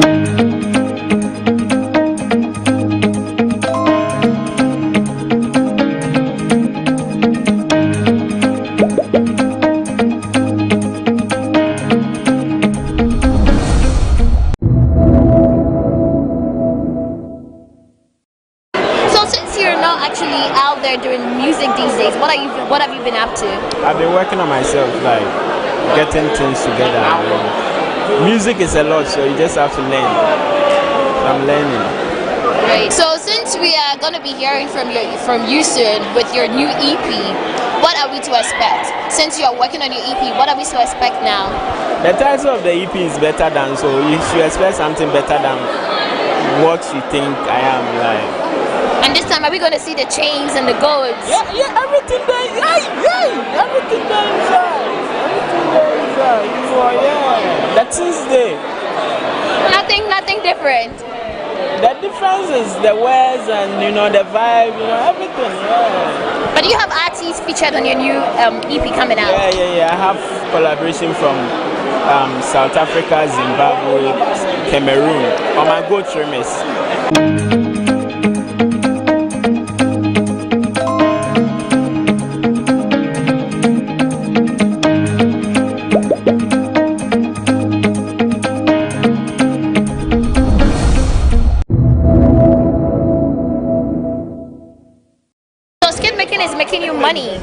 Not yet. There's more room for improvements, but brands are coming in. We are collaborating with brands and all that. YouTube, we're not there yet, but we'll get there. So, skip making. I'm going to build a mansion with it, trust me. Hey, that means there's some money coming in. I'm a positive person, and you should see the future. God said, I have plans for you, plans of good, not of evil. So definitely, with the way I'm going, with the consistency and the great work, the good content, definitely I'm going to do awesome things with it. But I actually want to employ people, in terms of crew and actors. I find it fun when I'm paying people. You understand? So trust me, an industry is coming out from me.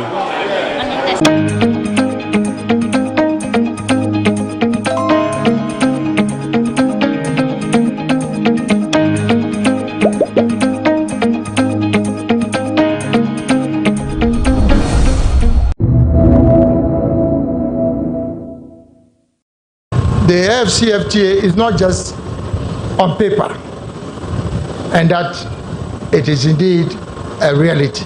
And we are moving from negotiations to action. Secondly, it also symbolizes that governments of Africa who have been involved in the negotiations are now giving way to the private sector to make it a reality in terms of implementation. Thirdly, it also symbolizes that institutions in Africa that support trade are up to the task. Because without those institutions, the agreement does not mean much. For you to trade, the national institutions must work. As you've been told, a number of countries were selected to be involved in this AFCFTA guided trading. 7 countries out of 44 countries that have ratified trading should not satisfy us. It should be possible for at least all the state parties, if not all the member states that have signed, also to be involved in the trading. But I think the value that this brings is the fact that the AFCFTA Secretariat is facilitating this commercially meaningful trading. I think it's very important. In Africa, when you start something, it inspires other people to follow. So I'm sure that even though it's only 7 countries that are involved in this, the rest of Africa will follow suit very soon.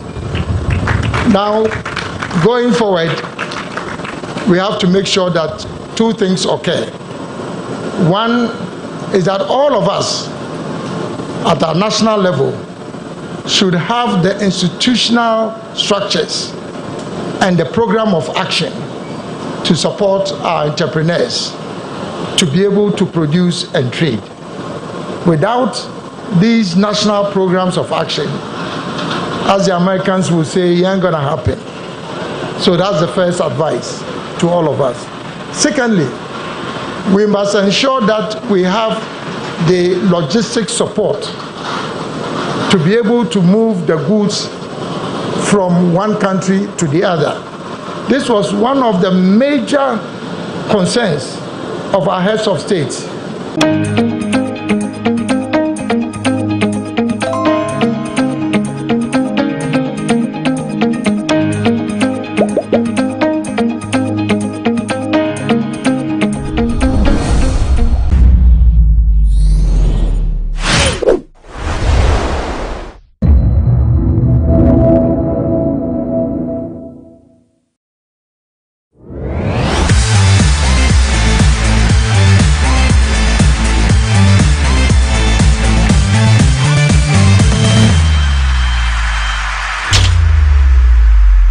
Nyumtini nana adoma kunya meche ai ena okana asemu ni nyuma watu ndin adwo apenama osadwo owo bia ye ya onanso wuide echinda wu sana mote na ye no kware kana ni tini twani ye ko blankson aje se GhanaWeb do ye ndehye ba kope ye commercial manager na wotwi fofia anto ata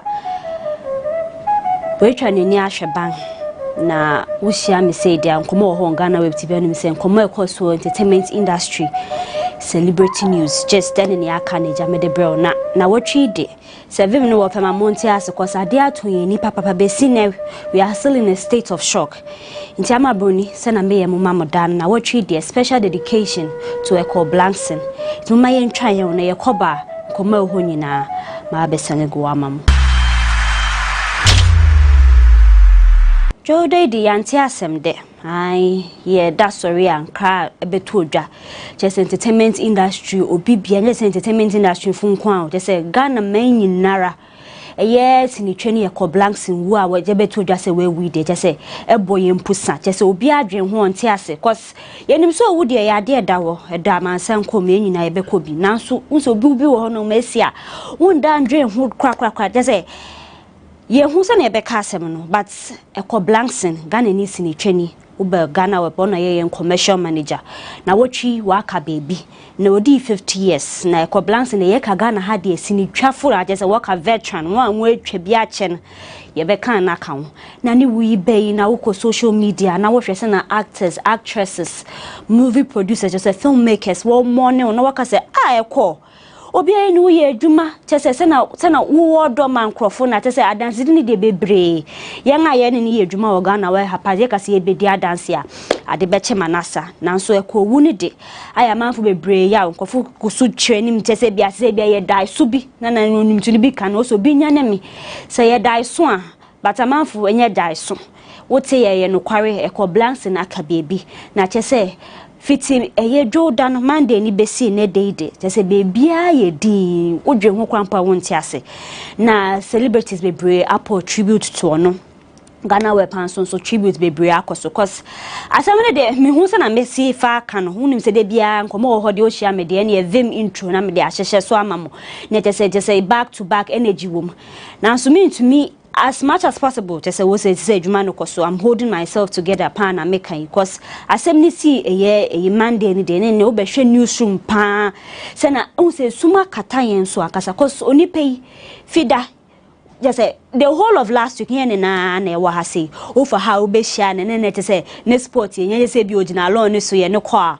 o ko ne office akwa akoto ne say obie ni office ko marketing hon ma bon so no otil on side ni face yi ene ye ni deputy Eric ne say na asam de o de meka na mombre mama menka ensem kakra enfa Echo Blankson se na wote Echo Blankson no di 50 years na o ye Ghana ni sini twani chese wo kasini ni de we twa bebre kwa edoso ankasa ye kwani ma mekeka sini ni bi a kyerew besi ne kro gusu production a chese wo twa movie nti chese mo a won ne ye adwuma ne de chese ato won so ankasa mi se Cecilia no bani nso we pay tribute na meken kan tribute bebre a kyem ba pese meka aya asem kakra fa ye Echo Blankson a course na make kind odi 50 years GhanaWeb no ye commercial manager na over 22 years experience e wo e business field mu nti o just say can market ache say oni medwuma de why edwuma bebre uko media houses why edwuma wo TV3 multimedia TV Africa kra na GhanaWeb ha say na no gusu ye na edwuma naija ba mo wo de na pakan e be si ne so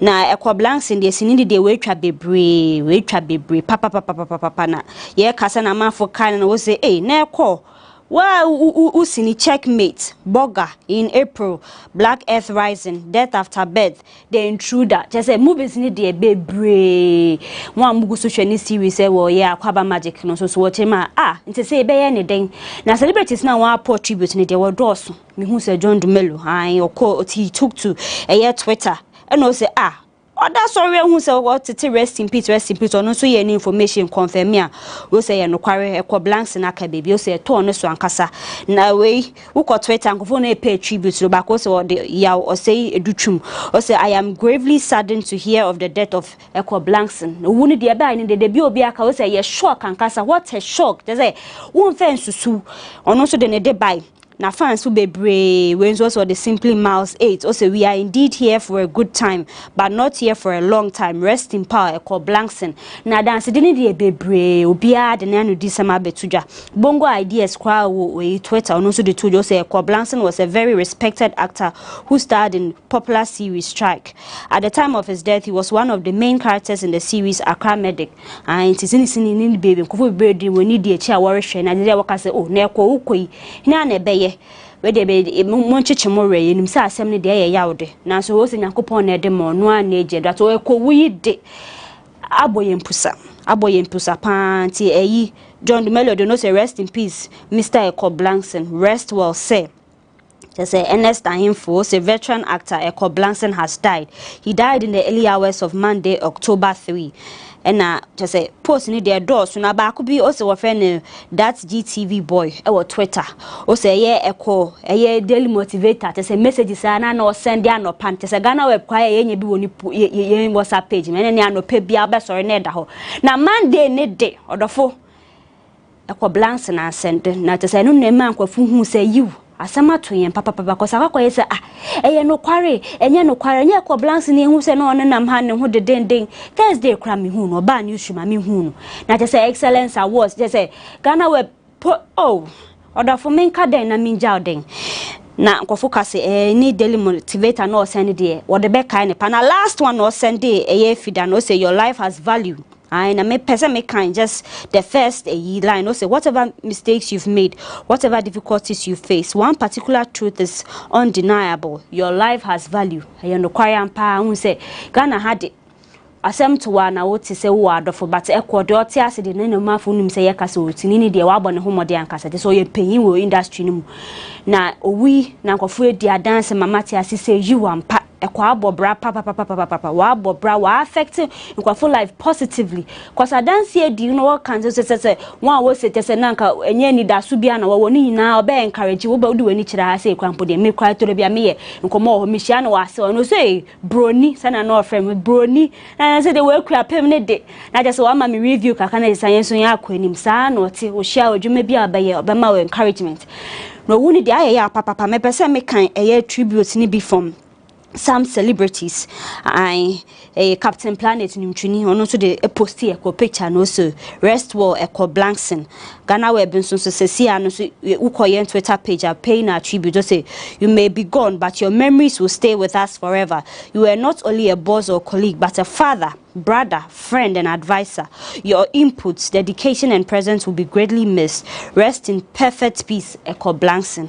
GhanaWeb one Twitter message I post video for na un say ni birthday make kaipa last year 50 odi 49 and it's a repay ni surprise or I say and ni be dia dance say no friend ni nickname ni ade na ye fe one say pel yen camera person back no to ni birthday just o hwe nsuku just say Ekọ do obi asem you obi na asem o say na o tene de tena mu hu no movies more stressful na sa na ha say na ese otutu no brofo akese ni bi na je say bia yen so yen akwani me ka ye art men's cooking competition bi eni po me ne twetwe nkomo na o group of any asanka boys so mo kwampo no mo fa o mo imagine winners yi na o ka kasa yen from ma je say video no mebo bia ma wetie but wuna we wuni de aye nkofo ya papa na eye celebrities ni bi nso anwa akasa no eye radio presenter Reverend Eskin. Also, the last time Eko Blanson and I sat to talk, it was for a Y Leaderboard series on YFM. He was such a happy soul. Sad to hear this morning he's no more. Rest in peace, big boss. A man do no wuni bind na Reverend Eskin Edia Semito. Kwaba magic. I once was Eko Blanson brought so much love, light and joy to our hearts and screens. A rare gem who left us with memories that can never be forgotten. We will all miss you. Akwaba magic one message no. Just say bebre na dela I see ni train you to say Eko Blanson was such a good man. Charlie just say ato biaso. Just say o dream how say Eko na wakwa na say die so bia na say but sana aye ne de ensem bebre but ne be kan say onyankopon a ono do ya ade a obi ntumi enti ase no no ankasa na ye de ase da be man na ye busuan so ya akokese pan akwama titiw ne ye okunafo a oti yi paso chese ye hu ne ye beka se na chese ye mpo a ye follow no chese ya ye ni ye adwuma and fans wo social media chese wo chirema he has really impacted them positively ye mpo se na ye di areho no okunafo a chese ade autoweni shedding Mrs. Blanson, ye shedding me more than pan bekwama. Na ye Gloria Safo sini training. Just ono de asem no say aboni pusa so no akasa ni boss and kasa so ono de he gave a lot, he taught a lot. He did a lot for me. You started with me so many years ago with product sampling. I just me catch you say econo commercial manager. Na just say wagaga ye Ghana has a marketers for a wood ni pa Eko Blanson. Say Gloria and so be pay any tribute. So say right from the days music na and just say dwumon na ye sinitwa in nature and in the words of encouragement. Gloria Safo so no de ni we infinita and Rosalind Felly also pay tribute. So say when God creates a man, he creates his angel on earth. You were mine on earth, and I always told you this. Today you have become my angel in heaven. It hurts badly that you are no more. It hurts badly that God has taken you away from me. Eko, you believed in me when no one else did. I Rosalind and in tribute to Opostiwo Instagram. Ochema say Eko obefe na papa sister Freeman so no so postio say this is unbelievable. Gosh, Eko Blanson. Rest in peace, my friend. Na Anthony Wood no so a post on any picture with Eko Blanson and Odi to just a rest well king. Eko Blanson, your words and advice will never depart from me.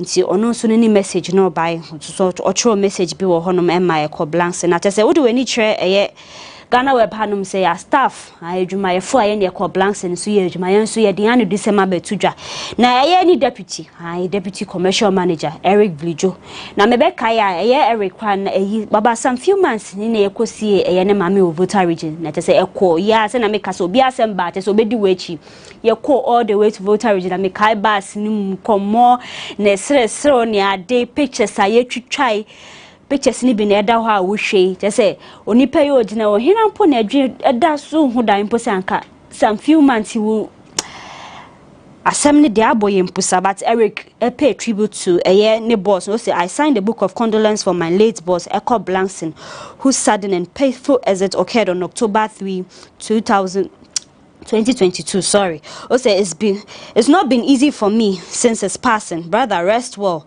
I pray God protects the family you've left behind. Rest well, Blanson. Na video bi ebetudwa.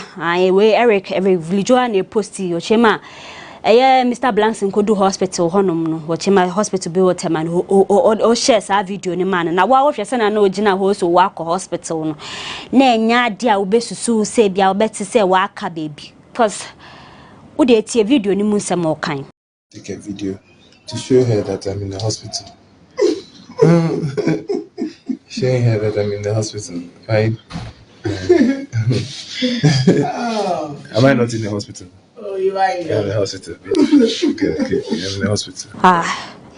But there was some a video, Mr. Blanson. This was one of the very last videos so ye nti ebusuafo enim se eye de mamo pa na be kan se mo hyede na ye bene so wusu a GhanaWeb no so pay ni tribute to say rest of Mr. Ekoblanson.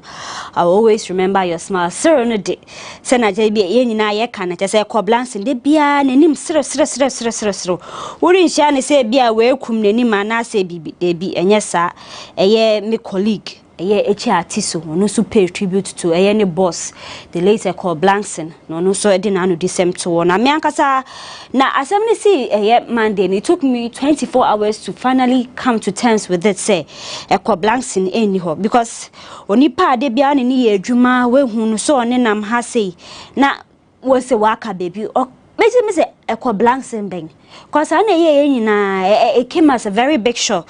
Now me tribute na me say Mr. Ekoblanson's book of condolences is open to all. Visit our office and to do any chair office with Jolua condolence book no betumi aba sign bi. You forever be in our hearts, Mr. Ekoblanson. You lived. Rest in peace.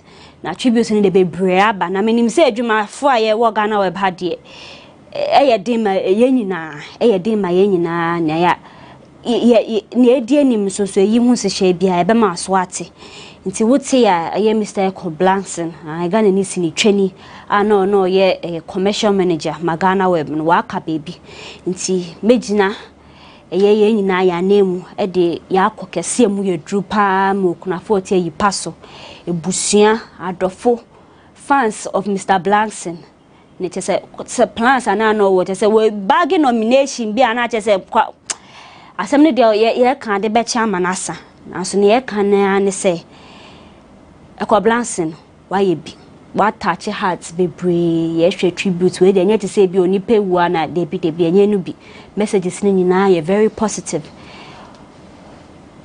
na me fa okransi wo so yarefo na enu medura ye nwene nti we de asemne de abomi pusa but mo de mama ye ntwa ye ho na ye koba na me gada mura kakra na che say other stories e pemu e entertainment industry me fa ni nyina ambesom ye ntwa ye ho sisi ambra.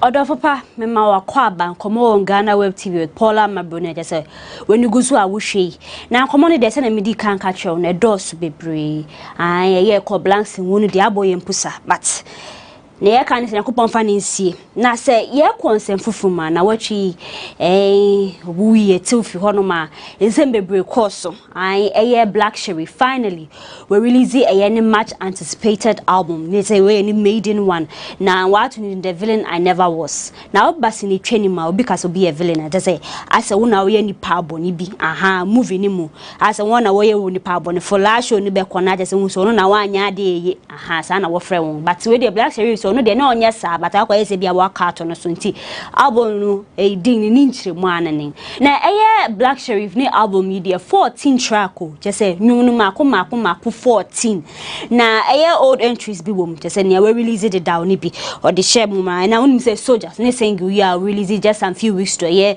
album release ya it so release my October 7 no so was so Kweku the Traveler no de ne mo favorite ba akwa mo di twamona ase no so was so na second summer remix nyo ne Burna Boy no so was so na make anwom no for a just say mo nte that October 6 ya na mo te no no ya to ebi wo ne wo so ne bi did so nini o say the homeless song oil in my head 45 Pray the Youngster, Sad Boys Don't Fold. I know the music my favorite. Say me who say trend on Twitter. Konongo Zongo. Na ne the number 1. Ma fuche ma we the yes. Just say ne live story. Na just say watch chile ni na no the egu number. Kosunti Konongo Zongo no. Pebinetie. And we up. Toxic Love, Don't Forget Me, and Oh Paradise. Normally they adore so. It's about more na ko digital platform on biaso na de kuna koti na so ki in. Na say na work ka amanfo ke ka ni adi na me so me dia dance ni de nyom ni de. Wa bo more because for a first project today for a young rapper de why ade na me hu se celebrities be bre aba na baso. Say akodi atwem say Blacko why ade. What o man ni man ka say wo modern a wo bo wo krom ha de. Obie ni tua na nje se hu se ten man pu support me say if your door any favorite woman na me say if you dey we Nyankopon show up because the one supporting kwafo no dey edbo adwen enti aseso na me hu say comparison bi be munjai sa aya ma munye sa obi di aba na ye celebrating na munjai comparison e fa na ekosi sa de ne dey enye embo industry no obi di aba na ma support no me push ni na ya akoye nim anti Black Sherry de ne can say Black congratulations we are hoping that this album will do wonders for you so na be dey ka say put Ghana on the map we put Ghana on the map we are very proud of you me can that out na sabo sum ye October ya ye wo mu ide cha sa numtofo no de wo be ma ye package and kasa gift more thing Black Sherry fed the album wa be to maiden one na ne mafu hwe ni pa gift of God album one don Shatawale mi chiao na wa unum say eyi na wotwia na Shatawale make post bi so say mo supporting no mo se mo ye Shatta fans no mo prove say mo ye fat Shatta fans nti mo ko Facebook na mo ko yi mo profile picture mo yi picture me ko ade we ni chemi social media Facebook maybe me picture cause me dem ye SM family me gina mu pa na me dem se Shatta fo bebre yi one way movement one yi profile ti ko Facebook na wo hwe na wa dan fo bi oni profile picture na hu so was Shatawale camp into o se ni nyina is a campaign ye kakra ahead of a year gift of God na unu so the one na bad da o se mamu mbom hu musu e be ye comparison bi nka se nyom na enye da o se sa de bad man so I want them the downs. Mamun ka say Shatawale and kanchem. The gift of God. Yes, she nim say Shatawale birthday. Oba 38 years. Oba mo dia na bless me. Ati sen ko foki ka so. Say na de bia we postpone album almost 3 years no. Edu sa October 17 or de be wo ye ni ba man for me hwe nim. We are all keeping our fingers crossed. Say na wa ka say nyom no de wa bo mo dia na wa hyehye ne so ye twen say ye pese ye tie bi. Ye tie ba wo mti Shatawale. Ye ma all the best. Na sa month of October ya. Amrad rapper I obe release any album and when the share so akase wo EP build ba betu dwante say they are big packages means many DH say artist be announce project new song release be a single say na tibia me dey na ba betu drama ayo na what violence be trinity I miss Bell that's sorry I also Facebook we posti nyom bi o say ni latest single na be do drop teaser o say what to di asibolanga nyom na erenge be wo wadwi mana wo be kai na tornado onu ntokwa wo na efi ahwas ne gakwi na je se watoto ni din e na Sarafina onipa ba say edi na wa sin de mitumi fa ma no kana tamba ko ode ama na yo odidi nani no o so fa ni asibolanga na enu e na Miss Border sorry o say a title of ninyom na ma fo say hey Miss Bell ntokwa ya odi wani pepe a wo prefer free enya besi wo pon ano wo betumi ahande ni etie no temo say next week na watwe da yenim sene obe release nyom na wato ni din asibulango so dedicated to nana tornado odi tornado ni fans ni na ma for say na de wutie nyom na won say nya mofra nyom we de 18+ na sem no akeka no terms na nana tornado use na ya on hye ni on Friday ntamo ka ni plain enu bi ne wom timi de media anim wo de opese otie nyom ni kakra wo de commence ball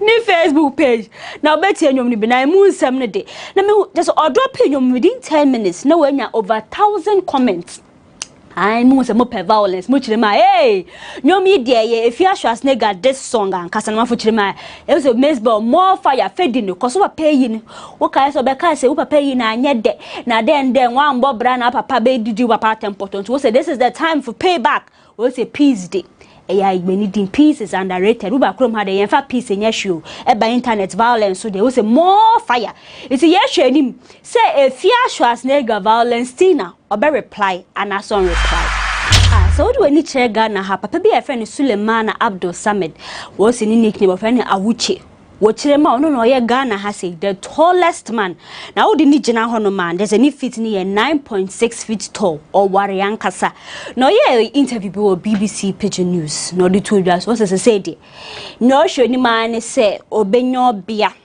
abe ne ho kafo na just wa ware ne kama na wa abomodia na wa anwoba se na obeso hu se na ne mabe yafa na odi nsem YouTube jana just say story na wo GhanaWeb na me hu se nkofo kika se Sulemana na se na wo ware de hina na wo benya no se ware ne se na wo ware no eno ba ma pu to me judge you never know but say no ye can you do be a deserve love nti mo a me a mo Ben Sulemana no an na mo feel say mo ni je ne ho no mo betumi e make move cause so na odi atodwa ne say de ohwehwe yere na obeboa no say wa abobra na wasan so awoba fefefe ama ne nti je say wo a wani je ho no send wo application ema awuche so what here no kware Dr. UN ni Joyce Jujo wa ware na wori beye hey some me catch say how ware na nhwe den dimaze na wo pese wo de patrons but wo succeed say na wo pe bia won saka but Joyce aba betray so say aware no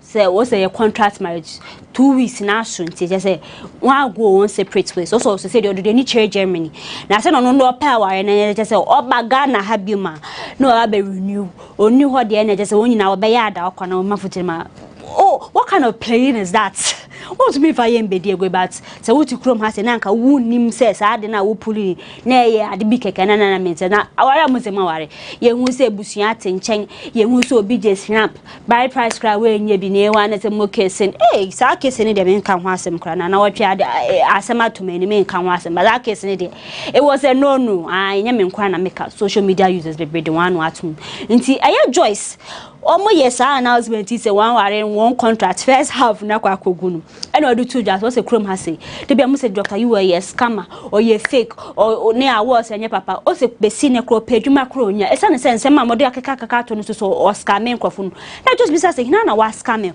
so wa scam or bra out na be kan ho asem na doctor you enkran so unso dey to just say award no be newly improved also be san so aye foforo nti mo am pe bi no mo am ni ja awards no e bia na just the time manfu say Dr. UN men try sare no kwa ba ye die echi se na ebeti bia odofo a adofu ya wo se be renew one marriage I don't know as and when and Dr. UN ni awards so be so be organizing emu nsem nyina ma boni se no se de bia me ye mam me di mu nhwemu nyina e ba be so I am a colleague during Abaya. I did any chair ready on the runway. I'm launch here. Will come hasi na to say a KOD a ne annual a show ya oye to say it's come to stay and kasana to say won't ko bi da Taffy, the me encourage you, say, but Modiana Koshe when you see ready on the runway.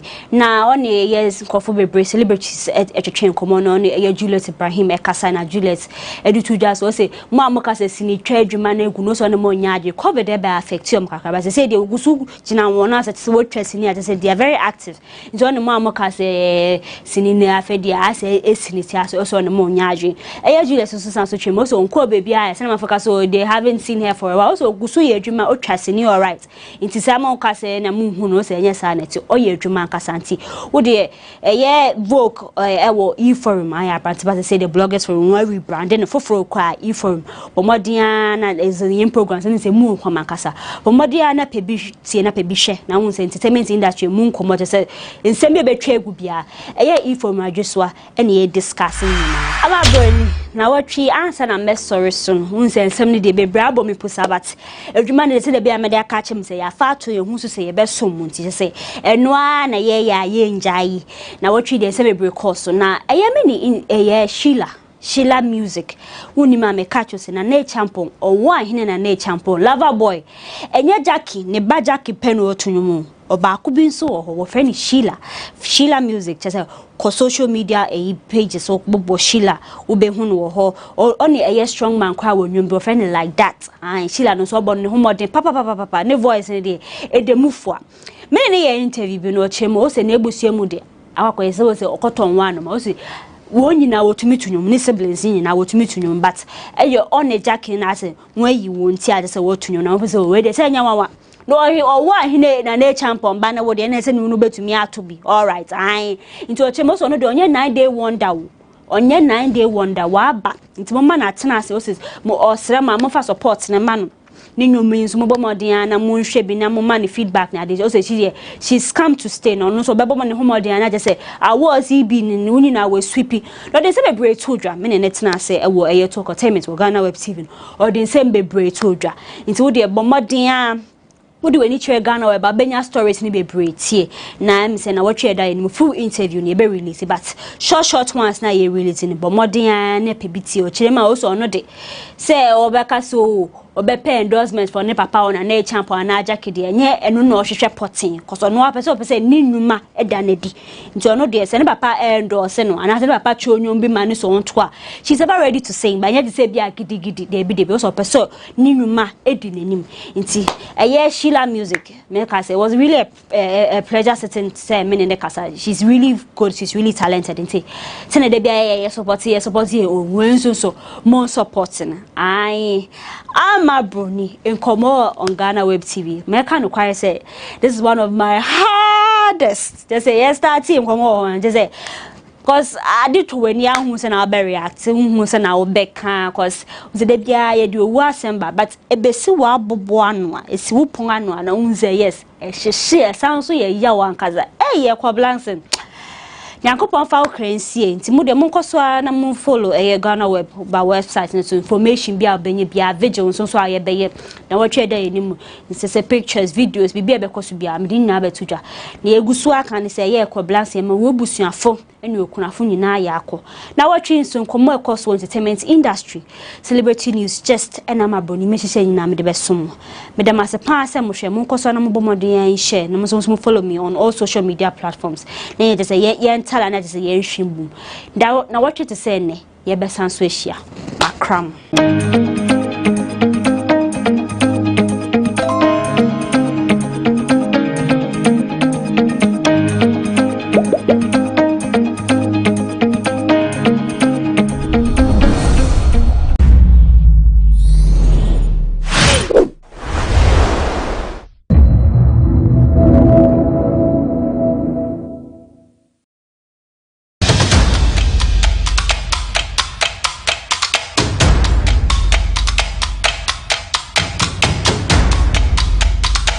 It's Pink October again, and for those of you who do not know, October has been designated for creating awareness of breast cancer.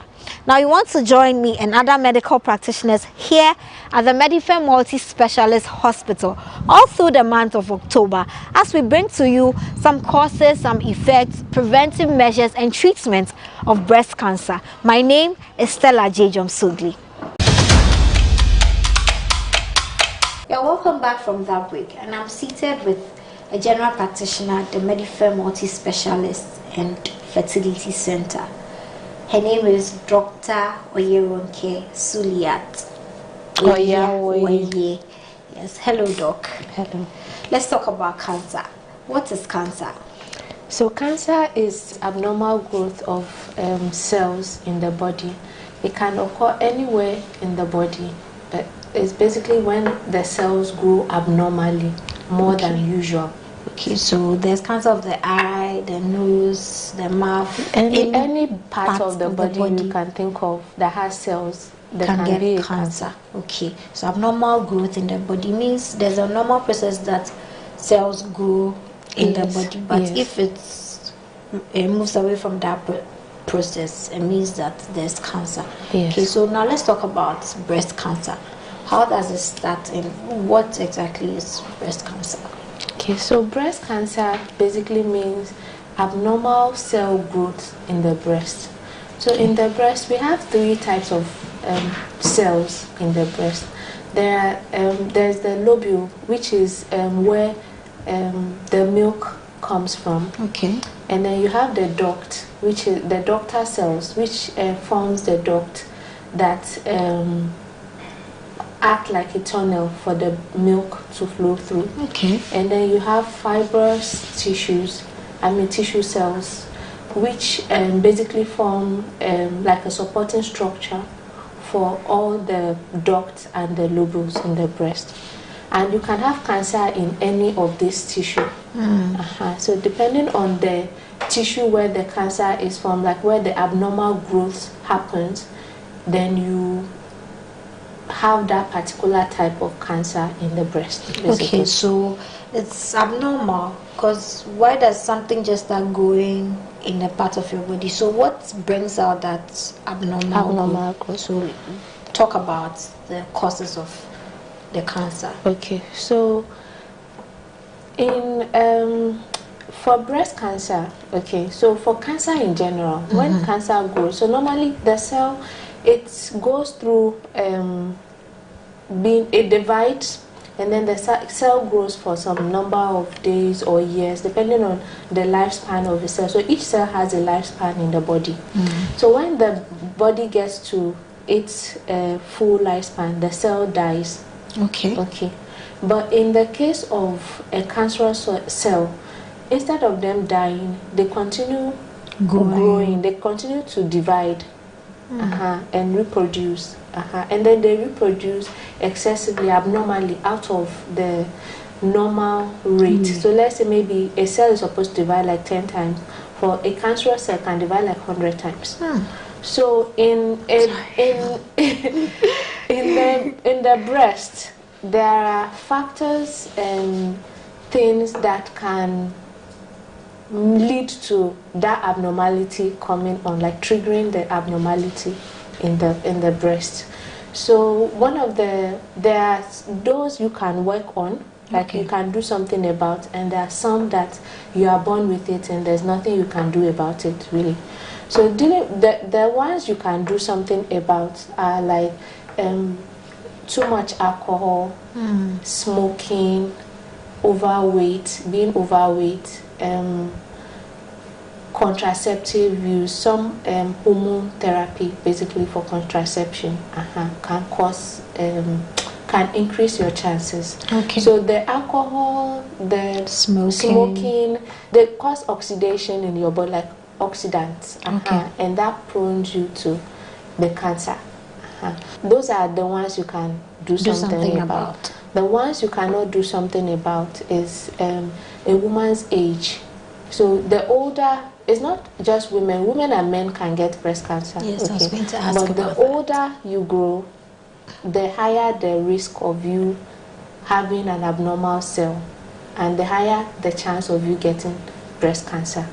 You can also get other cancers, but in this case we are talking about breast cancer. Yes. And apart from age, for women, if you menstruate earlier than usual, so usually they say before the age of 12, then you are at a higher risk of breast cancer. And if you have your menopause after age of 55, those women are more at higher risk of breast cancer. This is because they are exposed to hormones in the body.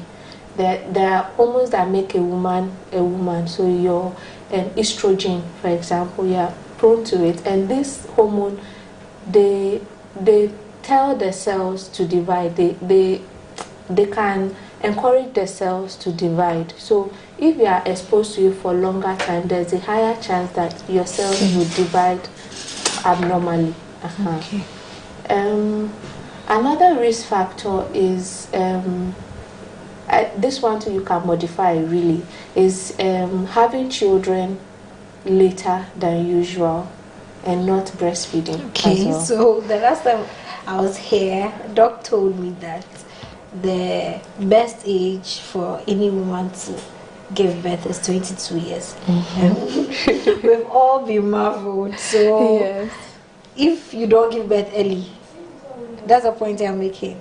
So if you don't give birth early, you have a higher chance. So all these things I'm mentioning, all these risk factors I'm mentioning, doesn't mean that if you do them, you will definitely get breast cancer. It's just that they are part of them. So like the risk factors, so for you to get cancer or breast cancer in general, you have it's a multifactorial thing. It's not just one factor. So there is the lifestyle factor, the environmental factor, and then you have your genetics as well playing part. So I'm just mentioning some of these factors that can increase your chance. It's like playing a lottery. I mean, it's not a lottery anybody wants to win, but it's like playing a lottery. The more entry you have, the higher the chance of you being picked. So it means that if you have maybe it's in your family line. So if you have the hereditary. So I was going to come to that. So like hereditary is also a factor. So it is known that if you your first line, the female line, basically the mother, the sisters, and aunties, when they have when they have breast cancer, there's a high chance that the person would have breast cancer. So this is because they carry some genes that can put them at a higher risk of breast cancer.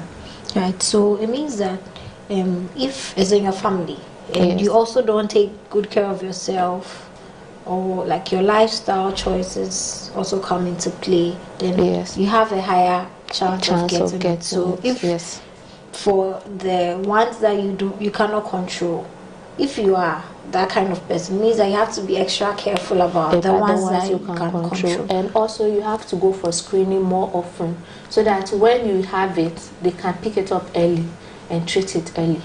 Okay, so how will I know that I have breast cancer?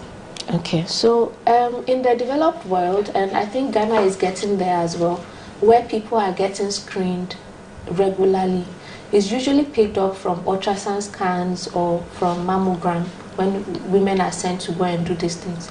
But apart from that, people can present with a lump in the breast, okay, or a lump in the armpit. So also another symptom that people tend to present with is a rash or abnormality of the skin of the breast. So abnormalities such as reddening of the skin of the breast, thickening of the skin, and sometimes the skin might look like an orange peel, the way the tiny holes, dots in the orange peel, the way it looks. Okay. So they can come with that, or they could have an ulcer on the breast as well. They could also present with pain in the breast, or the breast might look abnormal as compared to the other side, like maybe bigger or look weird, like irregular shaped as compared to the other breast. They can also present with the nipple going inside or moving from the usual level it is. Having all these symptoms doesn't mean you have breast cancer, by the way. It could be caused by other things, other abnormality of the breast. So it's better when you have such symptoms, you come to the hospital. Don't think you have breast cancer until you are told you have. So because we have to go through a series of tests before it can be diagnosed. Okay, so let's talk about screening. Now that you have an idea about what breast cancer can be, how you can get it, how often should you go for screening? Okay, so for every woman is advised to screen their breast monthly at the same time in the month. So you can, there's the touch, look, and feel. So you look at your breast in the mirror, you touch it, and you feel for lumps in your breast. So they say you should get to know your breast. So with every month, you know what your breast feels like.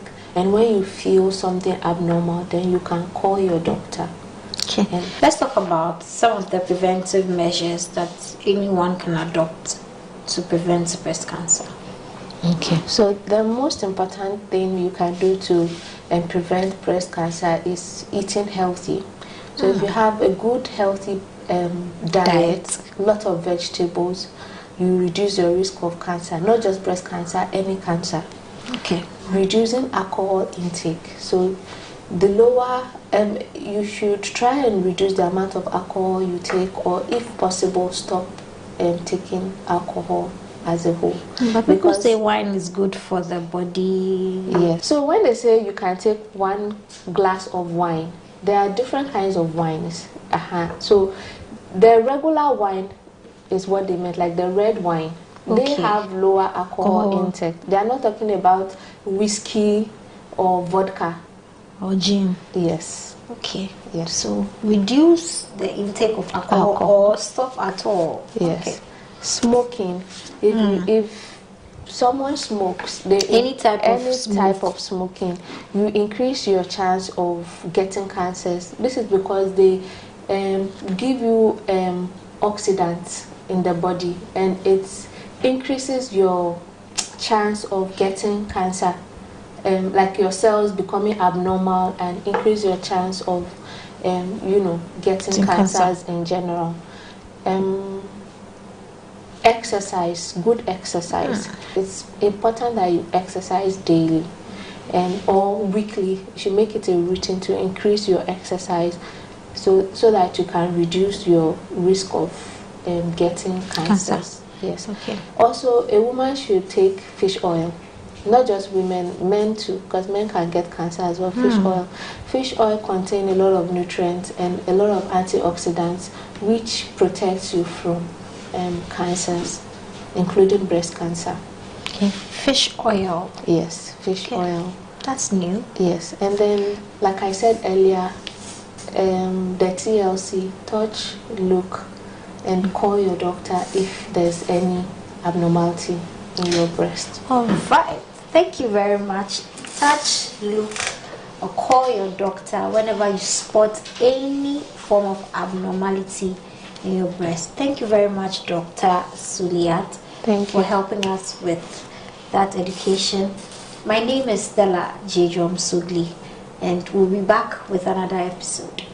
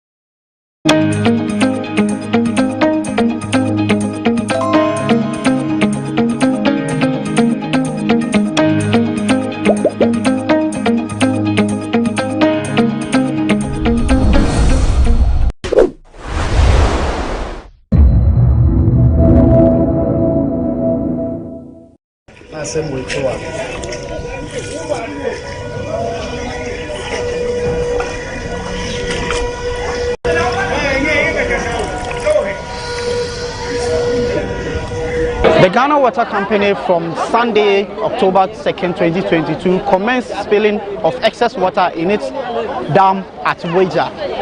2 days down the line, this has resulted in flooding in various communities in the Weja municipality. Currently, this is a bridge serving one of the areas in Weja called Away. The bridge serves as one of the paths that leads to the area, and currently the excess water or the flood water is threatening to cut this place off. We understand that a lot of people are currently in their homes and have been left stranded. Those who have been able to brace the flood waters are making their way out of the community. We speak to some of the community members to find out their plight. It is the main one that serves the community and the new Weja. It links old Weja and new Weja. And now it is being cut off. Yeah, and it's the first time, honestly. You know, we had a catchment area. We had a catchment area that was some pits that keeps the water, and then they've come to dump boiler waste in it. And because of that, that is what you are seeing. Everywhere is flooded. You just came from there? Yeah, I live across. What's the situation? Extra worse. People are having to relocate. In fact, for so many years I have lived here, I've never witnessed anything like this. It is precarious. Lives might be lost. Yes, I do. I understand some people have been caught up in their rooms. Yes, I mean, it's more trouble. You can't even move your car, you know, and that is what it is. So I decided to check what is happening around this area too, and this is what I see. For about 2 days now, people have not been able to get out of their houses, and it is getting worse. You know, that is the situation. No, it's not waterways. We don't have people building in waterways.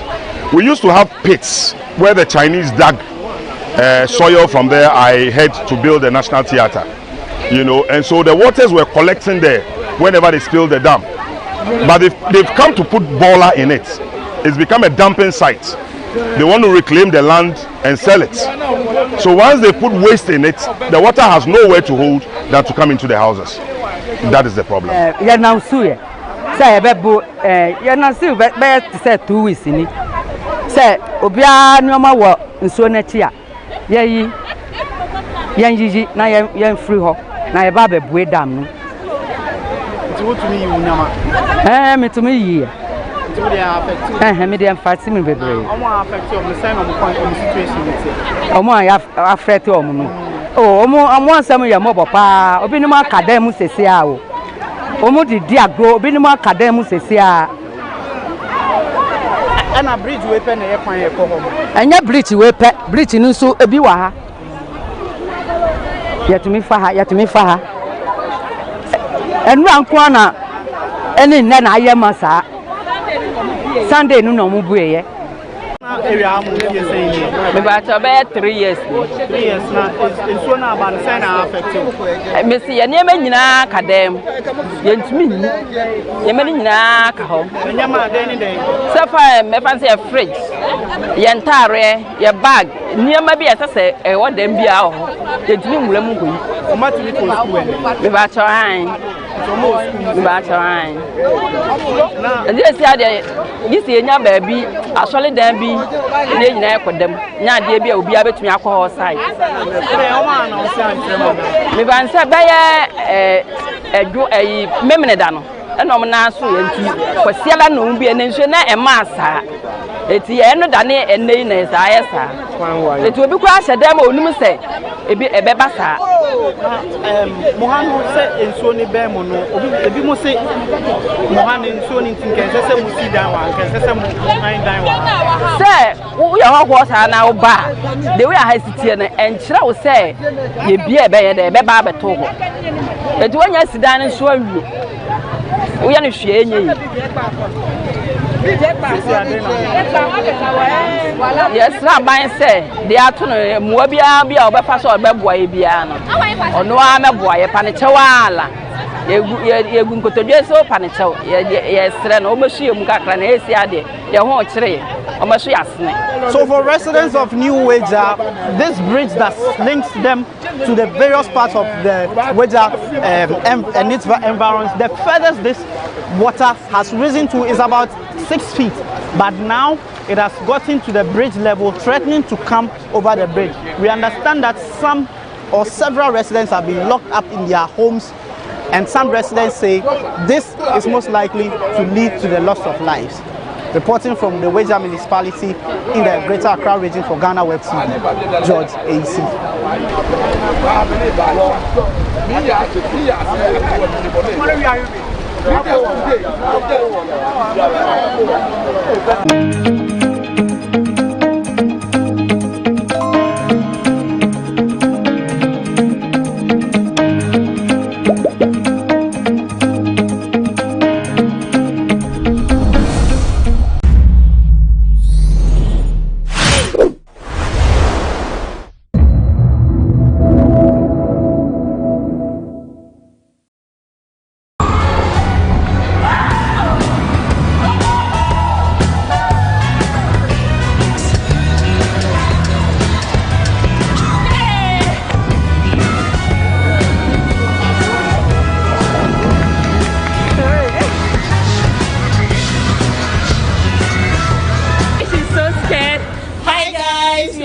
Again, Charlie.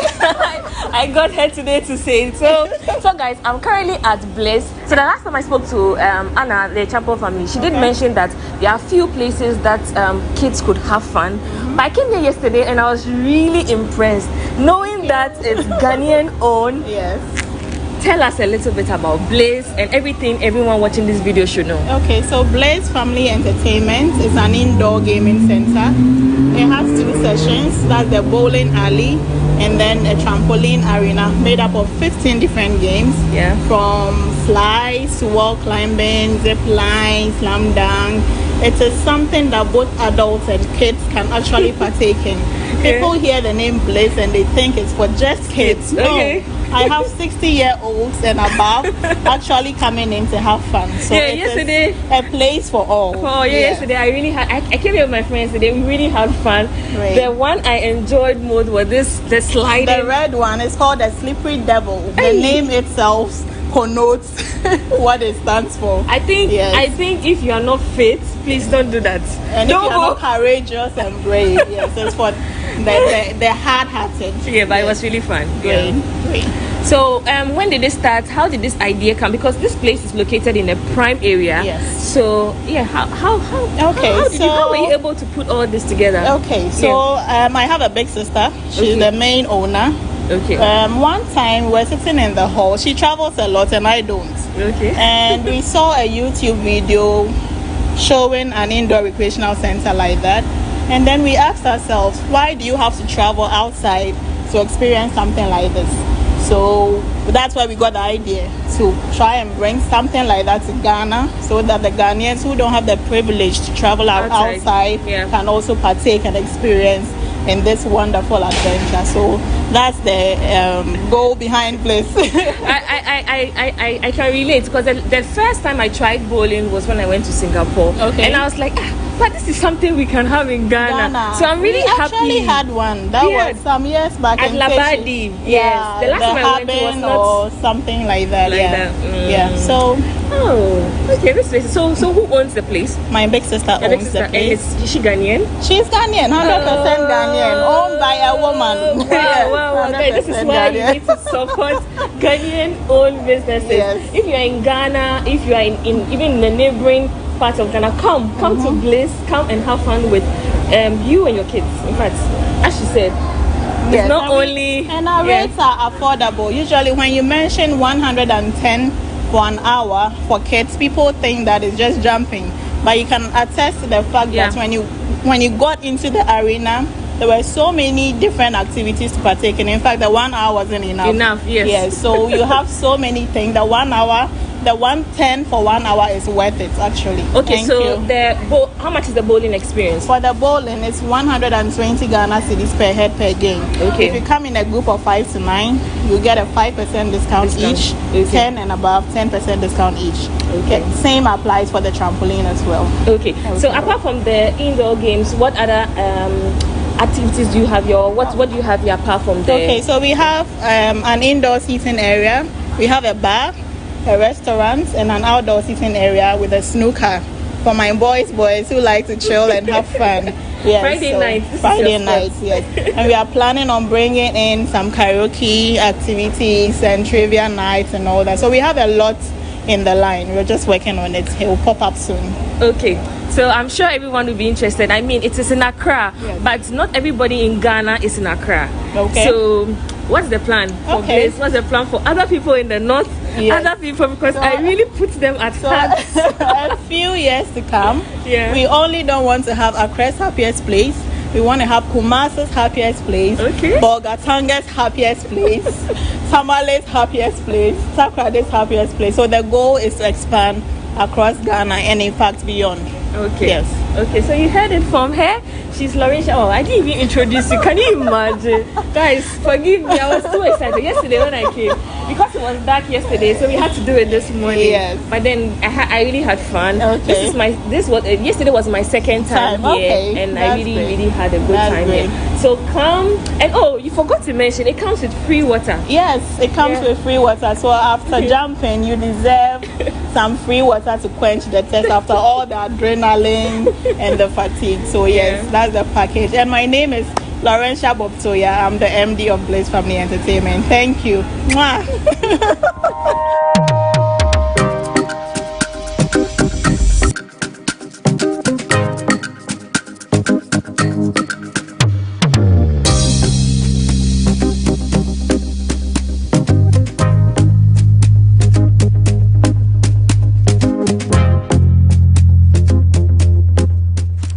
Blaze is located in Accra at the Aviation Social Center. For starts, we got a pair of socks which cost us 5 Ghana cedis each. This experience cost us 110, which is about $10 for an hour.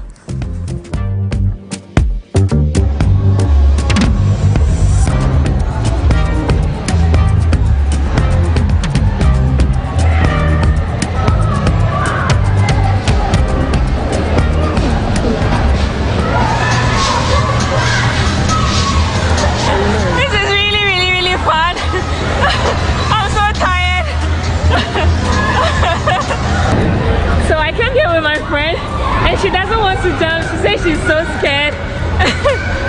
So this is also the basketball.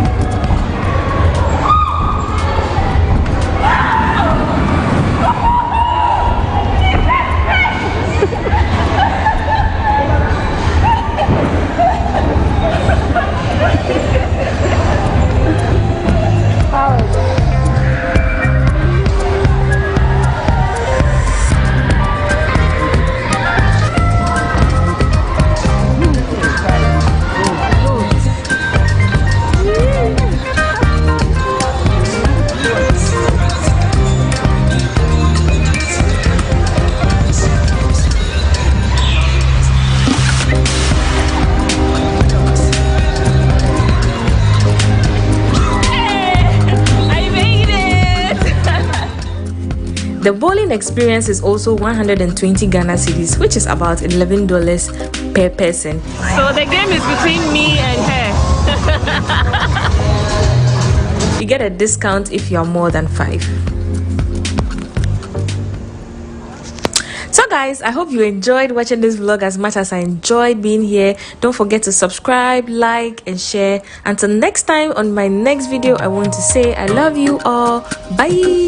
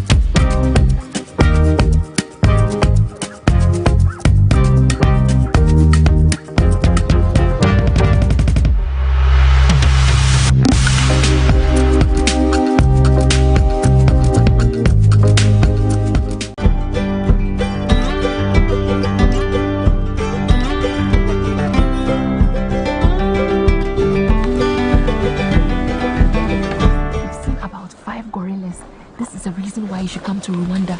This is the reason why you should hike this mountain. This is the reason why you should see this animal. Hi guys, we are back again. Charlie, hope you're doing amazing. I'm currently live at the Volcanoes National Park and we are going to be seeing the mountain gorillas. This is the main reason why I came to Rwanda and I'm super excited. I'm going to experience this with you. The view behind me is so beautiful. I'm imagining hiking to the top and seeing the gorillas. I hope you're excited just as I am. I'm going to take you along and yeah, we are currently here. We are going to have some coffee before we start the hike. So I'm going to take you along. I know you're super excited just as I am. So let's go guys. My name is Beck. B-E-C-K. So I'm going to be your guys. We are going to share the best experience for them. Woo! We are super excited. Yes, we will. Yeah. You're going to make it the best out of everybody. The mountain gorillas are endemic species only here in that place. They have two different natural habitats. So there is one population of mountain gorillas which is located in Virunga Massif. Virunga Massif, it's a big forest which is bordering 3 different countries, Rwanda, Congo, Uganda. So one side it's in Rwanda, we have Volcanoes National Park. Then behind it's in Congo, there is Virunga National Park. Then another side it's in Uganda, there is Mugahinga Gorilla National Park.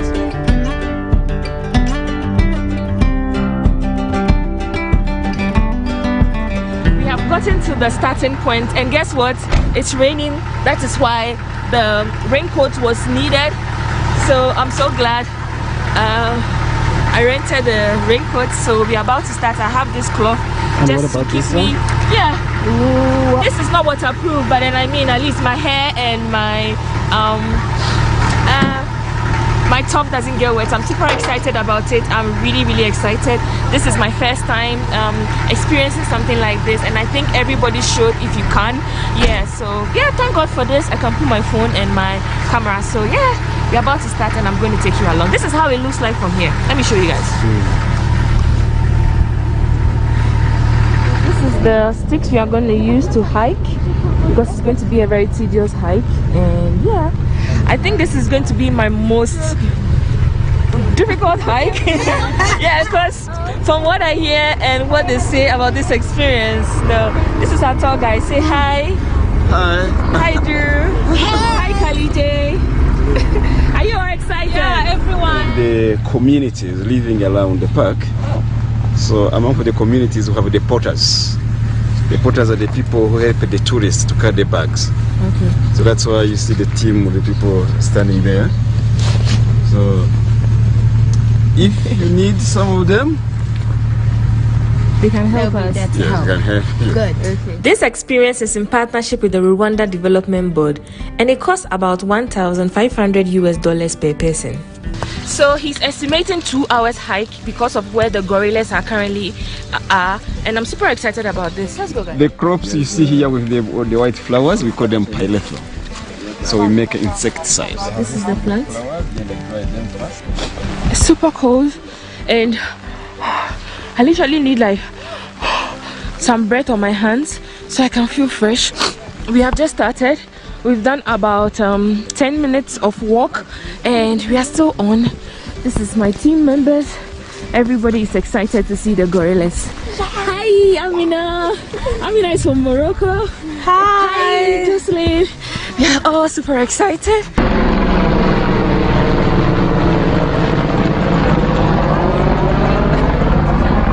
So the military have their helicopters around for just in case of an emergency. There are a lot of groups. We are just one of the groups. For people who can't walk for long hours, they have taken them to the shortest route, but we are using the longest route because we wanted to have a full experience of everything. This is how it looks like here.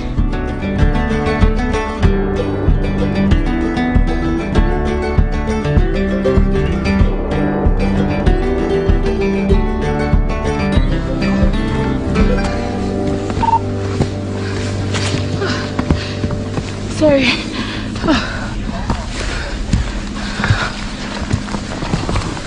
Second stop, and everybody's just chilling and sitting. Got a shed. Bye bye. Got a little boy in there. Bye. How long do you think we are going to see the gorillas? From here? Yeah. 2 hours. 2 hours from here? Yes. I thought we have done almost 30 minutes already. Yes. Wow.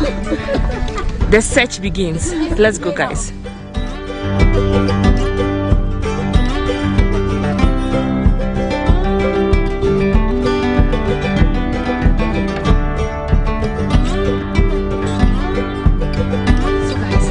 We have finally entered the jungle and we're about to start the real hike.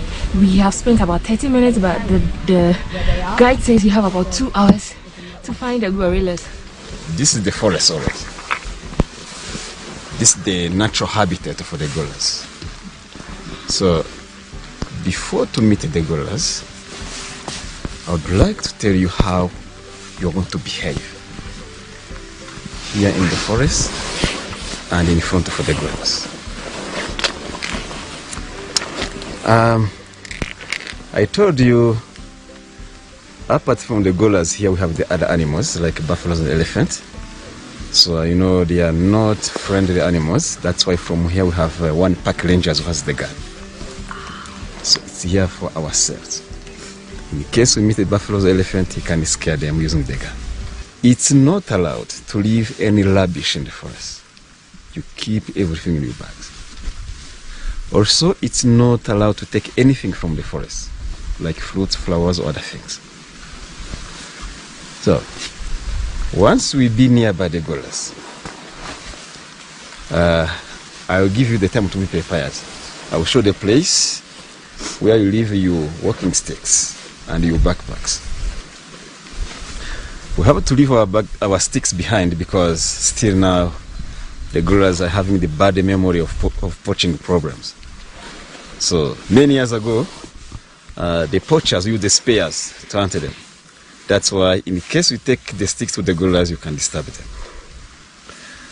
So, after leaving the sticks and our backpacks, we meet the gorillas. Of course, we take your cameras, then we meet the gorillas. So with the gorillas, we stay 1 hour. That's maximum time. The end of 1 hour, we leave them. Because in the case we stay more than 1 hour, it can stress them. So, with the gorillas, we stay together. We keep a tight group, and you take pictures for them, but don't use flash. Flash camera scare the gorillas. To eat, to eat, to drink with the gorillas, it's not allowed. You can do that before or after leaving them. Then, it's not good to point the gorilla with the fingers like that. Because when you point them like this, they think you have something in your hands, you want to throw to them. So don't point at them. But eye contact, no problem. You can facing them, even the silverback. The distance we have to keep from to the gorillas, we keep 10 meters. But sometimes it's not easy to keep a good distance because of the type of the vegetation. Sometimes the vegetation where it's too much dense, you can reduce it to be a distance. Also, the most of the time, that distance can change because of the behavior of the gorillas. Because the gorillas, they are more friendly to humans, so they don't mind to come close to us. In case the gorillas come close to us, what we do, we have to move back slowly, then we make sure that we have a good distance. In case the gorillas come to us using the same way we are, what we do, we have to go to one side, we give it away, then the gorillas come to us. In case the gorillas come to you to touch you, it's happening often. To touch you, to grab you like this, or to kick you. So that is always a friendly interaction. That means, in that case, please don't be scared. It's normal behavior. They do that for fun. Good. But for you, you are not allowed to touch them back, of course. Okay. Don't touch them back. For the silverback and other big boys, they are always more confident. They want to show you how strong they are. Sometimes they come to you, they beat on the chest, they break some big trees, or making the big noise. I know it's scary, but in that case, what you do, it's not allowed to run away, because when you run away, immediately it can follow you. So what do? You crouch down, you submit like this, and then you talk to them. Wow. What do I say? Hello. You speak good language. What's their language?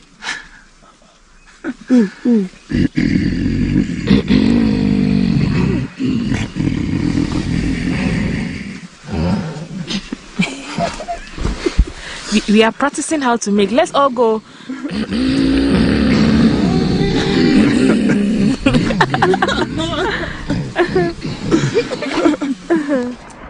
One exciting thing the guide mentioned to us is the fact that when the gorillas eat the sprout of bamboos, they get drunk. so they can be more hyper. But then he's very sure about their behavior, so whenever they behave as such, he's going to let us know and know how to behave, just as he has shared with us earlier on. So yeah, it's so muddy, and this is how it looks like from here.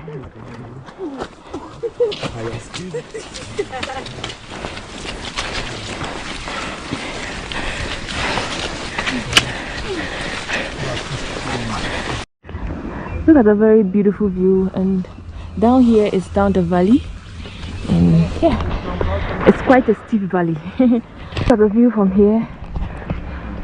We are currently high above sea level. That's the township over there. It's so foggy, it's difficult to tell. How far are we from the gorillas? This is the halfway. Halfway? Yes. So we still have more than an hour to go, because it looks like we are not finding. This forest is the oldest national park in Africa. Has been created in 1925 because the gorillas here were identified for the first time in 1902 by a German. So after a few years, in 1925, the king of Belgium decided to create this forest as the first national park in Africa, just for gorilla conservation purpose. Currently having a snack break and a water break, so yeah, you're all invited. Cheers, guys. Yes, cheers. We are having banana and cupcakes as snack.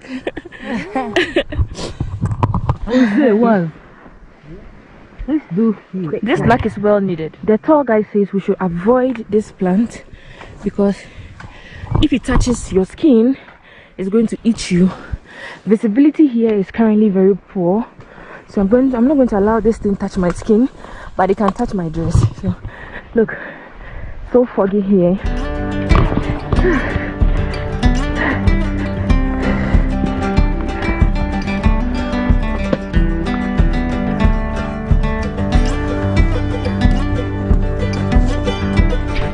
So we are currently here. We are not supposed to talk too much, and we've seen one, but we need to get close to them. We are supposed to wear nose masks because of COVID, and yeah. But before hiking, we all did our COVID test, but then we all have to protect ourselves. This is our local guide. Hello. Look at the gorilla.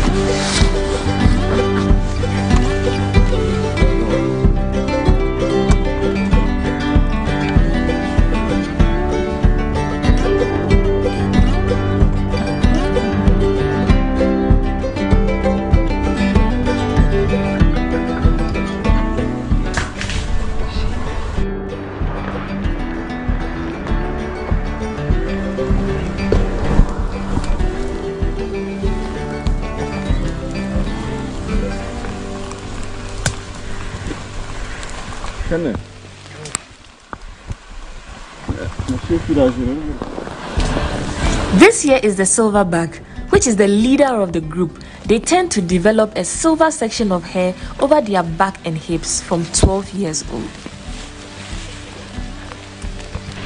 So guys, he's currently eating.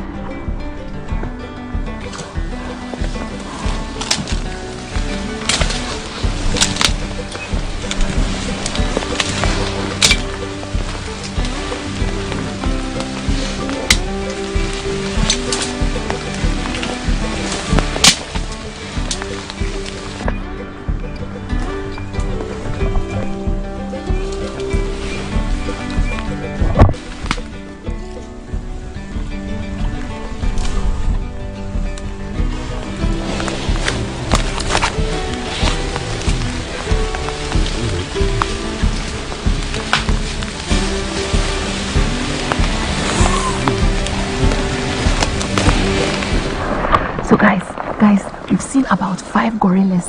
This is a reason why you should come to Rwanda. This is a reason why you should hike this mountain. This is a reason why you should see this animal. I've seen it from there for the first time and I'm really, really happy. I'm overwhelmed. Like, guys, they are so beautiful. And wow, it's just like we see on TV, just like we see in Nigeria, just like we see on YouTube. Like, I get to experience it, and this experience, mwah. Thank you, Rwanda Development Board. So, we are currently searching for more families here. So, yeah, this is how it's going here. No, there's somebody there.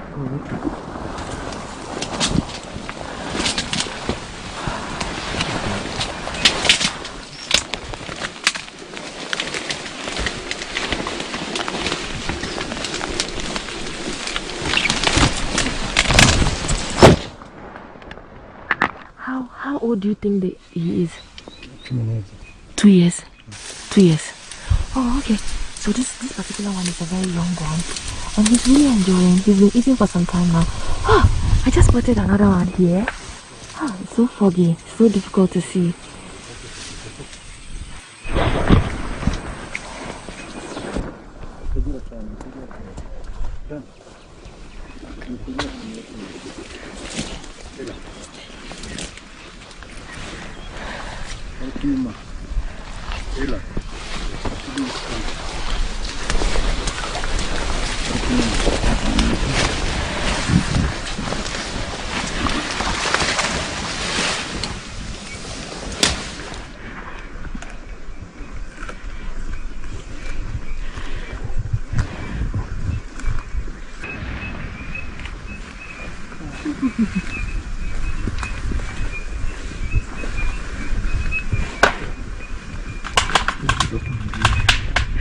Sorry.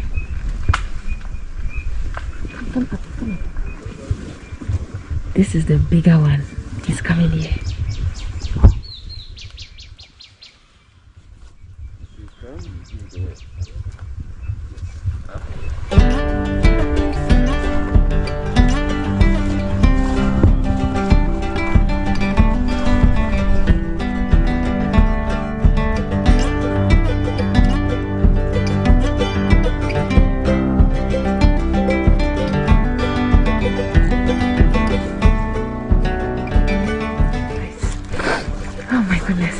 I'm really, really happy I was able to do this.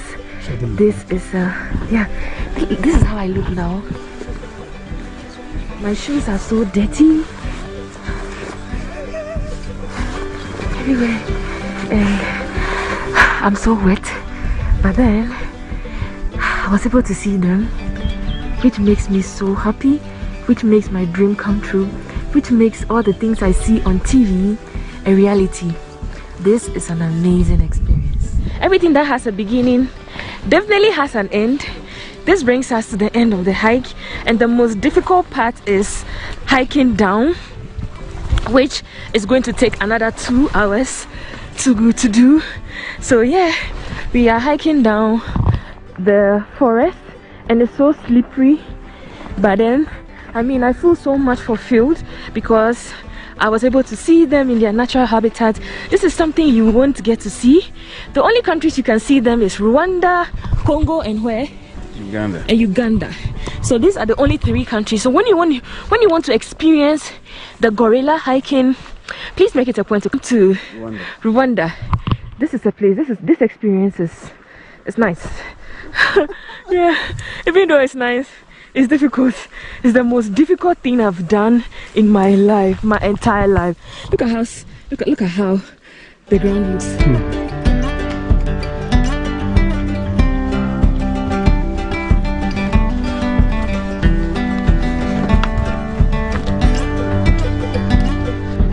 I really appreciate the tour guys. You guys are doing amazing. Cheers. Cheers. Remember when we got here, you could see the view, but look at how it's so foggy now. It's really steep.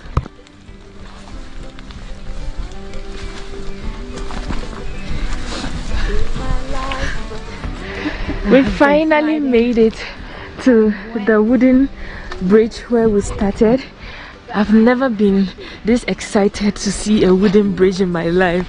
This experience, wow, it's not for the faint at heart. But is it worth it? A big yes. A very big yes. You guys remember when we started? There was no fog here. But look at now. Everywhere is foggy. And yeah, it feels as though we are in the clouds. I'm sure when we descend the mountain to the start point, I mean this is basically the trail start point, but down there is where the offices are, so we are going there. And yeah, I'm super excited. I was able to make it, because it's not a joke at all.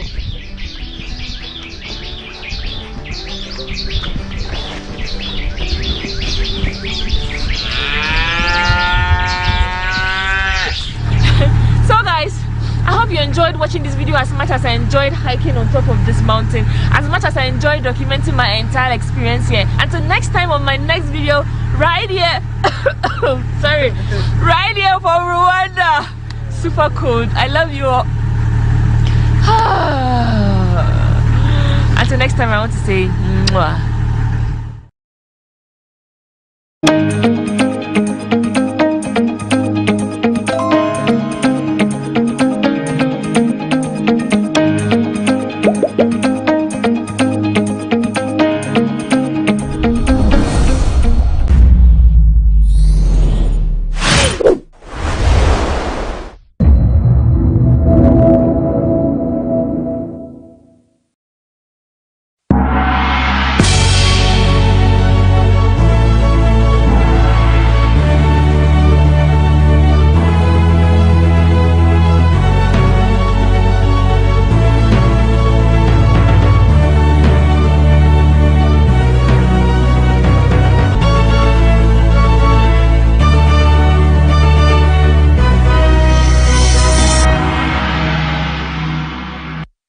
Good day and many thanks for joining us on BizTech on GhanaWeb TV.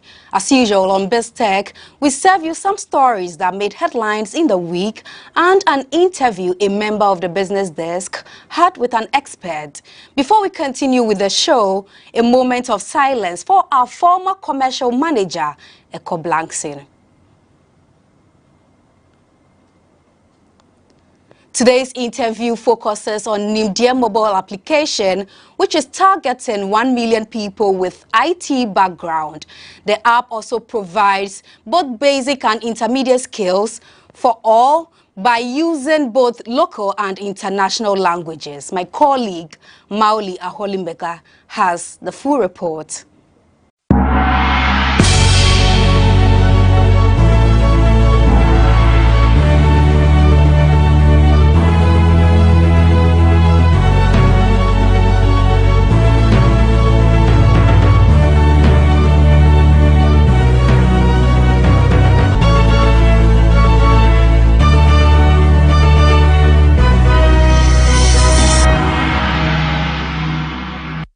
Hello and welcome to BizTech on GhanaWeb TV with me, Mauli Aholemega. Today my guest will be a team of individuals who have been able to develop a mobile application that seeks to provide digital literacy access to millions of Africans. Before I introduce my guest, I'll take a quick break. We'll be right back.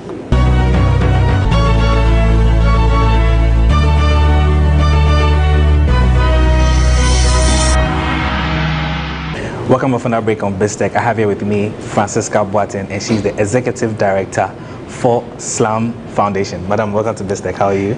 I'm fine, thank you. Yeah. So you've launched an app which is called the Nimde3 app. What exactly is the Nimde3 app? So the Nimde3 app is a digital literacy education app that is going to teach people basic, intermediate to advanced IT skills. The goal of the app is to teach people who have no clue, people who are in the game, and people who are even still looking to top up what they know. That's where we have the advanced. The app will be in 5 different Ghanaian dialects. Okay. It will be in Akan, it will be in Dabani, it will be in Hausa, it will be in Ga, it will be in Ewe. Then we have English, French, Spanish, then 2 Nigerian dialects as well, Yoruba and Igbo. That's a lot of languages. Yes. Yeah. What's the idea behind adding all these languages, especially the Nigerian, the Yoruba, and the Igbo languages? So I have a Nigerian side to me. My very, very good friend is Nigerian, and she's been to Ghana with me several times. She's worked on a lot of programs with me, and I've been to Nigeria as well, so I thought I would honor her by adding 2. And then 2 is not just specific to Nigeria. Our goal is to even extend it to West Africa, to the whole of Africa. Okay. Yes. Yeah, so just back to the app, what went into the idea for you guys to develop this thing, and how long did it take for you guys to come up with the mobile app? Okay, so as you said, I'm part of SLAM Foundation. I'm the executive director. Okay. SLAM Foundation is the corporate social responsibility of SLAM Technologies, an IT firm that has a goal of teaching people IT skills, supporting, especially in the cybersecurity area. So SLAM Foundation was founded to help the underprivileged, people that cannot normally take a normal class, just to extend that training to them. So we launched our 1 million campaign to educate 1 million people with basic to intermediate skills. Last year we went to a lot of constituencies. Going from one place to the other is quite challenging, taking your computers, taking your team. So my husband 3 years ago came up with the idea of getting the same training on an app in different dialects, so that instead of us going to most of the places, the app can do the job for us. Easier. So what you guys seek to do is to provide easy, accessible literacy access. Yes. Okay, and how's that going so far? I'm sure it's been in operation for some time. How is it looking like? How are the numbers looking like so far? Oh, right now, though, we hadn't opened it to the public. So today is when we are actually opening. So for yet to see the figures. So like you said, 2 years ago, we almost launched with an Indian company. So this is a new interface. This is a new developer behind the app. We've been testing it with friends, family, different people. But this is the first time it's being given to the public. Yes. So I've been enjoying this conversation. I'll take a quick break. We'll be right back. I was speaking with Madame Francisca Boateng, and she's the Executive Director for SLAM Foundation. We've been talking about the Nimde3 app, which has been launched to provide digital literacy access to millions of Africans and also Ghanaians as well. Don't go anywhere. We'll be right back.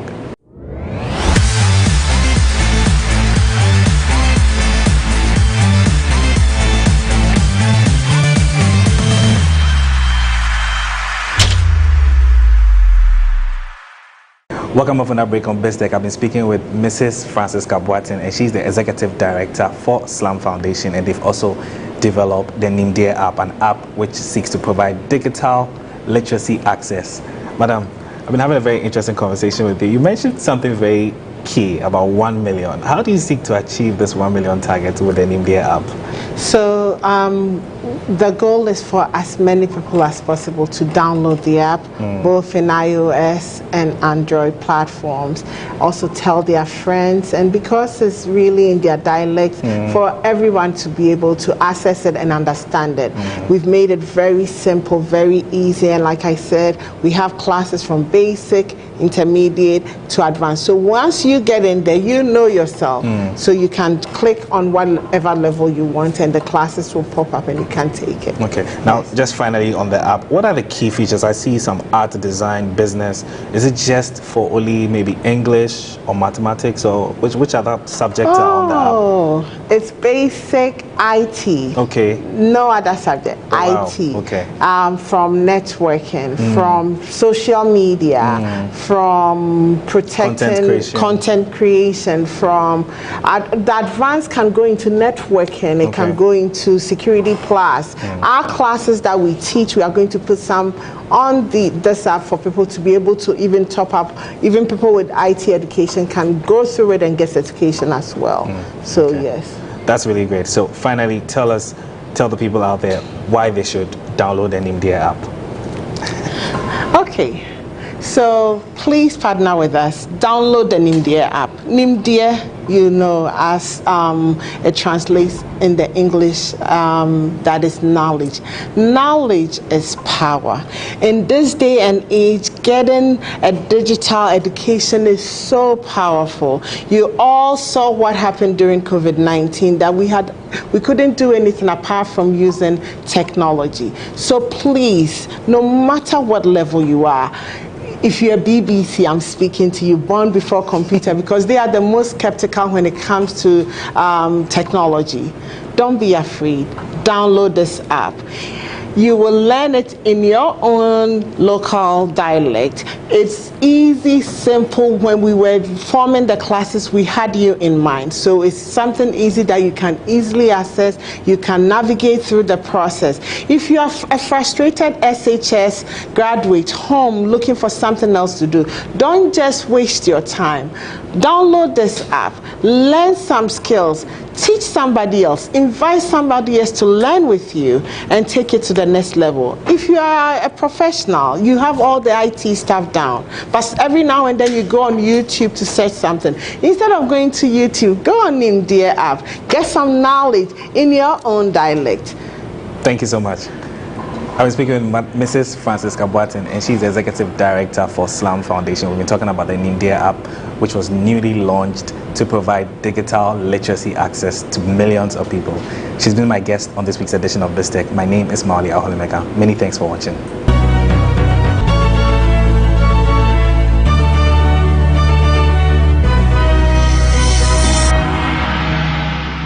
Thank you, Maoli Aholumega, for that report. Up next is Biz Headlines.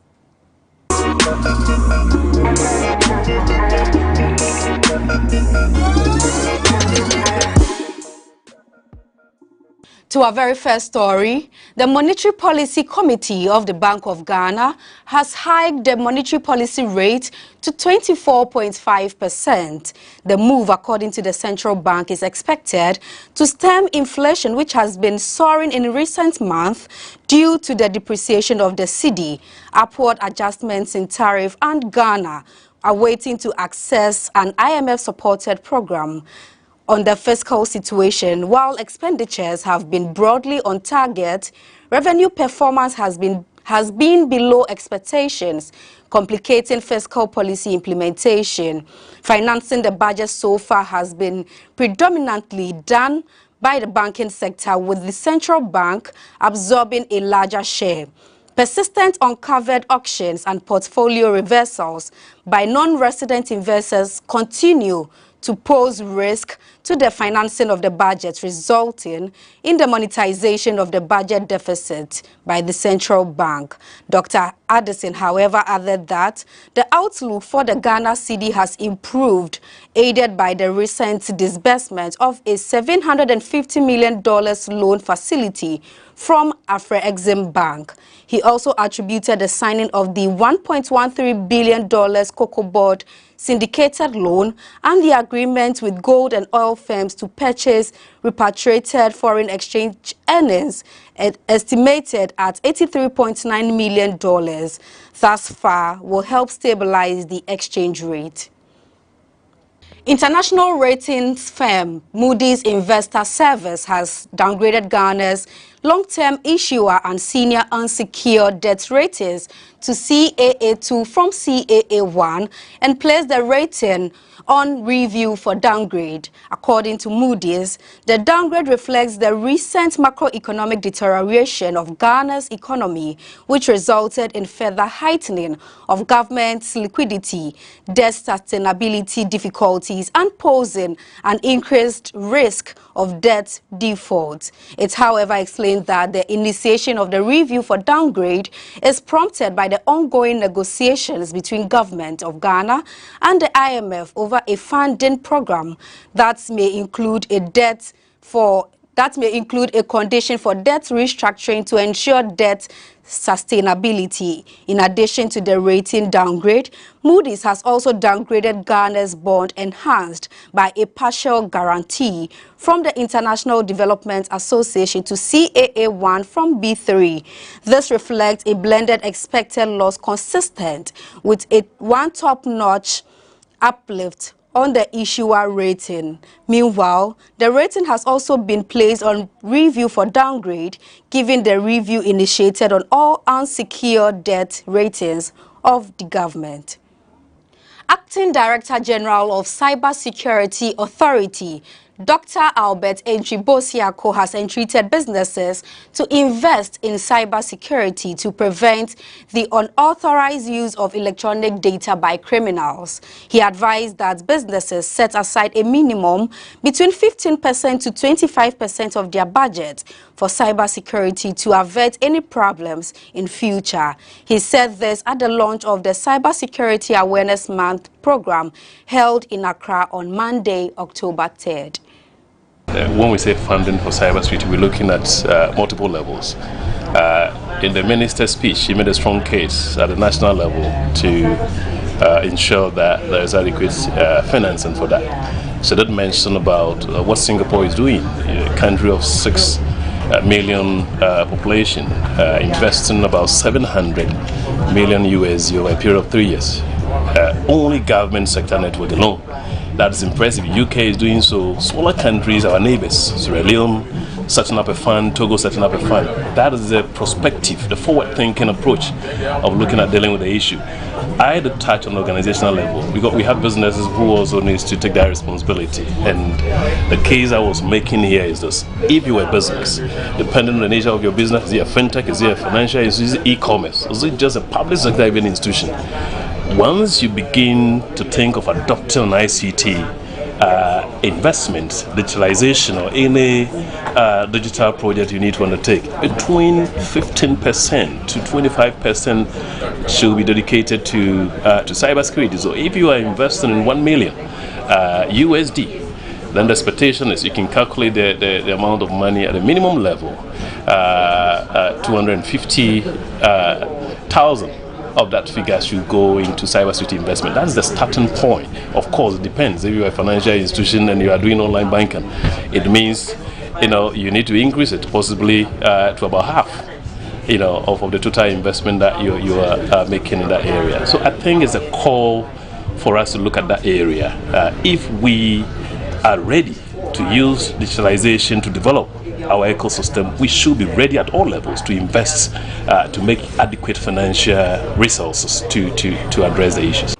Deputy Minister for Energy, Andrew Ejapamesa, has said the National Energy Transition Plan will be completed and outdoored by the end of October this year. According to him, the plan will serve as a roadmap toward Ghana's journey toward achieving net zero carbon emissions. Speaking at the first edition of the Africa Energy Conference, the Deputy Energy Minister reiterated that Ghana will move at a rather slow pace toward transitioning while taking into consideration not stranding its existing energy assets. Ghana has seen the need to develop a national energy transition plan to guide a journey towards attaining net zero status at a pace realistic to her peculiar circumstances. Ghana's plan is informed by both available and prospective energy sources, assessing financing and other factors. I'm glad to hint to you that by end of this month, the plan will indeed be adored. The world must sympathize and come to terms with the African continent's dire need for basic development with the resources available whilst honoring collective energy commitments. More so because Africa's total contribution to global carbon emissions stands at less than 4%. It behoves on us to strategize through the challenges of the times. New and innovative methods must be employed to attract energy finance and investment. Chief Executive Officer of Coastal Development Authority, Jerry Ahmed Shaib, has disclosed that his outfit is working on operating a sea transport system in the country. He stated that the project, termed Koda Sea Bus, will operate from Axim to Denu and vice versa. Mr. Shaib explained that the bus system, when enrolled, will help ease the traffic situations in the country as it will make most stops at the landing beaches. In an interview with City TV, monitored by GhanaWeb, the CEO of Coastal Development Authority said government is working on a sea transport system referred to as the Coda Sea Bus.